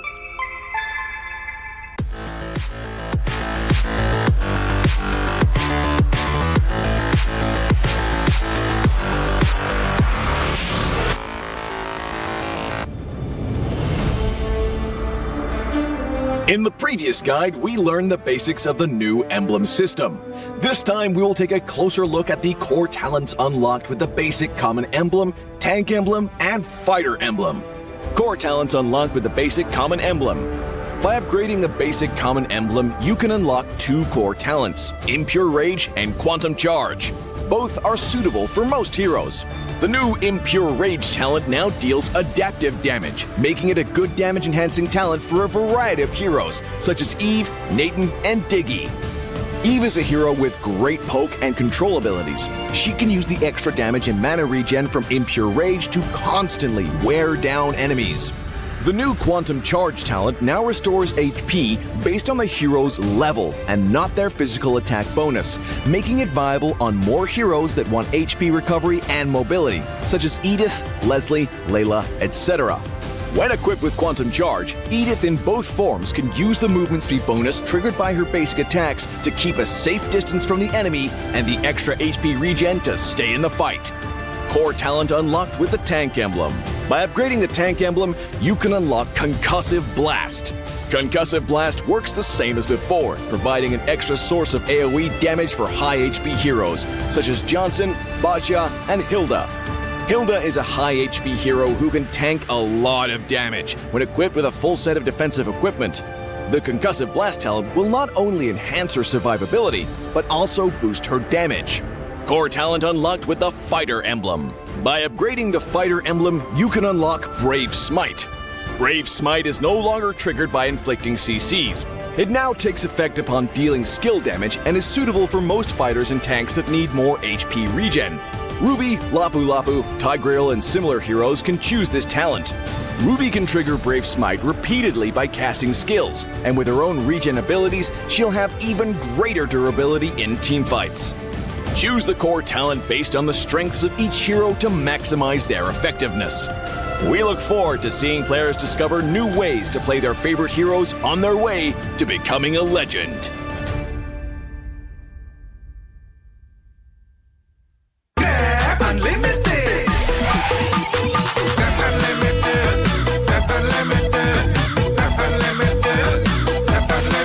Modal gratis, untung berkali-kali.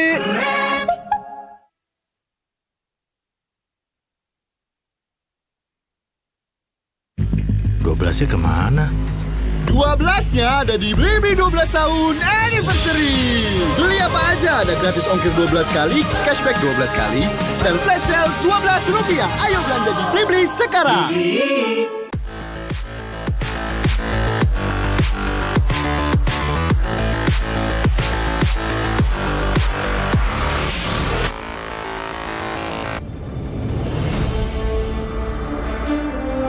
When upgrading your emblems, you will unlock talents at specific levels. Different emblems will unlock different talents. You can choose an emblem by role and use the talents it unlocks directly as your default setup, or you can freely mix and match different emblems and talents to create a custom emblem setup. We're going to show you how to create your emblem setup for your heroes. Emblems.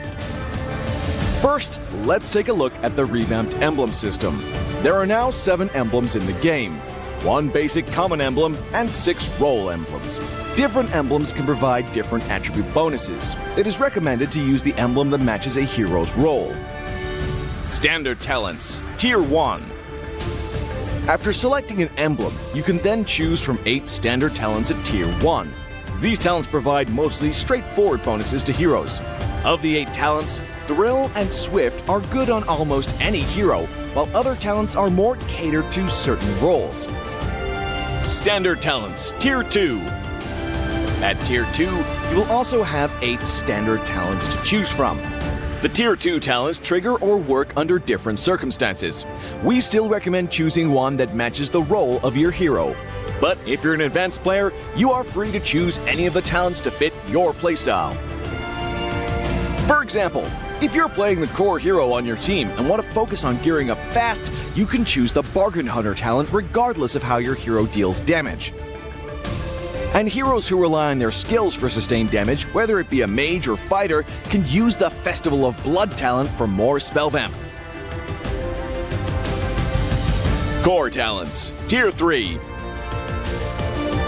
Finally, let's talk about the most important talents, the core talents. There are 8 core talents available in the game, and each provides a unique and powerful effect. We recommend choosing the core talent to match your hero's role and only use core talents from other emblems for advanced or unconventional tactics. The revamped Weakness Finder talent is no longer reserved for ranged heroes. This talent is now a viable option for any hero that relies on basic attacks and wants better laning and the ability to slow enemies. The Lethal Ignition talent now deals adaptive damage, making it a prime choice for any hero that has heavy hitting combos. While the revamped emblem system still uses the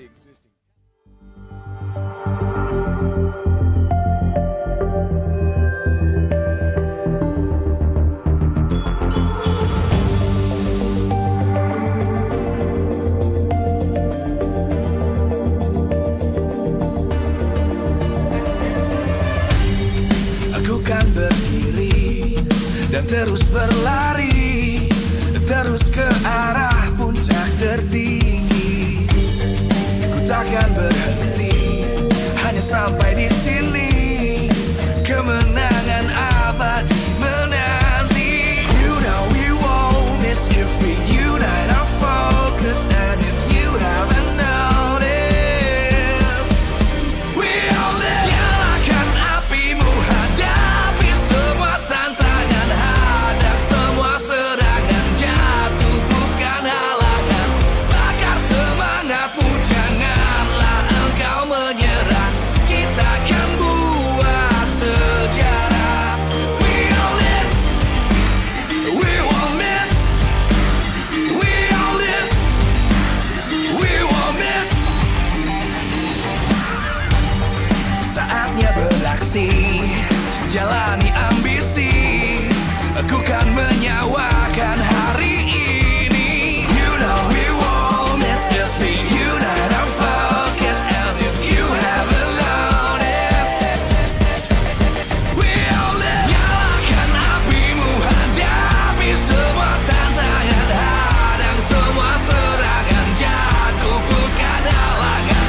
Bakar semangatmu, janganlah engkau menyerah.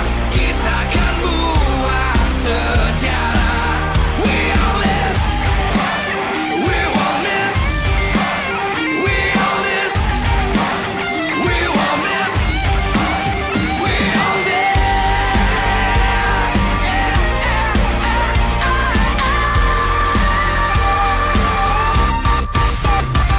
Nyalakan apimu, hadapi semua tantangan, hadang semua serangan, jatuh bukan halangan. Bakar semangatmu, janganlah engkau menyerah. Kita akan buat sejarah. We all this.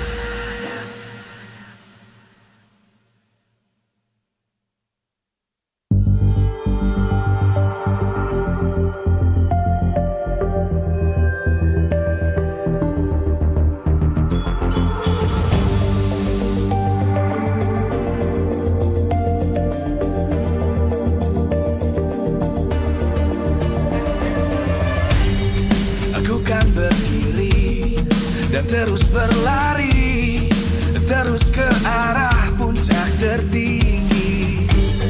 Ku takkan berhenti, hanya sampai di sini.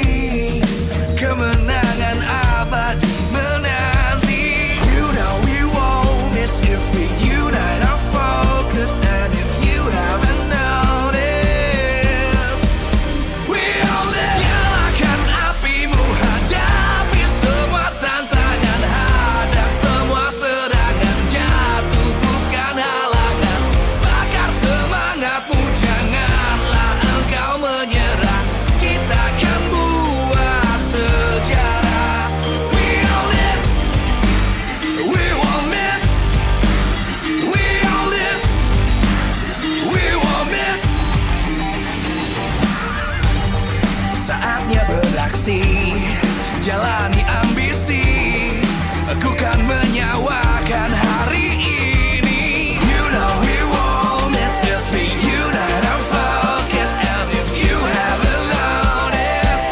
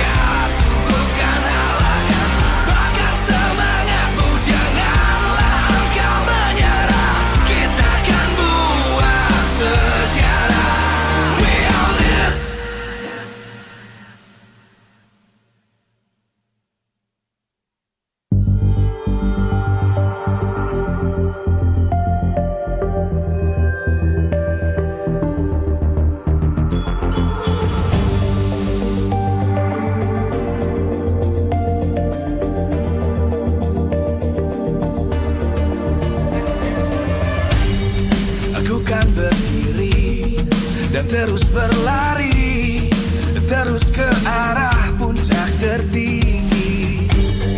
Ku takkan berhenti, hanya sampai di sini. Kemenangan abadi menanti. You know we won't miss if we unite our focus. And if you haven't noticed, we all live. Nyalakan apimu, hadapi semua tantangan, hadang semua serangan, jatuh bukan halangan. Bakar semangatmu, janganlah engkau menyerah.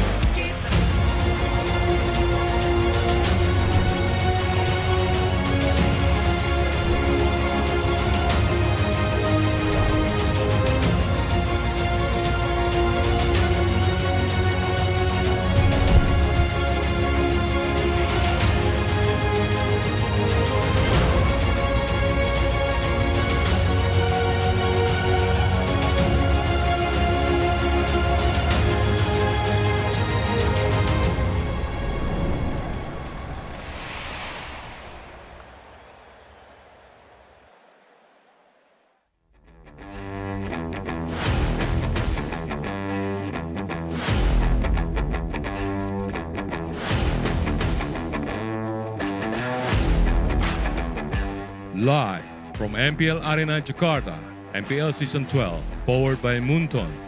Presented by Samsung Galaxy Official Gaming Phone. Official sponsor, Head and Shoulders. Official mobile internet partner, Telkomsel. Official gold partner, UBS Gold. We own this.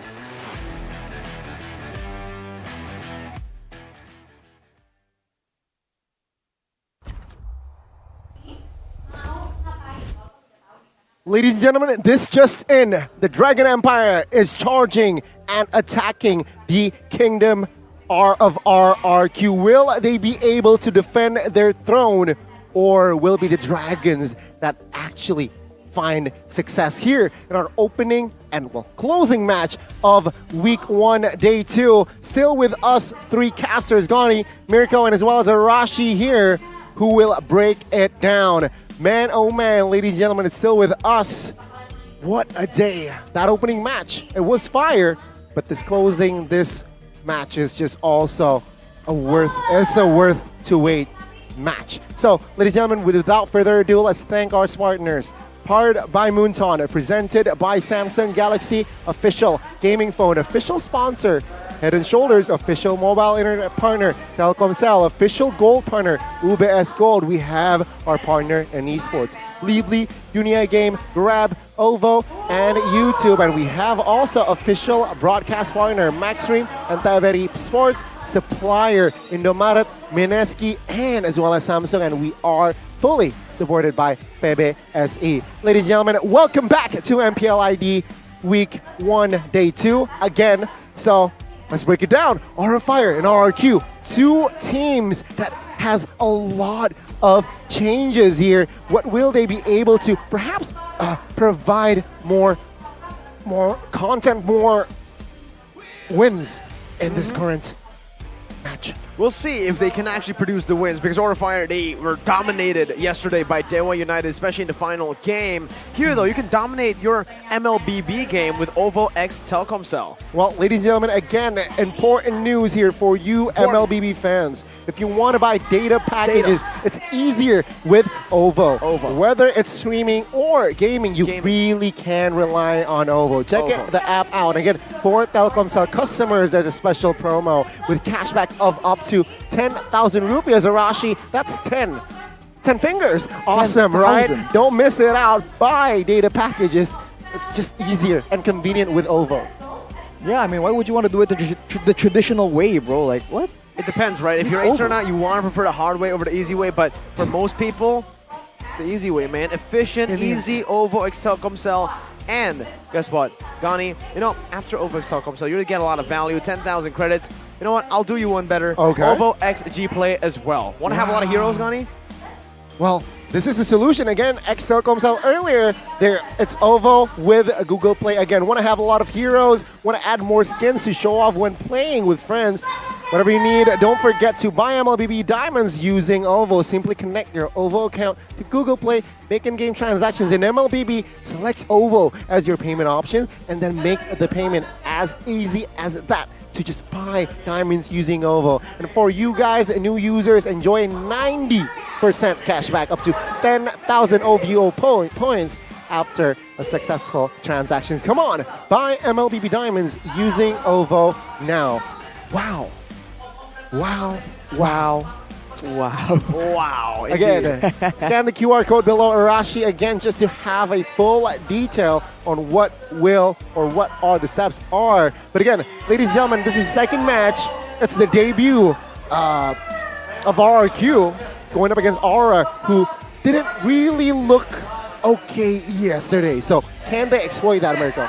I think, again, it comes down to how Aura Fire played, because according to KB, according to a lot of people, Aura Fire just underestimated their opponents yesterday. For RRQ, though, they're coming into this with a little bit of an advantage, in my opinion. They don't have any of their strategies leaked just yet. They haven't played in the MPL. Meanwhile, Aura, they've already had a glance. They've seen what Aura can provide, and with their new pillars, their rebuilding pillars, I don't know.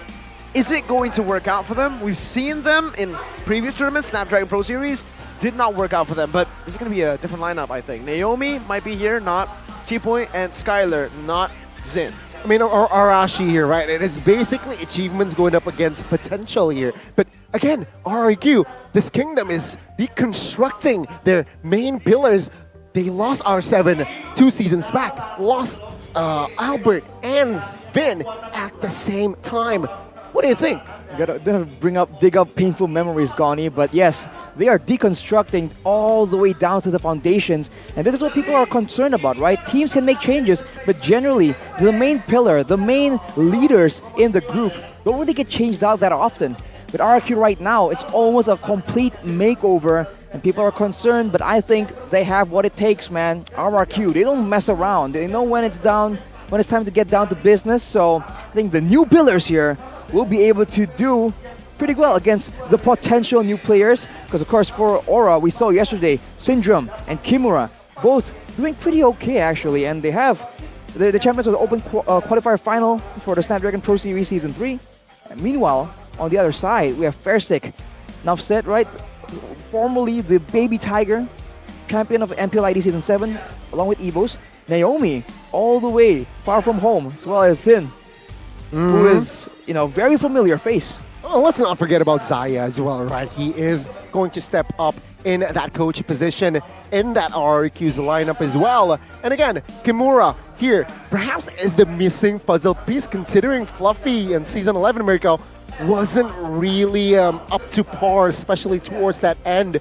Maybe Kimura is the right answer, but based on yesterday's performance, what do you think?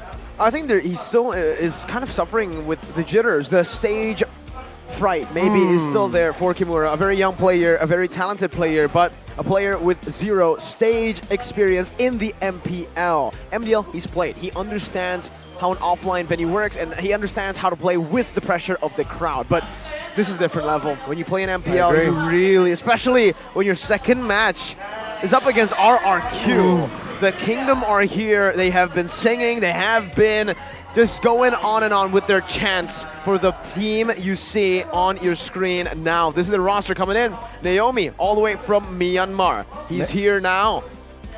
You know what? Peep the jersey, right? RRQ. I love their clean jersey, Hirashi. And take a look at Zen here, Naomi. They're having fun. They seem relaxed. Does this show you that they're confident going up against Aura? Well, I think in the MPL, before the game begins, you need to be confident, man. You can't come in with a loser's mentality. But the keys of victory here, by the Samsung Galaxy S23 Series 5G, Fersik keeps up with farming against Van, because Van is just a monster right now. Skylar gets a favorable matchup in the gold lane. Skylar has always been able to carry from the gold lane, provided that he has a winning matchup. He is bold enough to make those plays, but only if he's ahead. He starts falling behind a bit. You see him play a bit safer, a bit more hesitant, and that could be dangerous against a team like Aura. Their keys to victory, though, by the Samsung Galaxy S23 Series 5G, is to anticipate the pick-off strategies coming in from RRQ with the new roamer. Of course, I think that's just easier said than done, but keep in mind, RRQ is also having to deal with a bit of a language barrier and it's new synergy that they haven't really ironed out. So I think there's a good chance that they can try and just surprise RRQ completely. I mean, that is a very interesting matchup, right? Audi TZ from the MDL going up against Naomi from Myanmar, right? And a newcomer here, Audi TZ. Hi, rather. I forgot. Hi. Again, new role. Wasn't really comfortable last season in that new role, but it seems like he has matured throughout the tournaments that he has experience, right? From Hero, from SPS, he has matured and very sharp roamer as well. And going up against a staple roamer from Myanmar is going to be a very interesting clash. Yeah, I mean, last time we saw him, it was before the patch. Now, the patch is hit, he has to shift again. Different roles, entirely different hero pool, but it still remains the same. Dragons, Aura, Fire. My goodness, with their main five this season, again, they're looking to shape up a better achievement than last season with Xin, with as well as Kimura. And take a look at Van with the smile there, looking confident as heck. As we now, in a short bit, we'll take a look at the official team lineup. It is going to be Naomi and Fursik in the fray. Naomi, a new player all the way from Myanmar, experiencing Indonesia firsthand in the MPL arena with the full support of the kingdom. Welcome, Rex Regum Kaon. My goodness, it is RRQ. With the new face, they will deconstruct their roster here. No Xin just yet. It is going to be Skylar, but Fursik and Naomi debut in MPL Season 12. Are you nervous? I am very, very nervous, but I guess compared to me, that's nothing compared to the coaches right there who has to deal with all this pressure and do all these calculations on the fly. Wait. Is that Cassius or Zaya? Whoa, it's that is Zaya, right? It's Raven Zaya here, combined going up against Palevi as well as Coach Saint De Lucas. Oof, we'll have to see what can they cook up right here. For RRQ in particular, they haven't had a bit of a trial and error in their own strategies to try and find something that can stick, as well as, the usual RRQ you've come to see. For Aura, there's a bit of the hit and miss.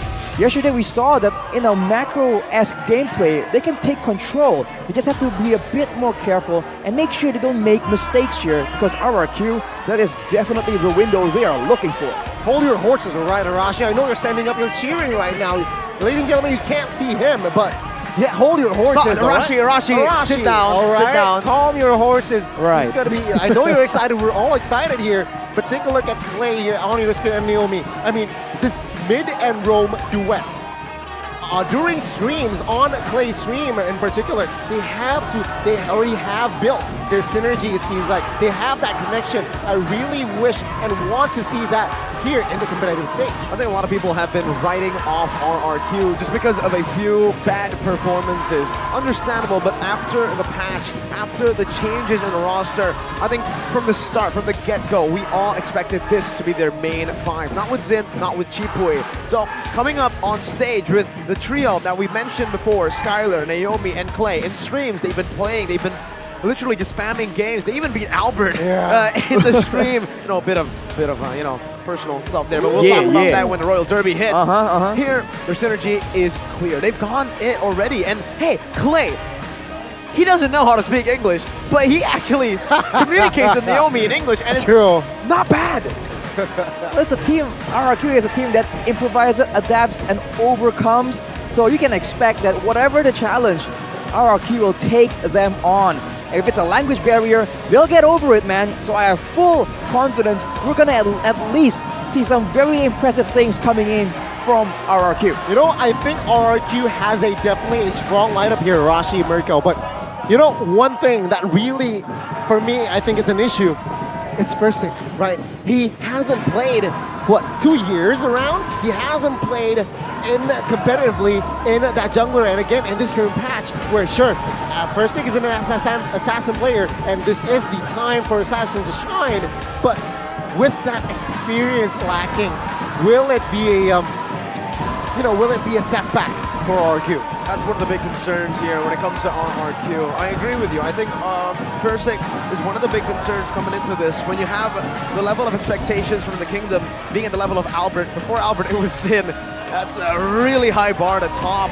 And for Fersik, he was able to top that expectation in Season 7, but since then, it really feels like the meta has not been favoring him. But guess what? If there's a meta as close as it gets to Season 7, it's the meta we are experiencing now. Yi Sun-shin, Granger, Ling, Hayabusa, Lancelot, all these aggressive assassins, damage dealers in the jungle can work. And this is the best time for Fersik if he wants to prove those doubters wrong. The doubters, man, it is the blessing and the curse of a passionate fan base. And Fersik will have to deal with all that, and he has a bit of experience doing so on the other team, which is almost as popular. So, we'll have to see. Yeah. I think there is a lot of potential, there's a lot of heroes, but that will all go back down to the coaches, right? What can the coach cook up in as far as the composition goes? Because we've seen all kinds. We've seen full dives, poke and dive, poke and front to back, all these combinations. Lord knows what the coaches have in stock for us. Let's get right into the drafting phase. Well, without further ado, indeed, Arashi, let's start the drafts. Aura Fire will have the blue side, and RRQ will stay in that red side for our first opening game. It's now the chess game. Let's see. Fanny, Franco banned out by the side of Aura Fire, and it seems like Zaya will ban the Joy out, and perhaps the hero that is also very popular here might ban the Valentina here, I suppose. Valentina, Eve, Uranus, a lot of big picks here that could be banned out, especially up against Syndrome. We've seen even Dewa respecting the Eve and Valentina early. I think a lot of aggressive roamers will be definitely contested here because keep in mind, there's a lot of expectations on High as well to be able to facilitate the rest of his team who, in a way, right, have been showing their potential. So I bet he wants to ensure that he gives them a better time as well. Whereas for Sada RRQ, this is the new tip of the spear they're trying to experiment with here, right here. So without good roam heroes, we can't really see that potential. Yeah, I mean, 2 bans here towards that roam. I mean, naturally going up against the Franco God in that Naomi, you need to respect that Franco, and to add to that, they add the Angela. Why? After the patch, it seems like just so nuisance, right? As Angela can be combined with the Link, can be combined with the Claw, the MM, and that is why the Angela is such a hot pick here. Now, Aura Fire understands that, and they just ban that out, and there you go, the response. Because you banned the Angela out, let me take out the Ling, says Zaya. What is open Valentina, but the Uranus here, securing a hero for Kimura early. I feel like this is the wise approach from side of Aura Fire. We saw Kimura on that Uranus in day 1, and that was so obnoxious, man. He just really knows how to push the limits and back away right before it's a bit too late and bait all his opponents into trying to overextend and secure that kill. So for now, having such a pick right in front of them for RRQ, some damage is required, some crowd control is required, but if they stack too much of either, they fall into the trap of getting baited into overcommitting. So now, it seems like they're going for a Claude and also a Kaja. There's something to note here for Skylar is that he is one of the best quads in MPL Indonesia, maybe the best quad in MPL Indonesia. Definitely with the Claude changes in the meta, making him so flexible with any of the emblems that he wants to go for. Again, we've seen the Quantum Charge, we've seen the Brave Smite. This definitely is a massive pick for RRQ. To combo that, it's the Kaja picking up Naomi's hero very early on in the drafting phase. Very comfortable indeed here. I feel like the approach from RRQ, let's secure a hero that Naomi and Skylar is comfortable. Let's take that away as well from the hands of Aura Fire. Again, asking a question to Kabuki, because yesterday, when Kabuki was on the Beatrix, he wasn't able to just deal out the damage, right? But when Kabuki was on that Claude as well, he was able to exploit that hero. So very smart pick from the side of RRQ. But now Aura is saying, yeah, let me pick up the Haya and as well as the Major. So we don't want any messes around the Mage. But it opens the Kadita, right? Kadita, sure, going up against the Eve. hard counters. Why? When Yip is popping that real world manipulation, he's stationary. So Kadita finds its juicy, could find its juicy target. Right here, though, it really shows, right, where the Kadita is going. It's not really flexible. It doesn't really confuse the side of Aura. I do think it's a very bold maneuver for Aura to pick up a Hayabusa into a Kaja, right? Assassins into a suppression. It's never really a fun way to play out that assassin, but I guess Aura has something in stock for RRQ. So far, it looks like it's going to be a poke gameplay. They have long range from the Eve, and they have a solid front line with tons of regeneration. So for RRQ, either they can go for more burst damage to secure those kills, or more crowd control to prolong that window. Of course, keeping in mind, Kimura can still go with a Purify and just nullify all that kill threat. Before all the picks, though, we gotta get through the bans first, and I think for RRQ here, with the Leslie ban, it's very clear to see that they want to just give Skylar that good matchup. One of the keys to victory as well. Brody becomes a very good option to go for next to ban out if they really want to give the Claude as much room as possible. If it's not the Brody, it's the carry. Though carry does not bully the Claude anymore in lane, it still is a big problem when it gets to the later stages. Another option would be the Harith, which they decide to go for here, but I honestly thought the Harith would just not be a viable pick here, considering Aura have already picked up a Uranus and Eve. Too much magic damage, no? Maybe, but perhaps, yeah, do not want to add that magic power, perhaps, but it's going to be the Olive here banned out, and Hyde has come in here. Playing as Aroma was difficult initially, but now, Season 12, it has become much more clear that it is better. He's more matured, and thanks to the help of his teammates, I have adapted now, said Hi, and now it's going to be the Paquito. We overlooked so low-key about this Paquito, right? Fast clear, also flexible, right? Does this Paquito falls in the hands of Banana, or does this Paquito falls in the hands of Versik? It's still up in the air here, or a Fire though. Looking at this composition, they lack crowd control. They need to add, crowd control ASAP. Perhaps a Paquito, a Kupra. Yep. And I guess, just solid marksman here might work. They're going for the Kufra and the Beatrix, so it's a solid combo, solid front lines as well in the front. But keep in mind for RRQ, the potential for them to flank around is still very much alive. So now we will see finally, is this Paquito an EXP Paquito, or is it gonna be a full damage, somewhat assassin-looking Paquito in the jungle? With the current meta, I feel like the Paquito really fits both. The Yisun Shin, though, Goni, you're right, is available, and there are targets on the board. They have good mid control with the Kaja Kadita combo already. Paquito very, very good in the XP lane to clear out the wave, so it is enough pressure already to give space for Versik. Yisun Shin, Granger. Those are the two picks we know him for back in Season 7. Oh my god!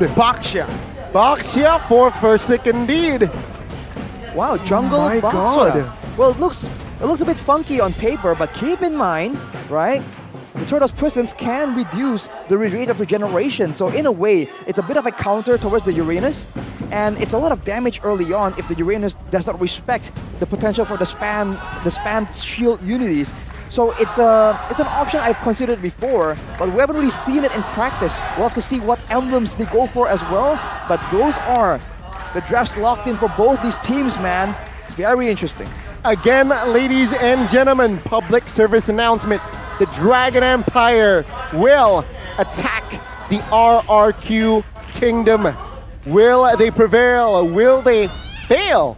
Is the question as we are about to jump to the Land of Dawn for Game 1 between Aura and RRQ. These are the 10 heroes that has been sent by both teams. Who do you favor? Land of Dawn, here we go for our first game. Bigatron Alpha and RRQ. Man, look at the potential roaming for the side of RRQ, man. Of course, Aura here going aggressive already, but later on, having a Baxia, having a Kadita, nowhere is safe right here, and it's a good mix of magical and physical damage as well. Taking a look at a bit of the emblems, of course, it's a Lethal Ignition in the hands of Clay, but that's a Brave Smite in the hands of Banana, but look at his aggression though. Exactly, very aggressive early on. Versik will steal away the orange buff. Level 0. Level 1 technically, Van, he can't go 0, but still, it gives so much more space to Versik, who is again Well, this time a utility jungler, so it's still, though, really good because he can use the mobility to continue to just pressure Aura Fire. This is why Paquito is so prio. Perhaps you have not seen it earlier, but Paquito clears towards the bot side, clears it, gets level 2, and then immediately invade the orange buff of Hayabusa. And of course, with that communication comes in Baksha with that chill unity. It's just all in. Well, talent-wise here, Arashi, what stands out? Well, a lot of tenacities on the side of Aura Fire. They definitely want to sustain through it. It's a Impure Wrath in the hands of Kimura on the Uranus though, so a lot of spam, but look at Skylar just going in aggressive right here, trying to back his teammates up. They're going aggressive, but is the timing correct? The turtle is spawning in 18 seconds, and it seems like Aura Fire are the ones with prio on the bottom side of the map. They do have prio, but they don't have one advantage. Versik just comes in and tries by. Oh! Petrified! Play with the first blood. Kimura already getting engaged on now. No consecration, not as much sustain as you would hope for Uranus for now. And look at what they spent though. There's the ulti popped by Versik already, and he used the retribution to steal away the gold buff. If Hai gets a bit lucky here, can make something happen, but Banana is trying to bully him away, man. Violence is the answer. Very good calculation there. First, it does not matter. Getting the turtle first neutral objective without the retribution. Top side though, peep it. Naomi opening up vision here. Has the info on Van, so Skylar is rather safe now. Remember, he is rocking that Purify as well, so more sustainability when Hai is engaging. Finds Skylar, he has that security. Well, if you look at the talent predictions by the Samsung Galaxy S23 Series 5G, you can see that the talents still have a lot of faith in the kingdom, but look at that, Clay steals it away, and Aura can't say anything, man. This is insane pressure being exerted by the whole team of RRQ. The Baksha once again, look at what he's able to do onto Van. Hai gets a revenge, but to Versik, it's nothing. It's nothing, completely nothing. Oh, what happens up top? Kabuki gets picked off. The Tiger now a Prince, and he's popping off. Oh my god, Haya caught low there. 3 levels gap between Hayabusa and Baksha now. Hai trying to tank top side. Well, again, RRQ, 3 minutes in, 2,500 gold lead. Arashi, how are you feeling? I'm feeling great, buddy. Thanks for asking. But right now, we have to be careful because they're winning in the early game, but at what cost, right? They have picks that will assist them in winning the early game. What can they do with that lead? That is what RRQ needs to be asking right now. Do they want to shut down the mid laner, right? Deny the magical damage? Do they want to shut down Kimura before he becomes too tanky? Or do they want to shut down the gold lane and let Skylar dominate? Seems to be shaping in that direction, but Hai is in position. Spotted out by Naomi, and look at what Naomi is doing again, just giving Skylar so much more room in already a good matchup for him up against the Beatrix. RRQ, they have 3 winning lanes technically, and the Baksha is already doing work down below. Oh, some good damage actually from Aura Fire, and let's talk a little bit about this. Focusing mark on the Kufra. Focusing up on the Kufra, I mean, in theory there's potential there, but it only applies onto one person. You can apply it to the whole team. And so, on the Kufra, for pickoffs, it makes sense. And they are going for a pickoff here, but on the other side, this is the result, man. Man, I mean, a lot of mobility, right? In the side of RRQ. You have the Baksha, you have the Paquito, and as well, on top of that, you have the Kadita, who is just so mobile using his first skill. Now, though, Naomi needs to be careful. Revenge and the rage onto Naomi, now taking a brunt of the damage, able to flicker around. Hai flickers forward as well, but Naomi's able to sustain. Baits Hai and Skylar now coming back. First with the Evo's emote now as he goes on to Hai. And Skylar picks up the kill, shutting Aura Fire's attempt down. Wow, again RRQ. Ooh, cheeky Van. Will he be able to succeed? It's like, no. Versik still gets the push. Ooh, good dodge. Banana's still hunting for him though. He has the flicker. Jab flicker combo is something we've seen a lot from Flicker. Jab though comes in, a shadow kill from Van, but Versik understands how to counter, how to stop a Hayabusa. Big damage, and once again, that's the Van getting shut down. Level 6 against a level 9 Versik. Unfortunately for him though, the bomb was taken, but wow. 3-man dive essentially, and there's nothing Kabuki can do, man. That was out of his control. Man, what a game. High again now, caught isolated. There you go. Petri, rough waves, and it's all RRQ. Oh man, 6,000 goal lead here. almost 6 minutes mark as well. RRQ, they're having fun at this point. What can Aura Fire do here? I mean, it's very hard again. They lack mobility. They can't funnel on towards Beatrix only. And yeah, I see no loophole whatsoever here for the side of Aura Fire. They have two options at this point, man. With the dives being so decisive and so dangerous, just like this, right? Getting the whole team zoned away, they are better off. They can match RRQ, but that's a bit too difficult due to the picks. So they can just go and try and go for trades instead.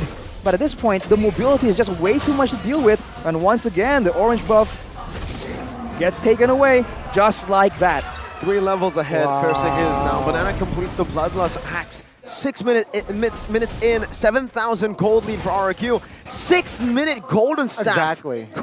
For the Claude. Exactly, man. I mean, let's take a step back, right? What happened at that draft? So what happened was Aura Fire opted for an early first phase Hayabusa pick, which, man, it's a very juicy target for a fighter. And there you go, Zaya again, a mastermind there. Last pick, that Baksha, knowing very well that going up against an assassin, Baksha does very well. It was a complete outdraft as well. Revenge and Rage now onto Naomi. First kill on the board now, as that's going to be damage coming through Naomi! How? There you go, Kimura finds the kill. Blazing to enter the back. Skylar dealing a lot of damage. Fersik now with the shield unity looking, hunting for Van, but he's able to escape. Naomi, if he survived that one, my goodness. The amount of times this game Naomi has been able to survive with a sliver of HP is just completely unreal. Overall, it's still a good result for RRQ, but the more this goes, the more tanky Naomi's gonna be. So Aura Fire, they have to find other targets. At this point, getting Naomi is nice, but they have to try and target Clay, target Skylar. Look at that, one of the players with the higher amount of gold. Yeah, I mean, 4 players from RRQ clearly will have more gold here. Kabuki still struggling behind here, 4,000 only. Look at Naomi having more gold than Van. He is not having a good game at all, dude. This Hayabusa countered in so many ways. With the mobility, with the tankiness of the members, with the suppression, the divine judgment in the hand of Naomi. Van just seems so powerless in the face of this draft. Just doesn't have a jungle. He does not have a jungle. He's not a jungler, he's a laner at this point. Because he has to ult. Even a shadow kill was used up there just for a cannon minion wave. Not even like, it's a normal wave. He's getting desperate. I don't know. Things are not looking good here for the side of Aura. RRQ, they definitely have the tempo again. Naomi now already with the fleeting time, which means he can Loki spam his ult. Loki spam his divine judgment every time he picks up an assist or kill. Let's see how will Aura Fire take care of that. There's a bit of a silver lining here in the fact that Aura Fire still has kept a lot of their turrets. But with the next Lord being picked up by RRQ here most likely, that means that they'll have the sieging power and they're gonna knock down a bunch of turrets, and this is Aura Fire in survival mode. They have the Eve, they have the Beatrix, so they have long distance wave clear to try and stall this. But if RRQ manipulate the waves intelligently here, they can push all 3 at once, and Aura Fire, they're gonna really struggle to try and do that. And not just clear the waves safely without getting dove on. And at this point, right, I mean, Zaya, once again, we got to bring it back to the draft. Yeah. RRQ, 9.3k gold lead, mostly, again, coming in from the draft that is executed to perfection. They have all the answers that Aura Fire are asking in the game. Uranus instantly with a Baksha. No NOD, no Damas Ice necessary. It's already built in the passive. Kimura is struggling. He cannot be the front line. And to everyone in the back, that's the Kadira for you. That's the Paquito and even the Claude that can dive inside and melt them down. I mean, I want to look at Corrosion Sight and Wind of Nature in the 10th minute of the game. Fully built, everything. He just needs a Malefic Roar, and if he gets that Malefic Roar, he'll practically deal true damage. You thought the Van was useless? Now with the Wind of Nature in the hands of Skylar, that is even more of the case, and here we go, man. 3-wave, well, the bottom wave got cleared, so it's a 2-wave push. We'll see how Aura Fire will try and deal with this. Yeah, this is how when you draft a Hayabusa prematurely, this is what it does, right? RRQ, they understand how to somehow counter it. But on the mid side now, something is going on here. Shadow kill used up, Naomi. Oh my god! I didn't even get to see Kimura. He just disappeared from the land of Dawn. Look at the movement though. Banana immediately rotates to try and go on the bottom side, but credit to Aura, they have defended and survived with all 3 base turrets still intact. But the problem still remains. They don't have a jungle. Nope, no jungle yet here. I mean, it's just all for RQ. Skylar, half HP, needs to be careful there a little. But man, take a look at the hand cam here by Samsung Galaxy S23 Series 5G. Looking clean.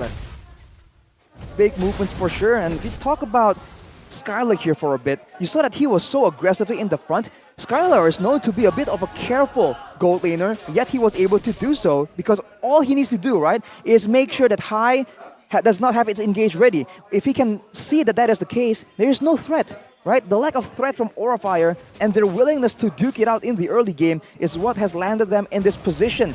All eyes are on High right now, and even if he wants to catch a prior target, it cannot be Skylar. He is ready with a Purify, and let's take a look at the gold differences by UBS Gold.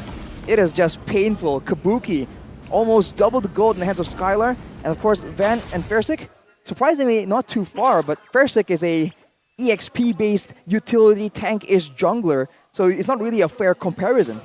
And at this point as well, 12 minutes in, I mean, if Aurafire prolongs this to the later stage of the game, do they even have a chance to come back, to fight back? All their late game heroes have been countered, technically. Technically. But, well, if they play it well enough, again, they have the range, they have the combo, but they also have an assassin, right? In the later stages of the game, an assassin really struggles to find the mark, especially against a team with so much crowd control. So, it's tough, but this is MPL, and this is Season 12.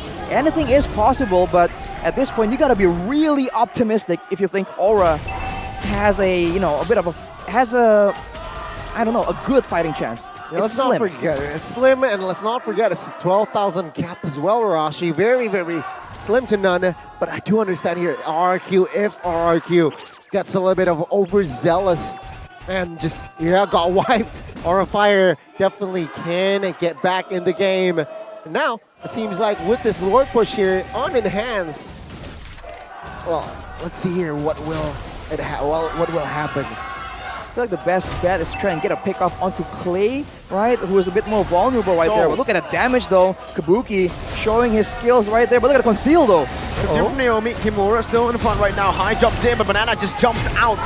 Gets out. Now Naomi's looking for the Divine Judgment. Oh, Flicker. Oh, it's a good winner. Truncheon now as Naomi's going to be targeted down. Van jumps in the Shadow Kill. Is not going to be able to get it. Beautiful Petrify from Clay! Now the Breath of the Ocean, looking for the burst down onto Sin as he walks him down. Kabuki dealing damage with Blade Armor from Fersik is doing a lot. Van coming back, but only gets knocked out instantly by Banana. Now Skylar with a Blazing Duet to the back and RRQ! The doubters be gone.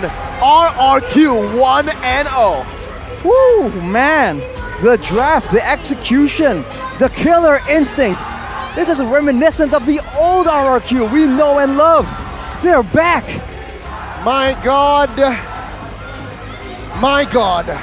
What an execution from the side of RRQ. And Aura Fire has literally 0 answers from minute 1. Remember, Orange Buff was just 0. And let's talk about this Kadita, the talent. What do you think, Arashi? It's just dangerous, man. Lethal ignition on the Kadita. Just extra bits of damage. We'll get into the Emblems later on when it is on screen and displayed for us. But what a game plan. Like how did Coach Zai just have such a good read on the whole situation? We've seen all these picks before, right? We've seen different ways of dealing with them. But I think this is one of the only games so far where everything was just so well pieced together. Outdrafted, outplayed. I didn't even notice Skylar's blue hair. You didn't? I noticed it. I noticed it too. Wow, but man, again, RRQ, a different beast entirely when everything comes crashing down, when it's a rebuilt roster. When there's so many doubts, they're still able to keep that level-headed mentality to take the game all the way. 1-0. Not over yet for Aura Fire, but a great start for morale for RRQ. Oh my God, what a, yeah, I mean from the draft we slowly call it, right, with the Hayabusa opened up prematurely. That just caused problems. And again, Zaya understand how to, okay, Hayabusa, you're quite weak in the early game, level 1. Let's use the Baksha here to just harass your jungle. And with the help of Paquito, that just clears waves so fast, it just caused more problems for Van to do that early farm. And again, ladies and gentlemen, they managed to pick off with their strategy from Clay and Naomi. It worked very well here to secure game 1. That means the Dragon Empire here was not able to fight. Was not able to siege in that first game. They weren't able to. They weren't even able to fly. They were not able to move. Nope. Van, level 1, orange buff gone. Nope. The whole game, his jungle was not his. Exactly. You know what's poetic? Initially, one of the first teams that brought out the Baxia jungle was Aura, I believe. And True. now, out of nowhere, hype. the first Baxia in Season 12 against Aura completely destroyed them. And honestly, man, that combination, a Baxia and pick-off heroes next to him, that's just so oppressive. You have to deal with the potential pick-off threats, and at the same time, you're dealing with this whirling Baxia just coming at you again and again. Keep in mind, he has good clear, he's fast, and he's so tanky for those early game fights. That is just disgusting, man. It's so oppressive. That is disgusting, and this is why Kadira should have the MVP. Very straightforward. Presented to you by Samsung Galaxy S23 Series 5G. The player of the game falls into play. 703 stat. Let's take a look at the talent here. Emblem Assassin here. Yep. Why? Assassin Emblem gives you more penetration, and you know Kadira, look at the last items. He goes for the Clock of Destiny, and the Genius one, and the Divine Glaive. Penetration is all Kadira is about, and with the extra 12, I believe, penetration from the Assassin Emblem, that is what you get. All the way from the early game, man, it just seems like such domination. Since the first match was such a back and forth, you were expecting something similar, but look here, even the mechanical plays, right? The scouting efforts, the outplay attempts from the side of Aura, everything was just completely shut down.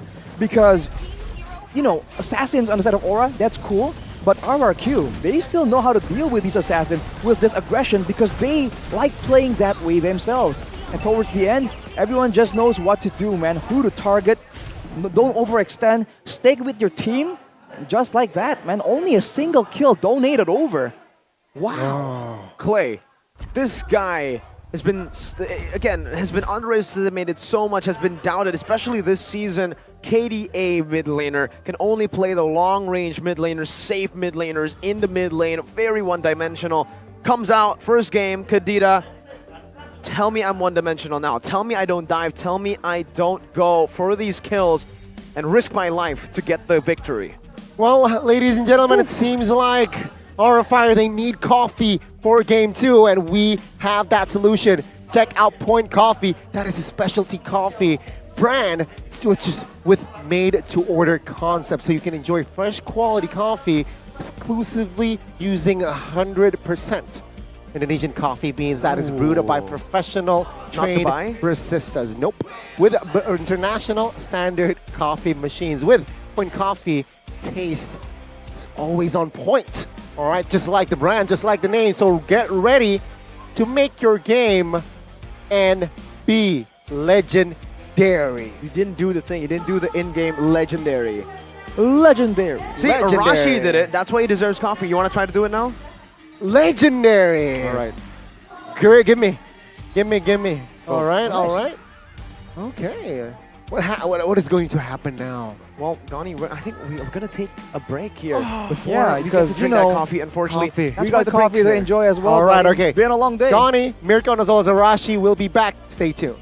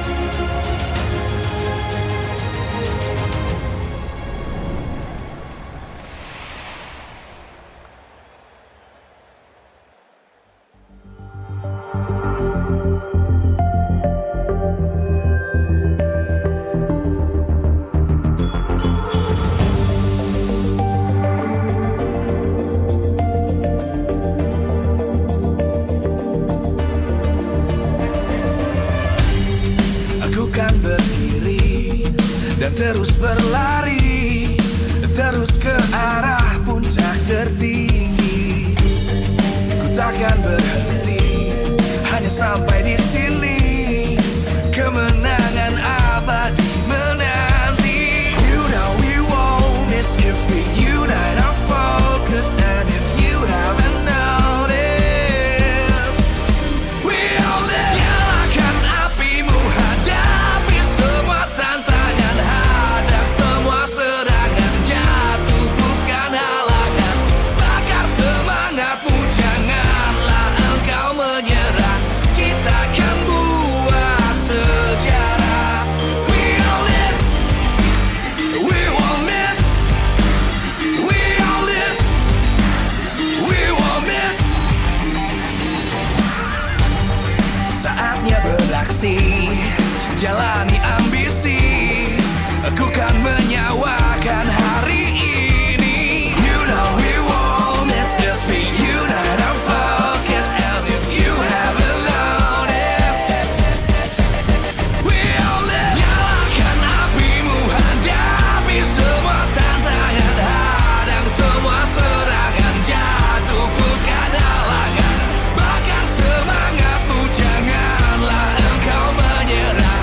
Kita akan buat sejarah. We all this, we won't miss. We all this, we won't miss.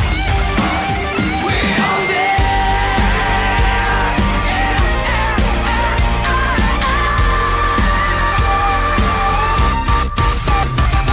Nyalakan apimu, hadapi semua tantangan, hadang semua serangan, jatuh bukan halangan.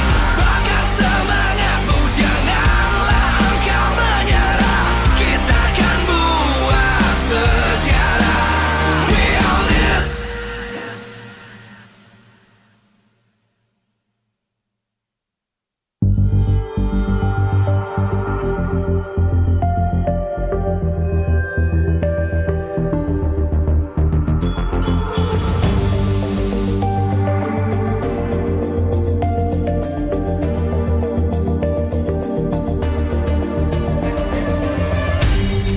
Aku kan berdiri dan terus berlari, terus ke arah puncak tertinggi.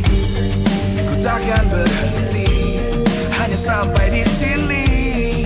Kemenangan abadi menanti. You know we won't miss if we unite our focus. And if you haven't noticed, we all live. Nyalakan apimu, hadapi semua tantangan, hadang semua serangan, jatuh bukan halangan. Bakar semangatmu, janganlah engkau menyerah. Kita akan buat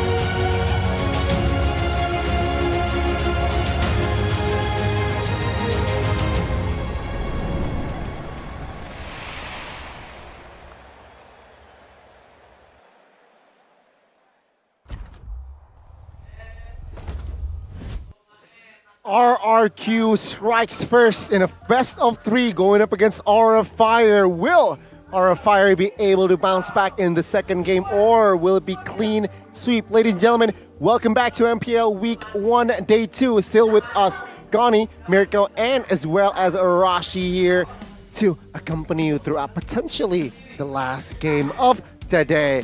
Ladies and gentlemen, of course, don't forget, during the break, or perhaps you at home, just chilling, check out Indomaret Point Coup. It's just free, all right? It's a free, and there's a membership app to get benefits every time you shop at Indomaret. By becoming a member of Indomaret Point Coup, you can get a cashback point for every purchase, and of course, get special member gifts and free products. So don't let your points be in vain every time you shop. Check it out. Come on, download it and use Indomaret Point Coup app, because remember, you're gonna get more privileges. All right, so check it out. Arashi is a privileged guy. You should download Indomaret Point Coup. Well, because I have Point Coup, right? Exactly. I got privileges every single time, man. You're stacking those privileges with Indomaret Point Coup. The membership, membership system is just so valuable. It's playing for late game. Exactly. You gotta stack those up. Stack. It all adds up, bro. Just like draft, it all adds up. Oh, it was like hey. Zion was just stacking, right? Good foundation, starts it off. Boom, boom, boom, boom, boom. And then the final, the cherry on top. Hey, you picked up a Uranus? Here. No one's able to penetrate Uranus, but with the burn, Uranus just got smashed. I mean, Arashi here, all right? Let's highlight Clay on Kadira. He was on the emblem of... He was on a Kadira, but Weapon Master, so talk us through it. Well, in the new patch, the Weapon Mastery emblem also works. It works as an adaptive system. So if you build physical damage, you get more physical damage. But if you build magical damage, you get more of that as well. So Clay was investing a bit in that late game. Of course, with agility, he was able to match the movement of his team around the map. And I think that was a very smart option. Because, I mean, Kadira has always been a very item-reliant hero. So I think for some carries, right, if you want to do damage, especially all the way to the late game, you can take advantage of this emblem too, man. I mean, and to add to that, right, I mean, it adds 5% to all accumulated from the items, from the emblem, from the talent. So it adds 5% throughout that total. So again, with, let's say, you build Clock, you build Glaive, the magic power, it accumulates and adds 5% because of that Weapon Master. So the burst damage, burst power is just insta-killing you. That is why also, now perhaps after the patch, you might see a lot of Weapon Master here comes into the fray. Whether it being on a marksman, whether it being on a magic hero, don't be surprised. Yeah, we've seen it a lot on marksman before. Even, you know, it used to be the core talent, it used to be the key talent to get. But now, since it's so much more dynamic, all the mages have also been adjusting to the patch. And yeah, the Weapon Master just gives you so much value. And all the mages in MPL ID so far have been actually utilizing this. I mean, we've been seeing so many Weapon Masters. Say goodbye to the Bargain Hunter, Fun fact, right? Fun fact. When the patch was online earlier 2 weeks ago, Eterna mentioned that maybe mages can use this emblem, and she's right. Yeah, no, it's a great emblem. You can get so much value from the items, and hey, it's still good as well for the marksman, which we're seeing right here for Kabuki and Skylar. Player head-to-head by Head and Shoulders, but hey man, Kabuki, it feels like he was just not given a good matchup at all. Beatrix versus the Claude. Claude just gets such a massive, massive win there. You know what, might as well here. Second game, Arashi, pick up the Claude. First pick Claude. Do you think that's worth it though, if you're on our side? First pick Claude? I mean, I feel like the main issue was that box here, right? So if they had a Claude there, maybe a better team fight, but with how dynamic, how aggressive the aggression was from RRQ, I'm not even sure a Claude can just survive in that lane, whatever your emblem configuration is.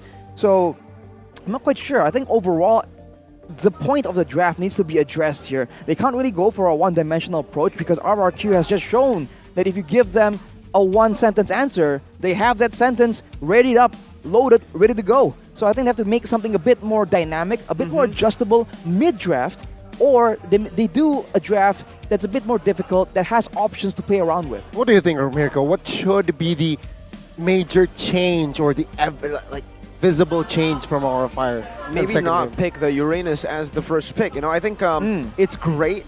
It's amazing, but there's so many counters now that are finally seeing the light of day. We haven't been seeing that, and it's completely understandable to oversee it in game number 1, right? You're like, okay, Uranus, we have just been finding so much success. Every team who picks up Uranus has been finding so much success. Might as well just pick a first pick, but I think now Yves becomes the better choice for that first pick. Give it over to the enemy team. You already have an option for that Baxia as well. There's a Lunox. There's a lot of different picks now that you can do. You could choose to go up against the Uranus. So it's all about the foundation, and I think in game number 1, the foundation for Aura was just too weak because Xayah had their number. Well, let's see here the changes, the adjustments from both teams here. Aura Fire will stay in the blue side. We'll ban out the Fanny as well as Angela. Meanwhile, of course, Coach Xayah will ban the Ling still and Valentina. Last time around, Aura, they banned out the Franco. Will they do it again? The Franco, huh? Depends on how do you want to play this out. Are they still going to try and go for the big front line, the long range? Well, the Kadita just instantly got respected right here. But for the side of RRQ, Ling, so as Valentina, that is what they banned last time. The Joy was the other pick that's still not banned just yet. Are they willing to try and play around with this, or are they going to go and stick to the same bans? Because that is a signature RRQ banning style. I mean, again, the Joy is definitely a good ban to go for now, but with the Franco open, might as well let it go. Might as well just go for the Franco later. Nope, never mind. They're like, nope, Joy is just too annoying. Classic. We're just going to take it out. And now, it kind of forces Aura to...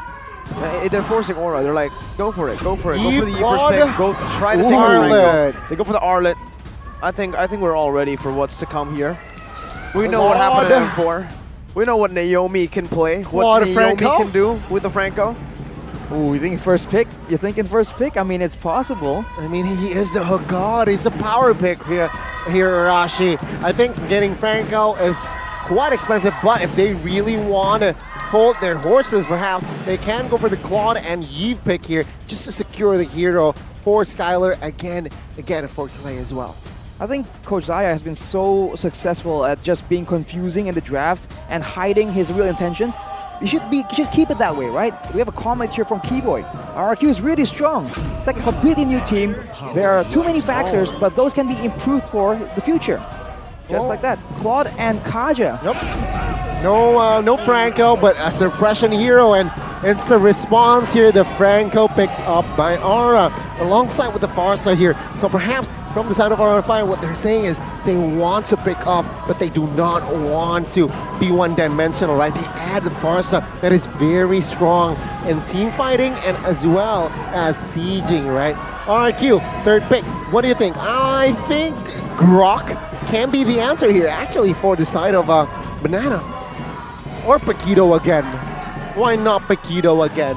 I think the Paquito has a lot of value, and it's still a good flex pick, right? Could be used in a variety of ways. The previous game, it was the Kadita that made an appearance here. They're going to go for a bit of a similar approach. They can go for some burst damage in the mid lane, or they can just go for the Yves, right? If they still want to play aggressive, they still want to catch members of Aura off guard, that slow is still some very solid utility.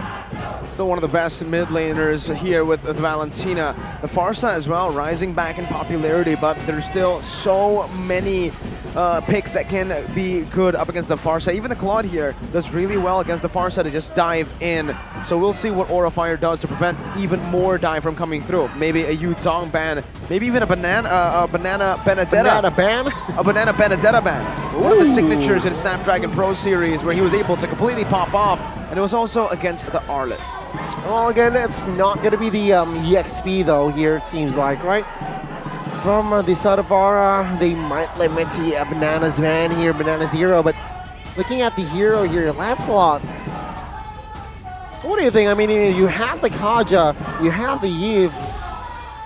Why ban the Lancelot? Well, the fact that you do have a Yves means that she is kind of vulnerable to dives, to damage, and we've seen that Van, again, is just a menace on these assassins with high mobility. Ling has been taken away. Well, in the previous game, they picked Hayabusa second, but now, with his pick being hidden here, ban the Lancelot, right? It's just too much damage, too quick, good for securing neutral objectives as well. And for Aura, they want to make sure that there's less crowd control, so they're hinting still at having an assassin. They might plan on just snowballing with the aggression that the Franco and the Farsa can bring to the table.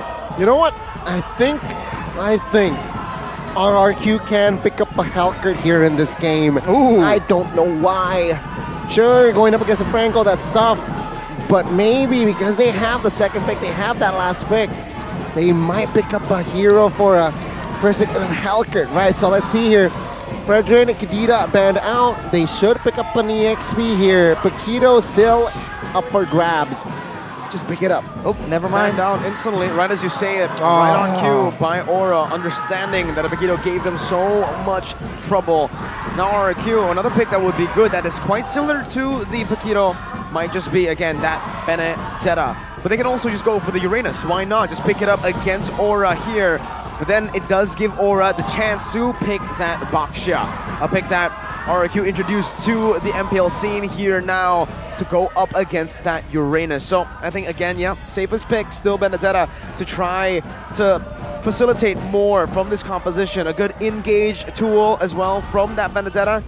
Or maybe they might just go for something crazier like a Yuzong. No? Oh. Wow, okay, Baxia. All right. They pick up the Baxia here earlier, and they will save the XP pick, or it's Baxia's flex. That's kind of hilarious, man. We were talking about how Versik making a comeback in the assassin meta. He's been playing Baxia. Okay, buddy. Whatever works.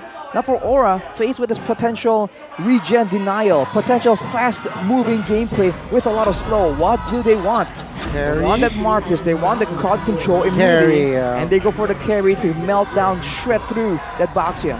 Yeah, I like this pick. Actually, from the side of Aura, right? Carry, it's straightforward. You going up against a tanky build, you want that carry to give through damage, and Martis Decimation also deals through damage, so yeah, tanky heroes, come here. Huh. You're right. True damage certainly is a solution. That's probably why the Leslie was banned from RRQ as well. Getting a bit more insight to their thought process. But seeing a vulnerable backline here, you do wonder, is it possible to flex this Baxia somehow? That could still be an option if they want to get creative with it. An assassin would be great here, although there is a Franco, but no. They're going for a Grok. Going still for the lane pressure, lane dominance. Maybe going for some kill pressure as well. So what's this going to be? It's going to be a Grok in the XP. There you go. All right, I was a bit confused there. Maybe I thought they would try to go for the flex pick, but I think it's a bit too risky here, especially considering they already have a very, very good first game on their hands. The momentum as well. Utilize this to get game number 2. But I do agree with you, Gani. Aura have made significant changes, adjustments to their draft that makes it pretty good. Yeah, I'm looking at the drafts, right? I'm quite actually leaning towards the left side here, Rashi. We might see game 3. How do you feel about the draft? The left side, Aura side? Yeah. Well, you know me, man. I'm known for very little things, but I'm also known to be a strong, avid supporter of RRQ. I think they have this, man. They have enough to try and stop the, the counter potential from Aura Fire. If they are careful with it, this is still pretty straightforward in my opinion. Ding, ding, ding. It's round 2 for RRQ and Aura Fire. Who will strike this time? Will it be Aura equalizing, or will it be RRQ clean sweeping Aura Fire in our second match of the day?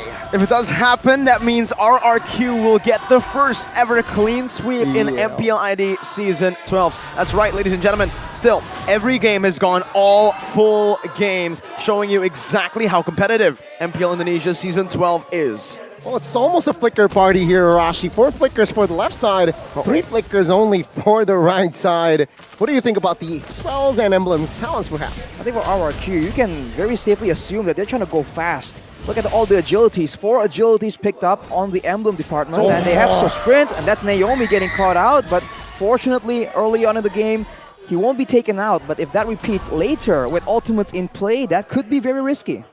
Yeah, good hook there. Now both roamers showing their muscles here in that bot side. But it seems like, again, item-wise, nothing too crazy. Oh, Clay might be caught. Oh yeah, he used the flicker here early. Good flicker out. That could have been a pick-off here for Van. But again, it's just Van utilizing the utility jungler now. Now that it's equal level or equal standings, I would say, for the fighter and the tank in the jungle, Van is finding a lot more success. A good iron hook now. Good cancel as well. Wow, very good interaction there. It was just a disengage iron hook. Barely see that, but Aura Fire understands what their combinations can do. I mean, Kabuki got the gold crab as well, right, in that bot side, which just adds more pressure towards RRQ, lacking in that composition because that jungle camp earlier, Van won it, and now look at the rotation. Van is already in the turtle. Meanwhile, Baksha here is slightly behind. Look at how similar the rotations are, man. Roamers clear the mid lane and the mages show up on top. It's almost like a mirror coming in, but early on, who has the stronger composition? Kimura is a bit more dangerous, but Van just that much stronger, and they jump on Banana, but he'll be able to back away. Oh my god! Good proactiveness there from Naomi, right? He got the 4. He does not assist the turtle because it seems like Persik is out of place. He went instead to the bot side, popped the flicker as well for securing Kabuki. Flicker Divine Judgment play. With that focusing mark, it adds more damage with Skylar. So yeah, first kill here. Kabuki gets taken down. It's good awareness from Aura Fire. Understanding again, or for RRQ actually, because Aura Fire went for the turtle. Whoa. And again, for town prediction, I did not say that. Anyways, yeah, now jumping I said Aura. High moving back, getting engaged on. Turtles is poisoned by Fersik already. And it seems like for RRQ again, it's just more of the reacting game early on. They know that for the pressure, they will not have as much as Aura. I want to call attention to, when you talk about pressure, right? The fact that, of course, Van is doing much better here. But on the flip side, I just realized Banana has the lethal ignition on the Grok. But in order to proc the lethal ignition, you gotta do about 6% of someone's HP 3 times to start off that interaction. On the Grok, it doesn't seem like that is reliably possible. So I wonder what the plan is behind that, whether Banana has a particular plan there. Aura Fire here, 500 gold lead. It's small, but it means something, right? Pressure-wise, they have it just a little. Take a look at the items here again. It's Carry already building that corrosion. Meanwhile, still no first item here, no DHS just yet. No shoes as well here from Claude, so keep that in mind. He opted for that adaptive crossbow. What do you think? I think he's just trying to get his core items as fast as possible, but with a squad as fast as roamy as Aura Fires right now, it's a bit dangerous, especially if he's in the front like this, right? A hook can very easily land, but Fersik rolls in. Shield Unity utilizing that mobility. High gonna be locked down. Divine Judgment perfectly timed. Right with a flicker. Naomi gonna get engaged on damage down from the poke, coming in for the feather airstrike. Van versus Fersik. Oh, it's Fersik! 1 level down, no problem. Goodness me. What a play again, right, from Persik. And now, with this momentum shift, take a look. He's already confident enough to just take the camps with this concussive blast. It just clears the jungles faster. Oof, man. To all the doubters on Fersik Retribution, man, he is doing well against Van. One of the better Retributions in the MPL right now. Skylar here almost missing out on the gold, but moving in range at the final second. You can see Aura Fire still has more control around the map, and in the XP lane, there's already some cutting going on by both EXP laners, but it's a bit more dangerous for Banana. There's a roaming squad that can possibly just come in and ambush him in the jungle. Look at the awareness though, even Clay here, just understanding that there might be a threat in the bottom side, very well informed, and he just plays super safe, understands there's no one on the map, and there's something fishy going on. Aura Fire, now they're looking desperate, going back and forth, but unable to find anything. Oh, it's Peep Naomi here, ready to cover Claude. Oh, it's an all-in. Let's see. Yeah, Fersik's there first of all. That's already hot. Oh, it's a wild tires from Banana! And the blazing duet to the back. Kabuki's very low under the turret, taken down by the Art of Thievery. This Van picks up a decimation. It's a double kill, 2 for 2. But quite honestly, RRQ definitely found more value there. Naomi versus Kimura, the roamer, just whipping down the Arlet as the turret gets taken down. Good siege for RRQ. And that is why RRQ get the better advantage, right? They got the bottom turret, and take a look at the camps again. It's just all for Skylar now, funneling the gold, and now Van slightly behind.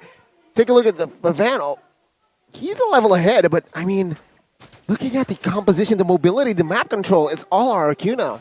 RRQ, man, every time they go for a play right now, it's so multifaceted, and I'm not used to it. Usually they go for a straightforward play and they execute very, very well, that there's no way to counter it. It just happens too decisively, too fast. But now, they go for one play, but on the other side, another play is just happening.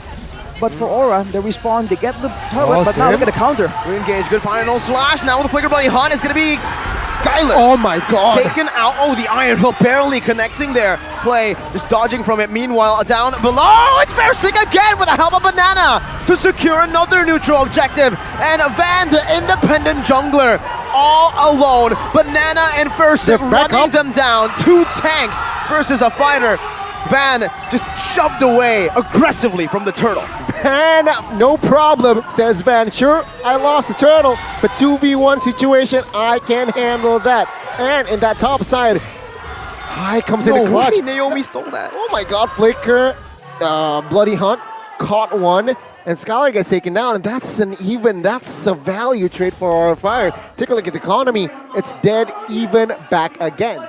It's good because they get Skylar kind of out of the map as well, not farming as much. He needs to be a bit more careful because there is more crowd control, more ways to catch him out here in these team fights. But for RRQ, trading one member for a neutral objective, so far with a turtle, it's not too prio, but later on with the lords coming in, might be dangerous, but look at Naomi! Oh, beautiful catch onto Kimura, forcing a flicker, but the RWM takes him out just in the field. Van looking for the decimation, but Naomi has a very early immortality. High slowed down, has the Athena, is able to soak in that damage, but RRQ are staying ahead.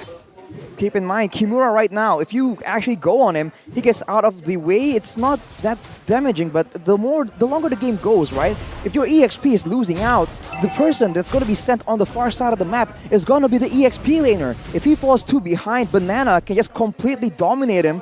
Although on the damage dealt stat here, Kimura is still on top on the Arlet.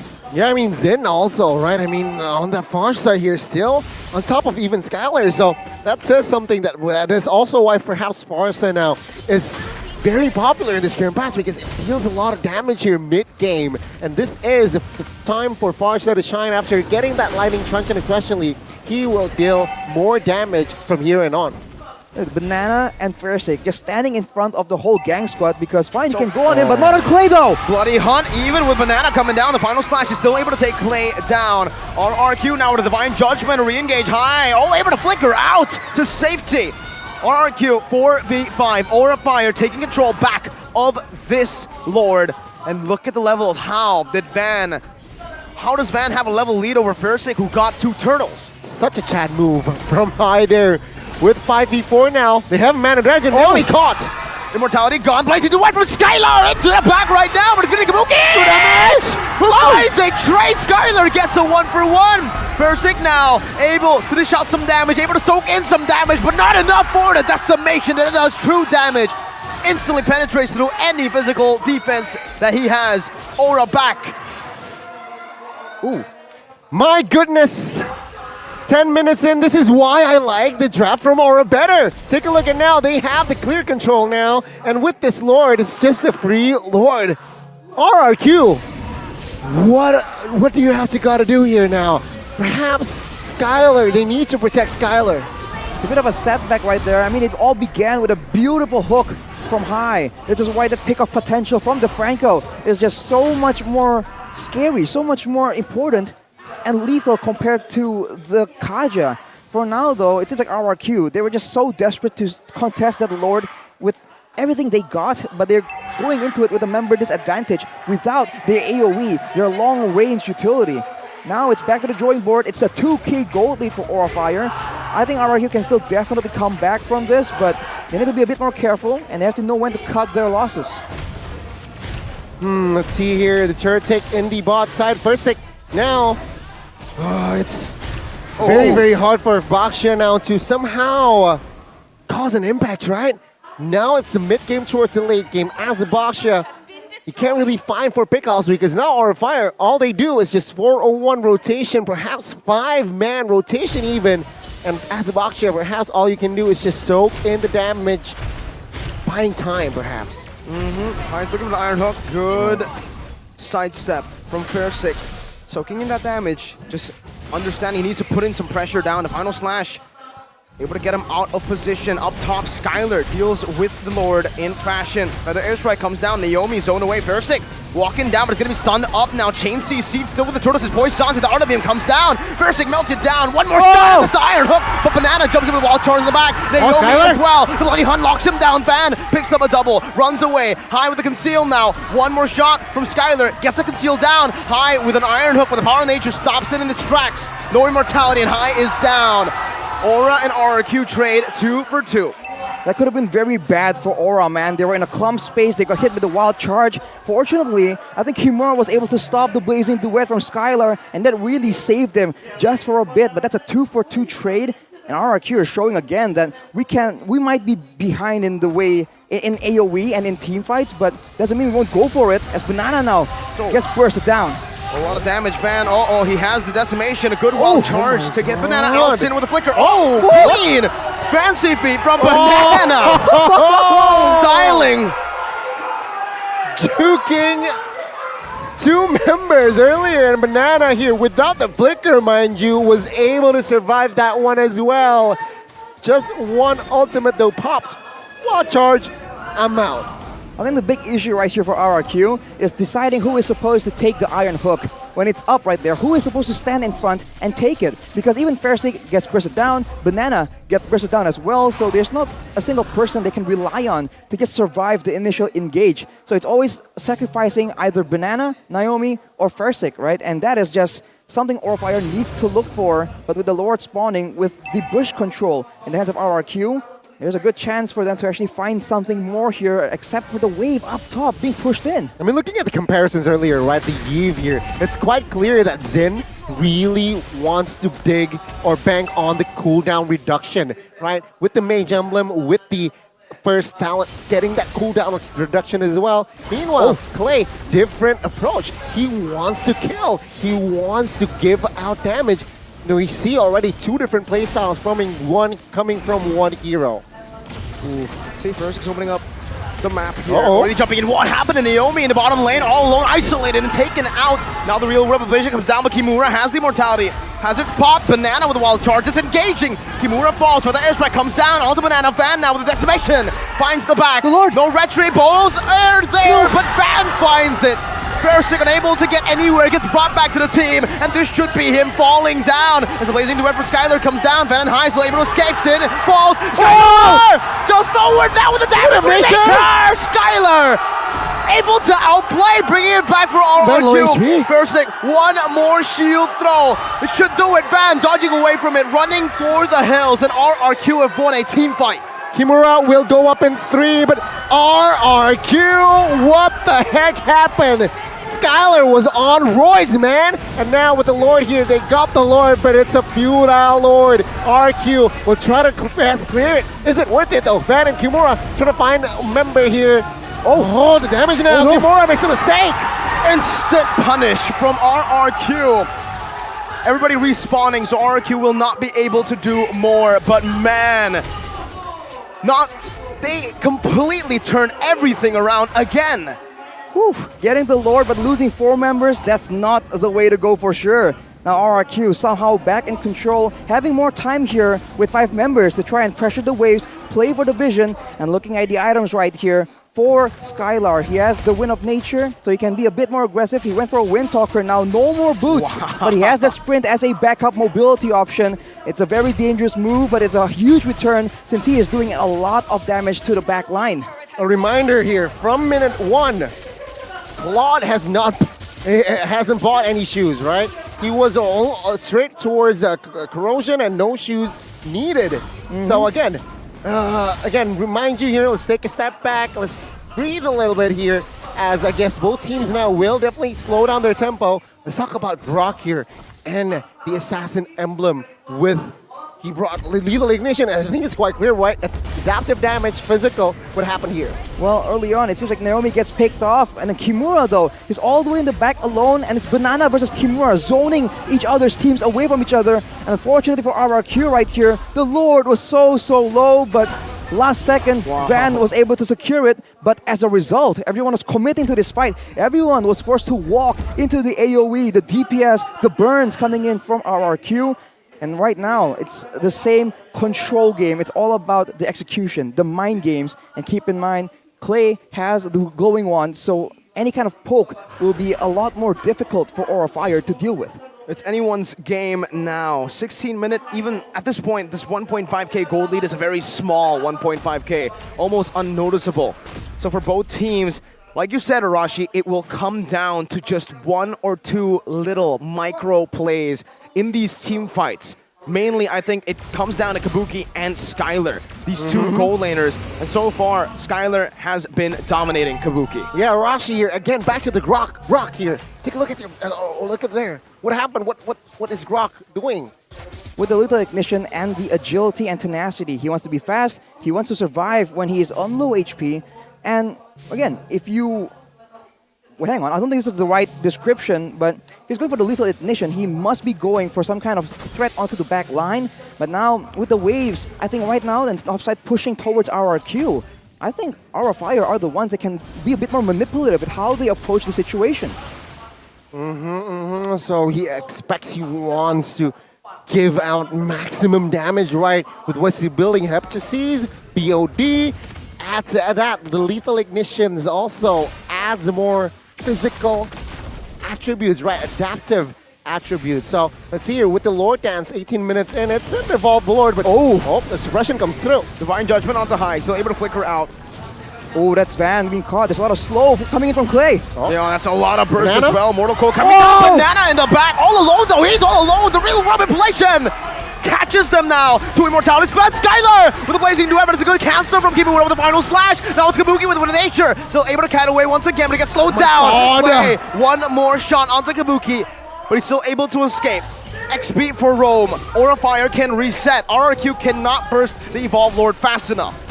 They're still going to try and chunk it down though. Look at the waves though. Right, pushing in for Aura Fire, RRQ. They're going for it, but it got resetted, and now this is a bit of a tough situation. There's no way they can finish it on time now, but Naomi goes for it. Divine Judgment all perfectly onto Van. Will the damage be enough? Mortal Coil from Van. He gets out now. Player's right comes down. Van's still able to escape right now. Kabuki comes in with Sin to take them down. Skylar walking down with the blazing duet, dealing damage to Kimura, but Kabuki, he's hit his power spike. Real World Ablation comes down. Kabuki dashes forward.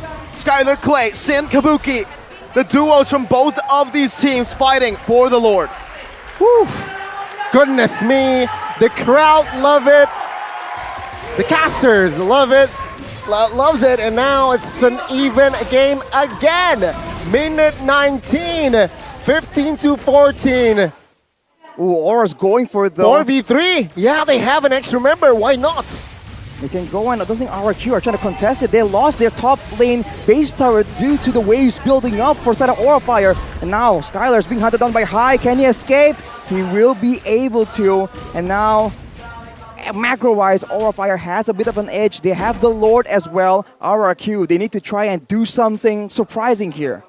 They really need to stabilize here. Perhaps with this Lord here, remember, it's an evolved Lord, ladies and gentlemen.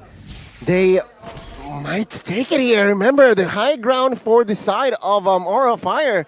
Siege potential is there. Remember when I said Kabuki versus Skylar? These two gold laners are at the center for both these teams if they want to win. Kabuki has had a pretty bad game early to late, but now that the late game has come, the power spike has finally hit for him.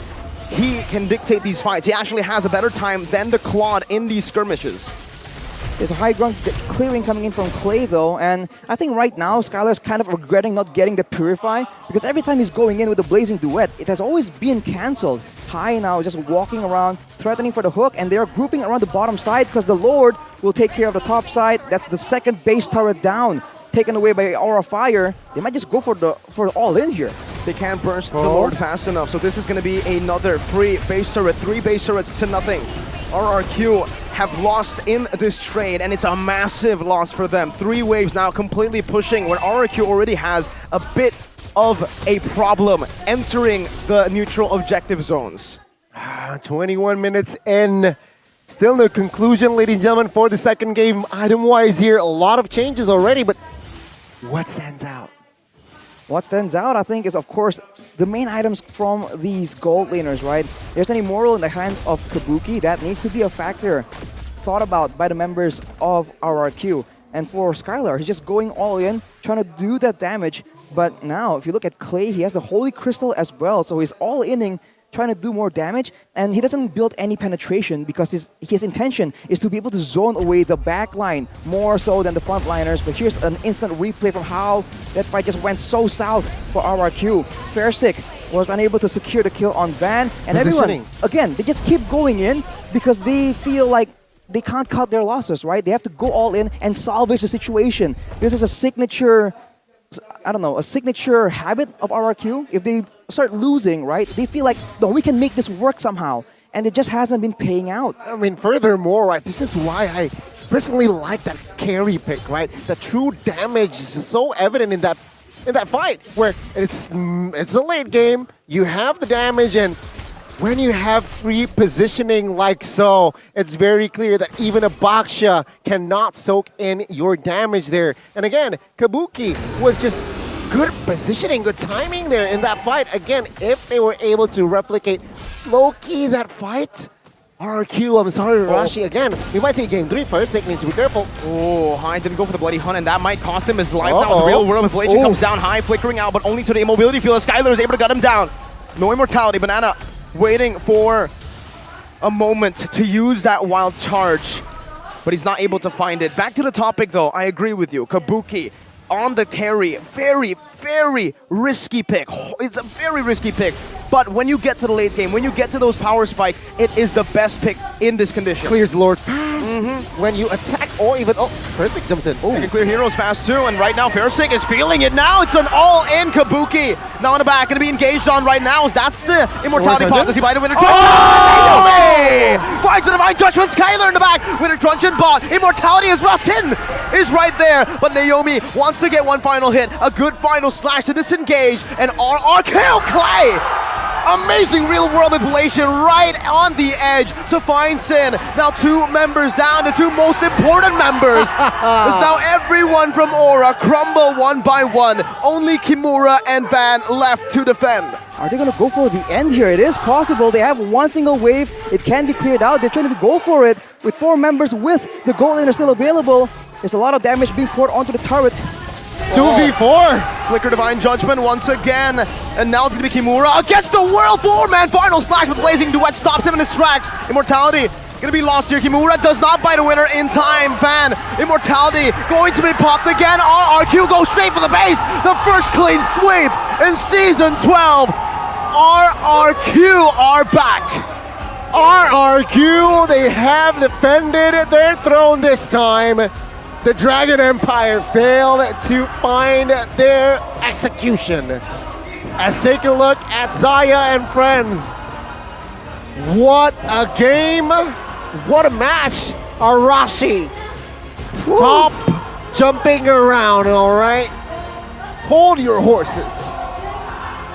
Man, everyone just step up there, man. Every single player. I've said it for game number 1, but game number 2, not much different. One man just underperforming there would have cost them everything. And it's crazy how these 2 teams, right, that people aren't regarding as top tier, the game just went down to the wire. And it's not about execution. It's not only about individual mechanics. It's about strategy. It's about tactics. They are playing on a completely different plane right now. Unfortunately for Aura, it was a very valiant effort every single time, but RRQ, they have announced their comeback in their debut performance of MPL ID Season 12. And on the other side of Rashi Miracle, this means Aura Fire, they have to suffer yet again another loss. 2 days, 2 losses. It's not a great start if you're an Aura fan. Heavy expectations for this new Aura Fire lineup. A lot of people said top 3. But now they are bottom, literally all the way in 9th place. Bigatron said it in the interview earlier. You need to start strong in the league, and Aura are doing exactly the opposite. But on the other side, RRQ, not only did they just win, they've just claimed the first sweep of Season 12. Confidence and morale. Well, ladies and gentlemen, let's throw it to the host. Monica, take it away.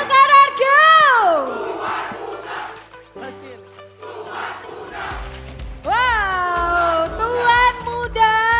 Tuan Muda Versik dan juga Naomi pada line up kali ini dan menghasilkan 2-0 pertama di MPL Indonesia Season 12. Wah, ini langsung deh nanyain Tuan Muda karena ini kenceng banget deh dari tadi. Tuan Muda.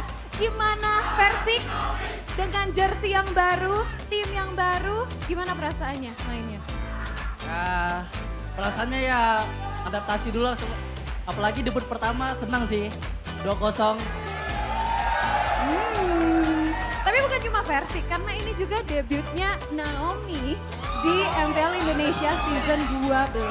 Naomi udah bisa bahasa Indonesia? Gak bisa. Bisa katanya? Itu Gak bisa. Udah bisa ya? Udah bisa? How you adapt with the other RRQ members? How you adapt with the other RRQ members? We are so friendly. We're like a brother now.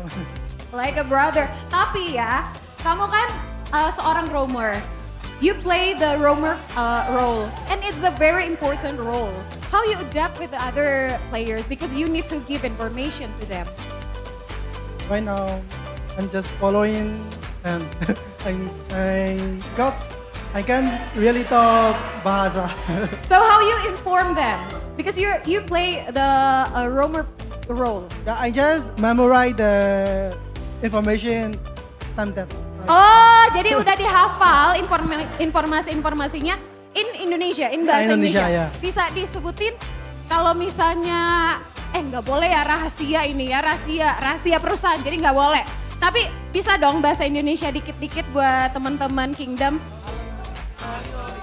Some message for the Kingdom in bahasa Indonesia. Bisa dong.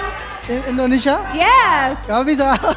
Bisa tuh di briefing sama Deden from Bogor. Terima kasih. Terima kasih. Terima kasih Kindan. Oh. Nah, Clay, dengan roamer yang baru, gimana kamu bisa beradaptasi dengan season sebelumnya? Kalau soal beradaptasi sih ya pastinya harus beradaptasi lah, karena kan nggak selamanya kita sama roamer yang lama.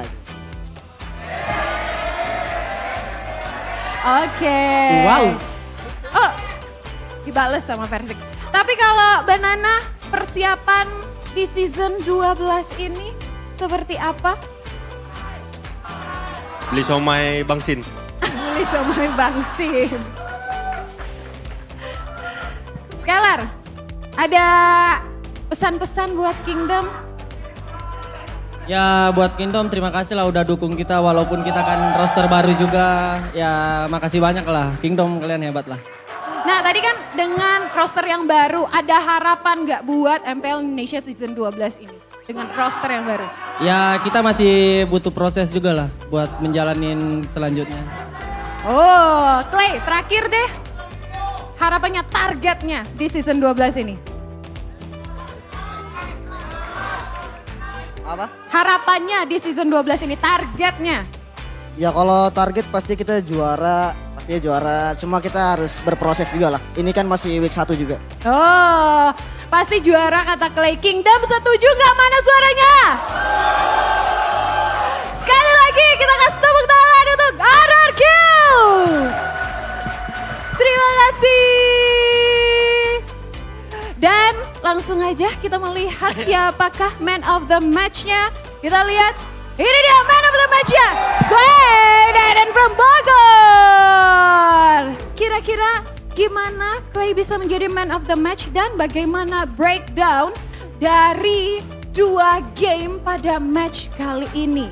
Langsung saja kita tanyain para caster di sana. Udah ready caster? Back to you casters!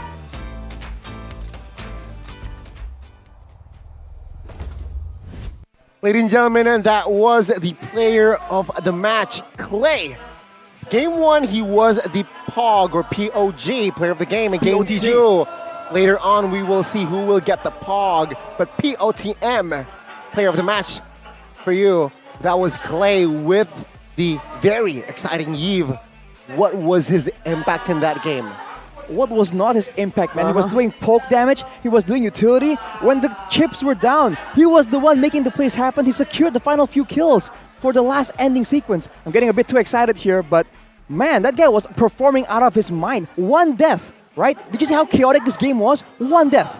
One death. And if we look at the stats soon enough, we're gonna see he did a lot of damage. Definitely, man. That Yves pick was just so dangerous. And this is why I feel like Yves is still a very prio pick if you're a mage, right? It adds, sure, crowd control-wise, not so, but that slow effect.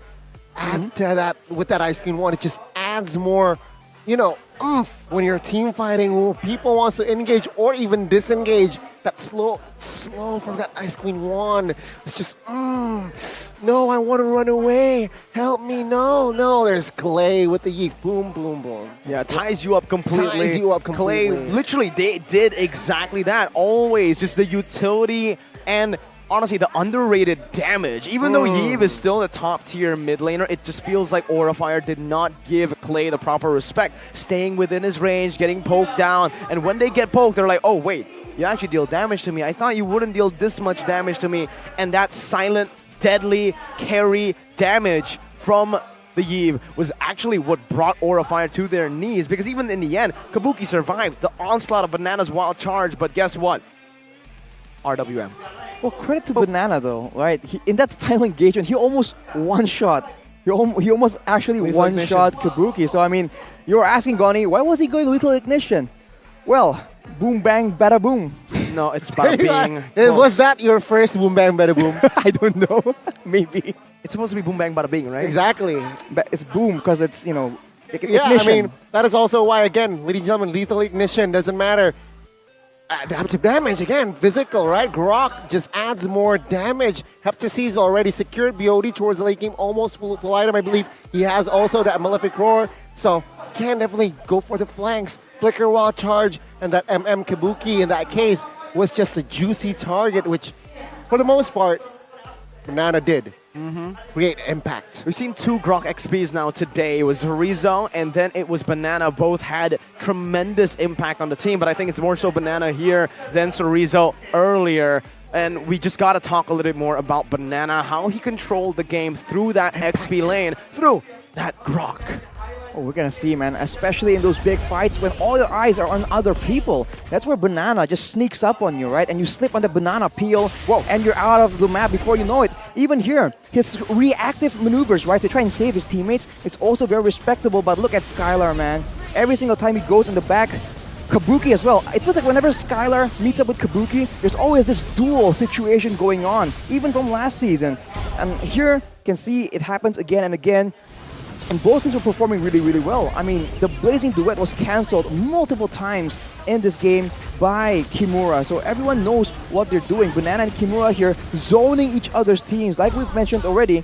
And afterwards, you can see that the follow-up is just so much more decisive from Aura. But with RRQ having more slows, right, more utility, they're able to take their time with how they want to approach these fights. And honestly, at this point in the game here, it seems like, wow, okay, RRQ, they just bit off too much, more than they can actually, you know, chew and swallow. But, you know, Aura Fire, once again, it was the Lord Death situation, and right there, that's where Banana just comes in, and Kabuki gets completely one-shot. He survives, gets pulled back by Naomi. Everyone just performing, and this was that final sequence, man. Yeah. We thought that Aura got out, and it's over, but no. Clay just did not let them escape the real-world manipulation, the slow, look at High. Exactly. He was unable to move. Yeah, exactly. So help me, help me. No. Clay's like slow. Denied. Get slowed, nerd. I can confirm 100% Clay said that in the mic check. Yeah? We just can't hear it, so yeah. All right, we'll take your word for it, Mirko. But like you mentioned, Goni, almost full burst Grok in the hands of Banana. That's a lot of damage. And that means that Kabuki is worried about the real world manipulation, worried about getting stuck on by Fairstick on that Boxia, worried about the Blazing Duet, and now also concerned about Banana just running in. So everyone can be a real threat to Kabuki, and this is what Mirko was touching on earlier. It's such a risky hero for a high reward. Yes, you can deal with all these beefy tanks whenever Fairstick or Banana or... Well, Banana technically isn't a full tank, but whenever these beefy members get caught, Skylar just can't stop carry Kabuki from just melting them all down, but at the same time, anything catches you, you're pretty much done. And from the side of Aurafire, he did not have a lot of defensive, a lot of peel tools to help Kabuki in his efforts. You know what, RRQ, they managed to collect 69,000 gold. On the dot. On the dot, and it's just translated towards the 24 minutes of game time here to close that out. Was a close game, ladies and gentlemen, but it was actually just the coordination there. You know, it's... Oh, never mind. I was looking at the emblems. It changed again for Banana. So B-N-A-N-A. We don't look at the post-game emblems. You don't talk about that, right? What was actually true was the one that we saw in game. And of course, Clay with the weapon mastery here. Right? He's a master of his weapons. Exactly. He wants to deal damage. And he went for the agility because for Yves, it's all about kiting, it's all about chasing and slowing down. Compared to Sin on the Farsa, going for the thrill, right? For a bit more burst damage, more clear in the early game. Clay just had the right idea, and a late game Yves, keep in mind he was not building a Divine Glaive, right? He just went for the Ice Queen's one, the glowing one, and that alone allows him to just output so much damage by quantity, not quality. And so soon I think we're going to take a look at the stats, and that's what I want to see. Who in the world did the most damage here? Because from both sides, is it the carry? Is it the Claude, right? Could it be the Grok? It's the Claude. Turns out it's going to be Skylar. Oh, dang, 131,000. That's a lot, right? Oof. That's a lot. Damage taken for Kimura as Arlet, man. He was not even like, he was a bit of a fighter tank, and he almost took 200,000. Semi-tank, yet just the sandbag overall, 189,000, man. Probably has some bruises now as he's walking backstage. But definitely. We gotta talk a little bit about the enemy XP as well. Well, the enemy of Aura, which is RRQ Banana. We've been talking about how good his Grok is, how active he is, but in the grand scheme of things, he's pretty inactive in the game, 26%. But when he gets those picks, man, it's actually exactly when the team needs him to go for those picks, right? 26% shows you the level of priority for this man. He knows when to go for it. And keep in mind, right, everyone was complaining about Banana last season, but this season, look at him. When he's not making those pickoffs, he was doing the happy feet, right? He was juking multiple members. So this man has improved a lot, man. I'm very impressed. Yeah, I mean, Banana has matured gameplay-wise. Now my question is, can he stay consistent? That is what Hunter maintaining. You want to know my question? Yeah, no, go. Where does Dyron fit in if Banana performs like this? Ooh, let's see, right? That's a very good question. That's a question, and Dyron here, who will join us perhaps week 2. But again, Banana. I like it. Keys to success, though. Arashi, you're not done. What happened? Well, key to success is going to be Clay, right? He's the captain as well, isn't he? Wow, he's so much responsibility. Imagine, and yet right? So the captain calm. progress, Arashi. It was R7. No, it was Vin, and then it was R7, and now it's dead in from Bogor. And in the game, it's Naomi and Clay's slow and pick off combo, right? You get slowed and then you get Divine Judgment in. That's brutal, man. You can't really escape, right? Like Goni said, oh, help me, I can't move.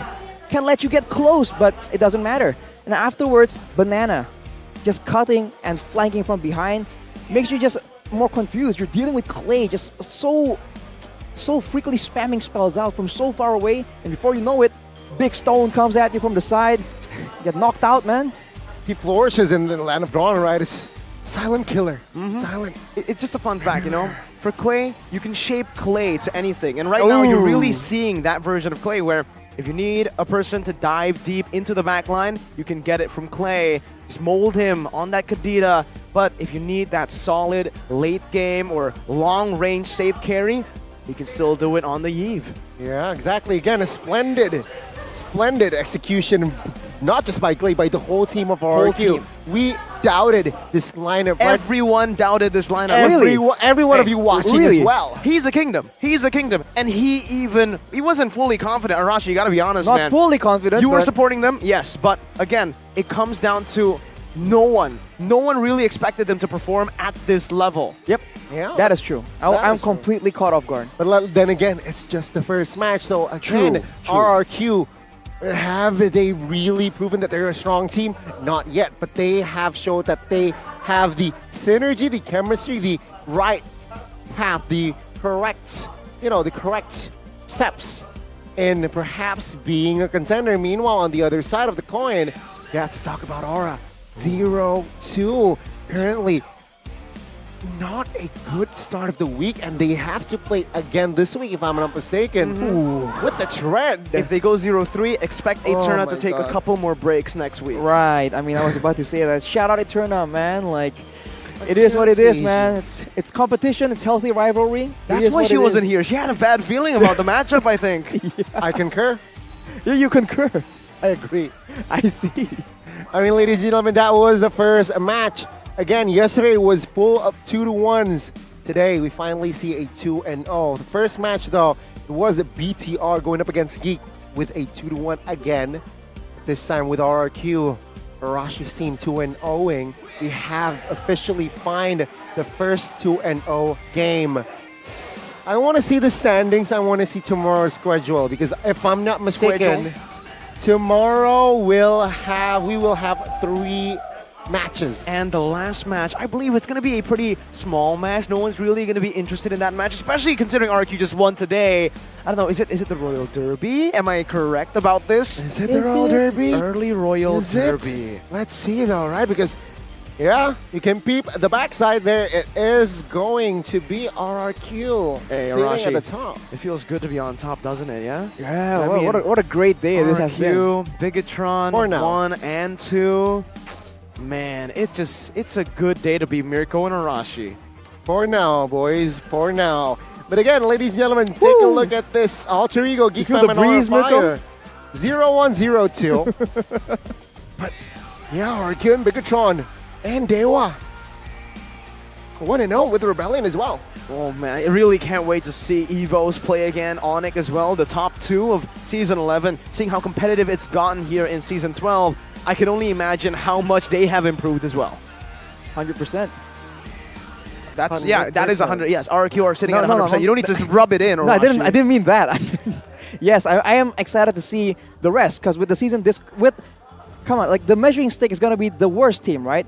If the worst team, whoever you think it is, performs, somewhere around this level, how about the teams on top, man? That's crazy. That is crazy. Tomorrow's schedule, Goni. Oh my God.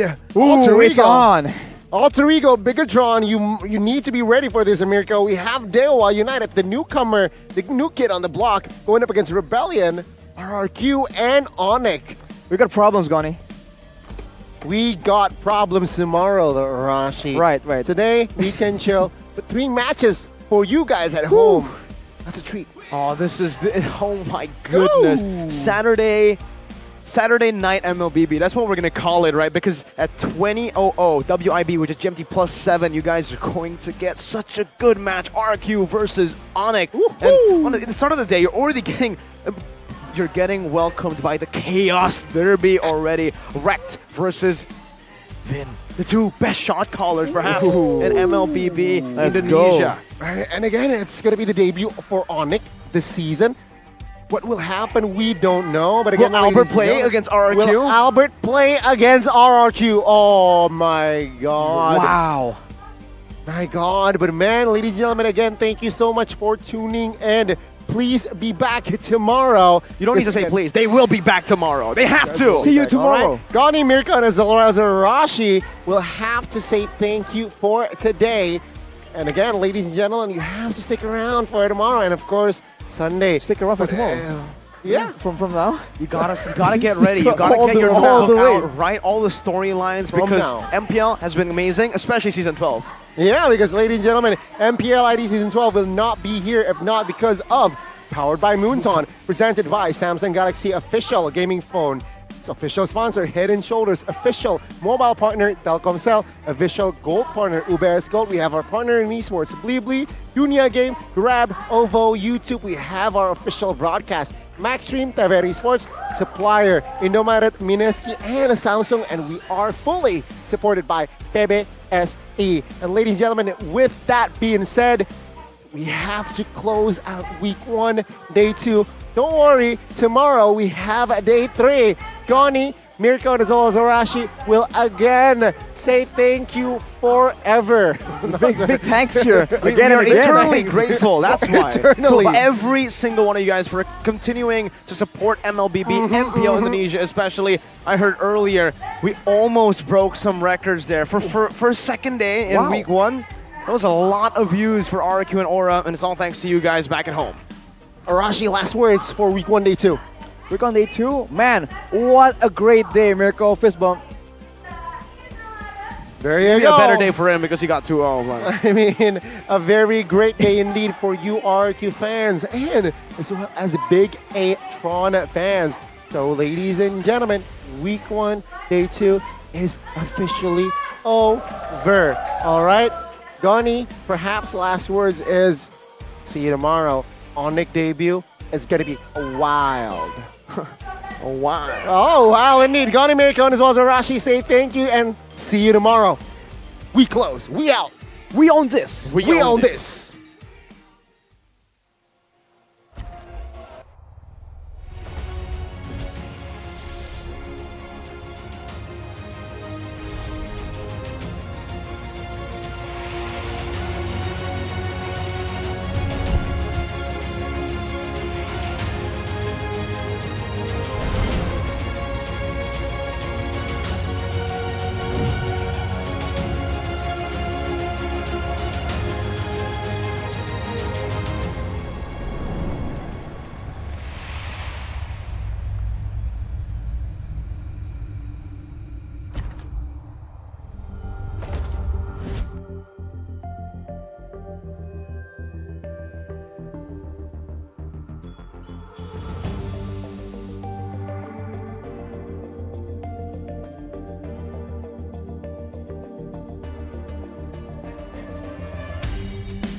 Kan berdiri dan terus berlari, terus ke arah puncak tertinggi. Ku takkan berhenti, hanya sampai di sini. Kemenangan abadi menanti. You know we won't miss if we unite our focus. And if you haven't noticed, we all live. Nyalakan apimu, hadapi semua tantangan, hadang semua serangan, jatuh bukan halangan. Bakar semangatmu, janganlah engkau menyerah. Kita akan buat sejarah.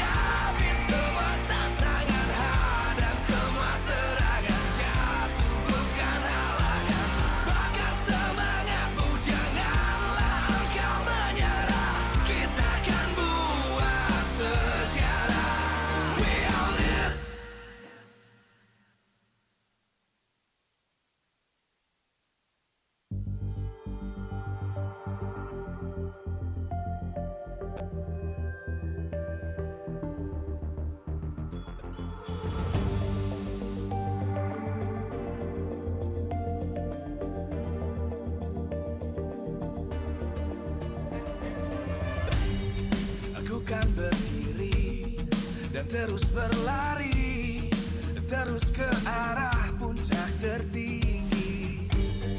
Ku takkan berhenti, hanya sampai di sini. Kemenangan abadi menanti. You know we won't miss if we unite our focus. And if you haven't noticed, we all live. Nyalakan apimu, hadapi semua tantangan, hadang semua serangan, jatuh bukan halangan. Bakar semangatmu, janganlah engkau menyerah. Kita akan buat sejarah. We all this, we won't miss. We all this, we won't miss. Saatnya beraksi, jalani ambisi. Aku kan menyawa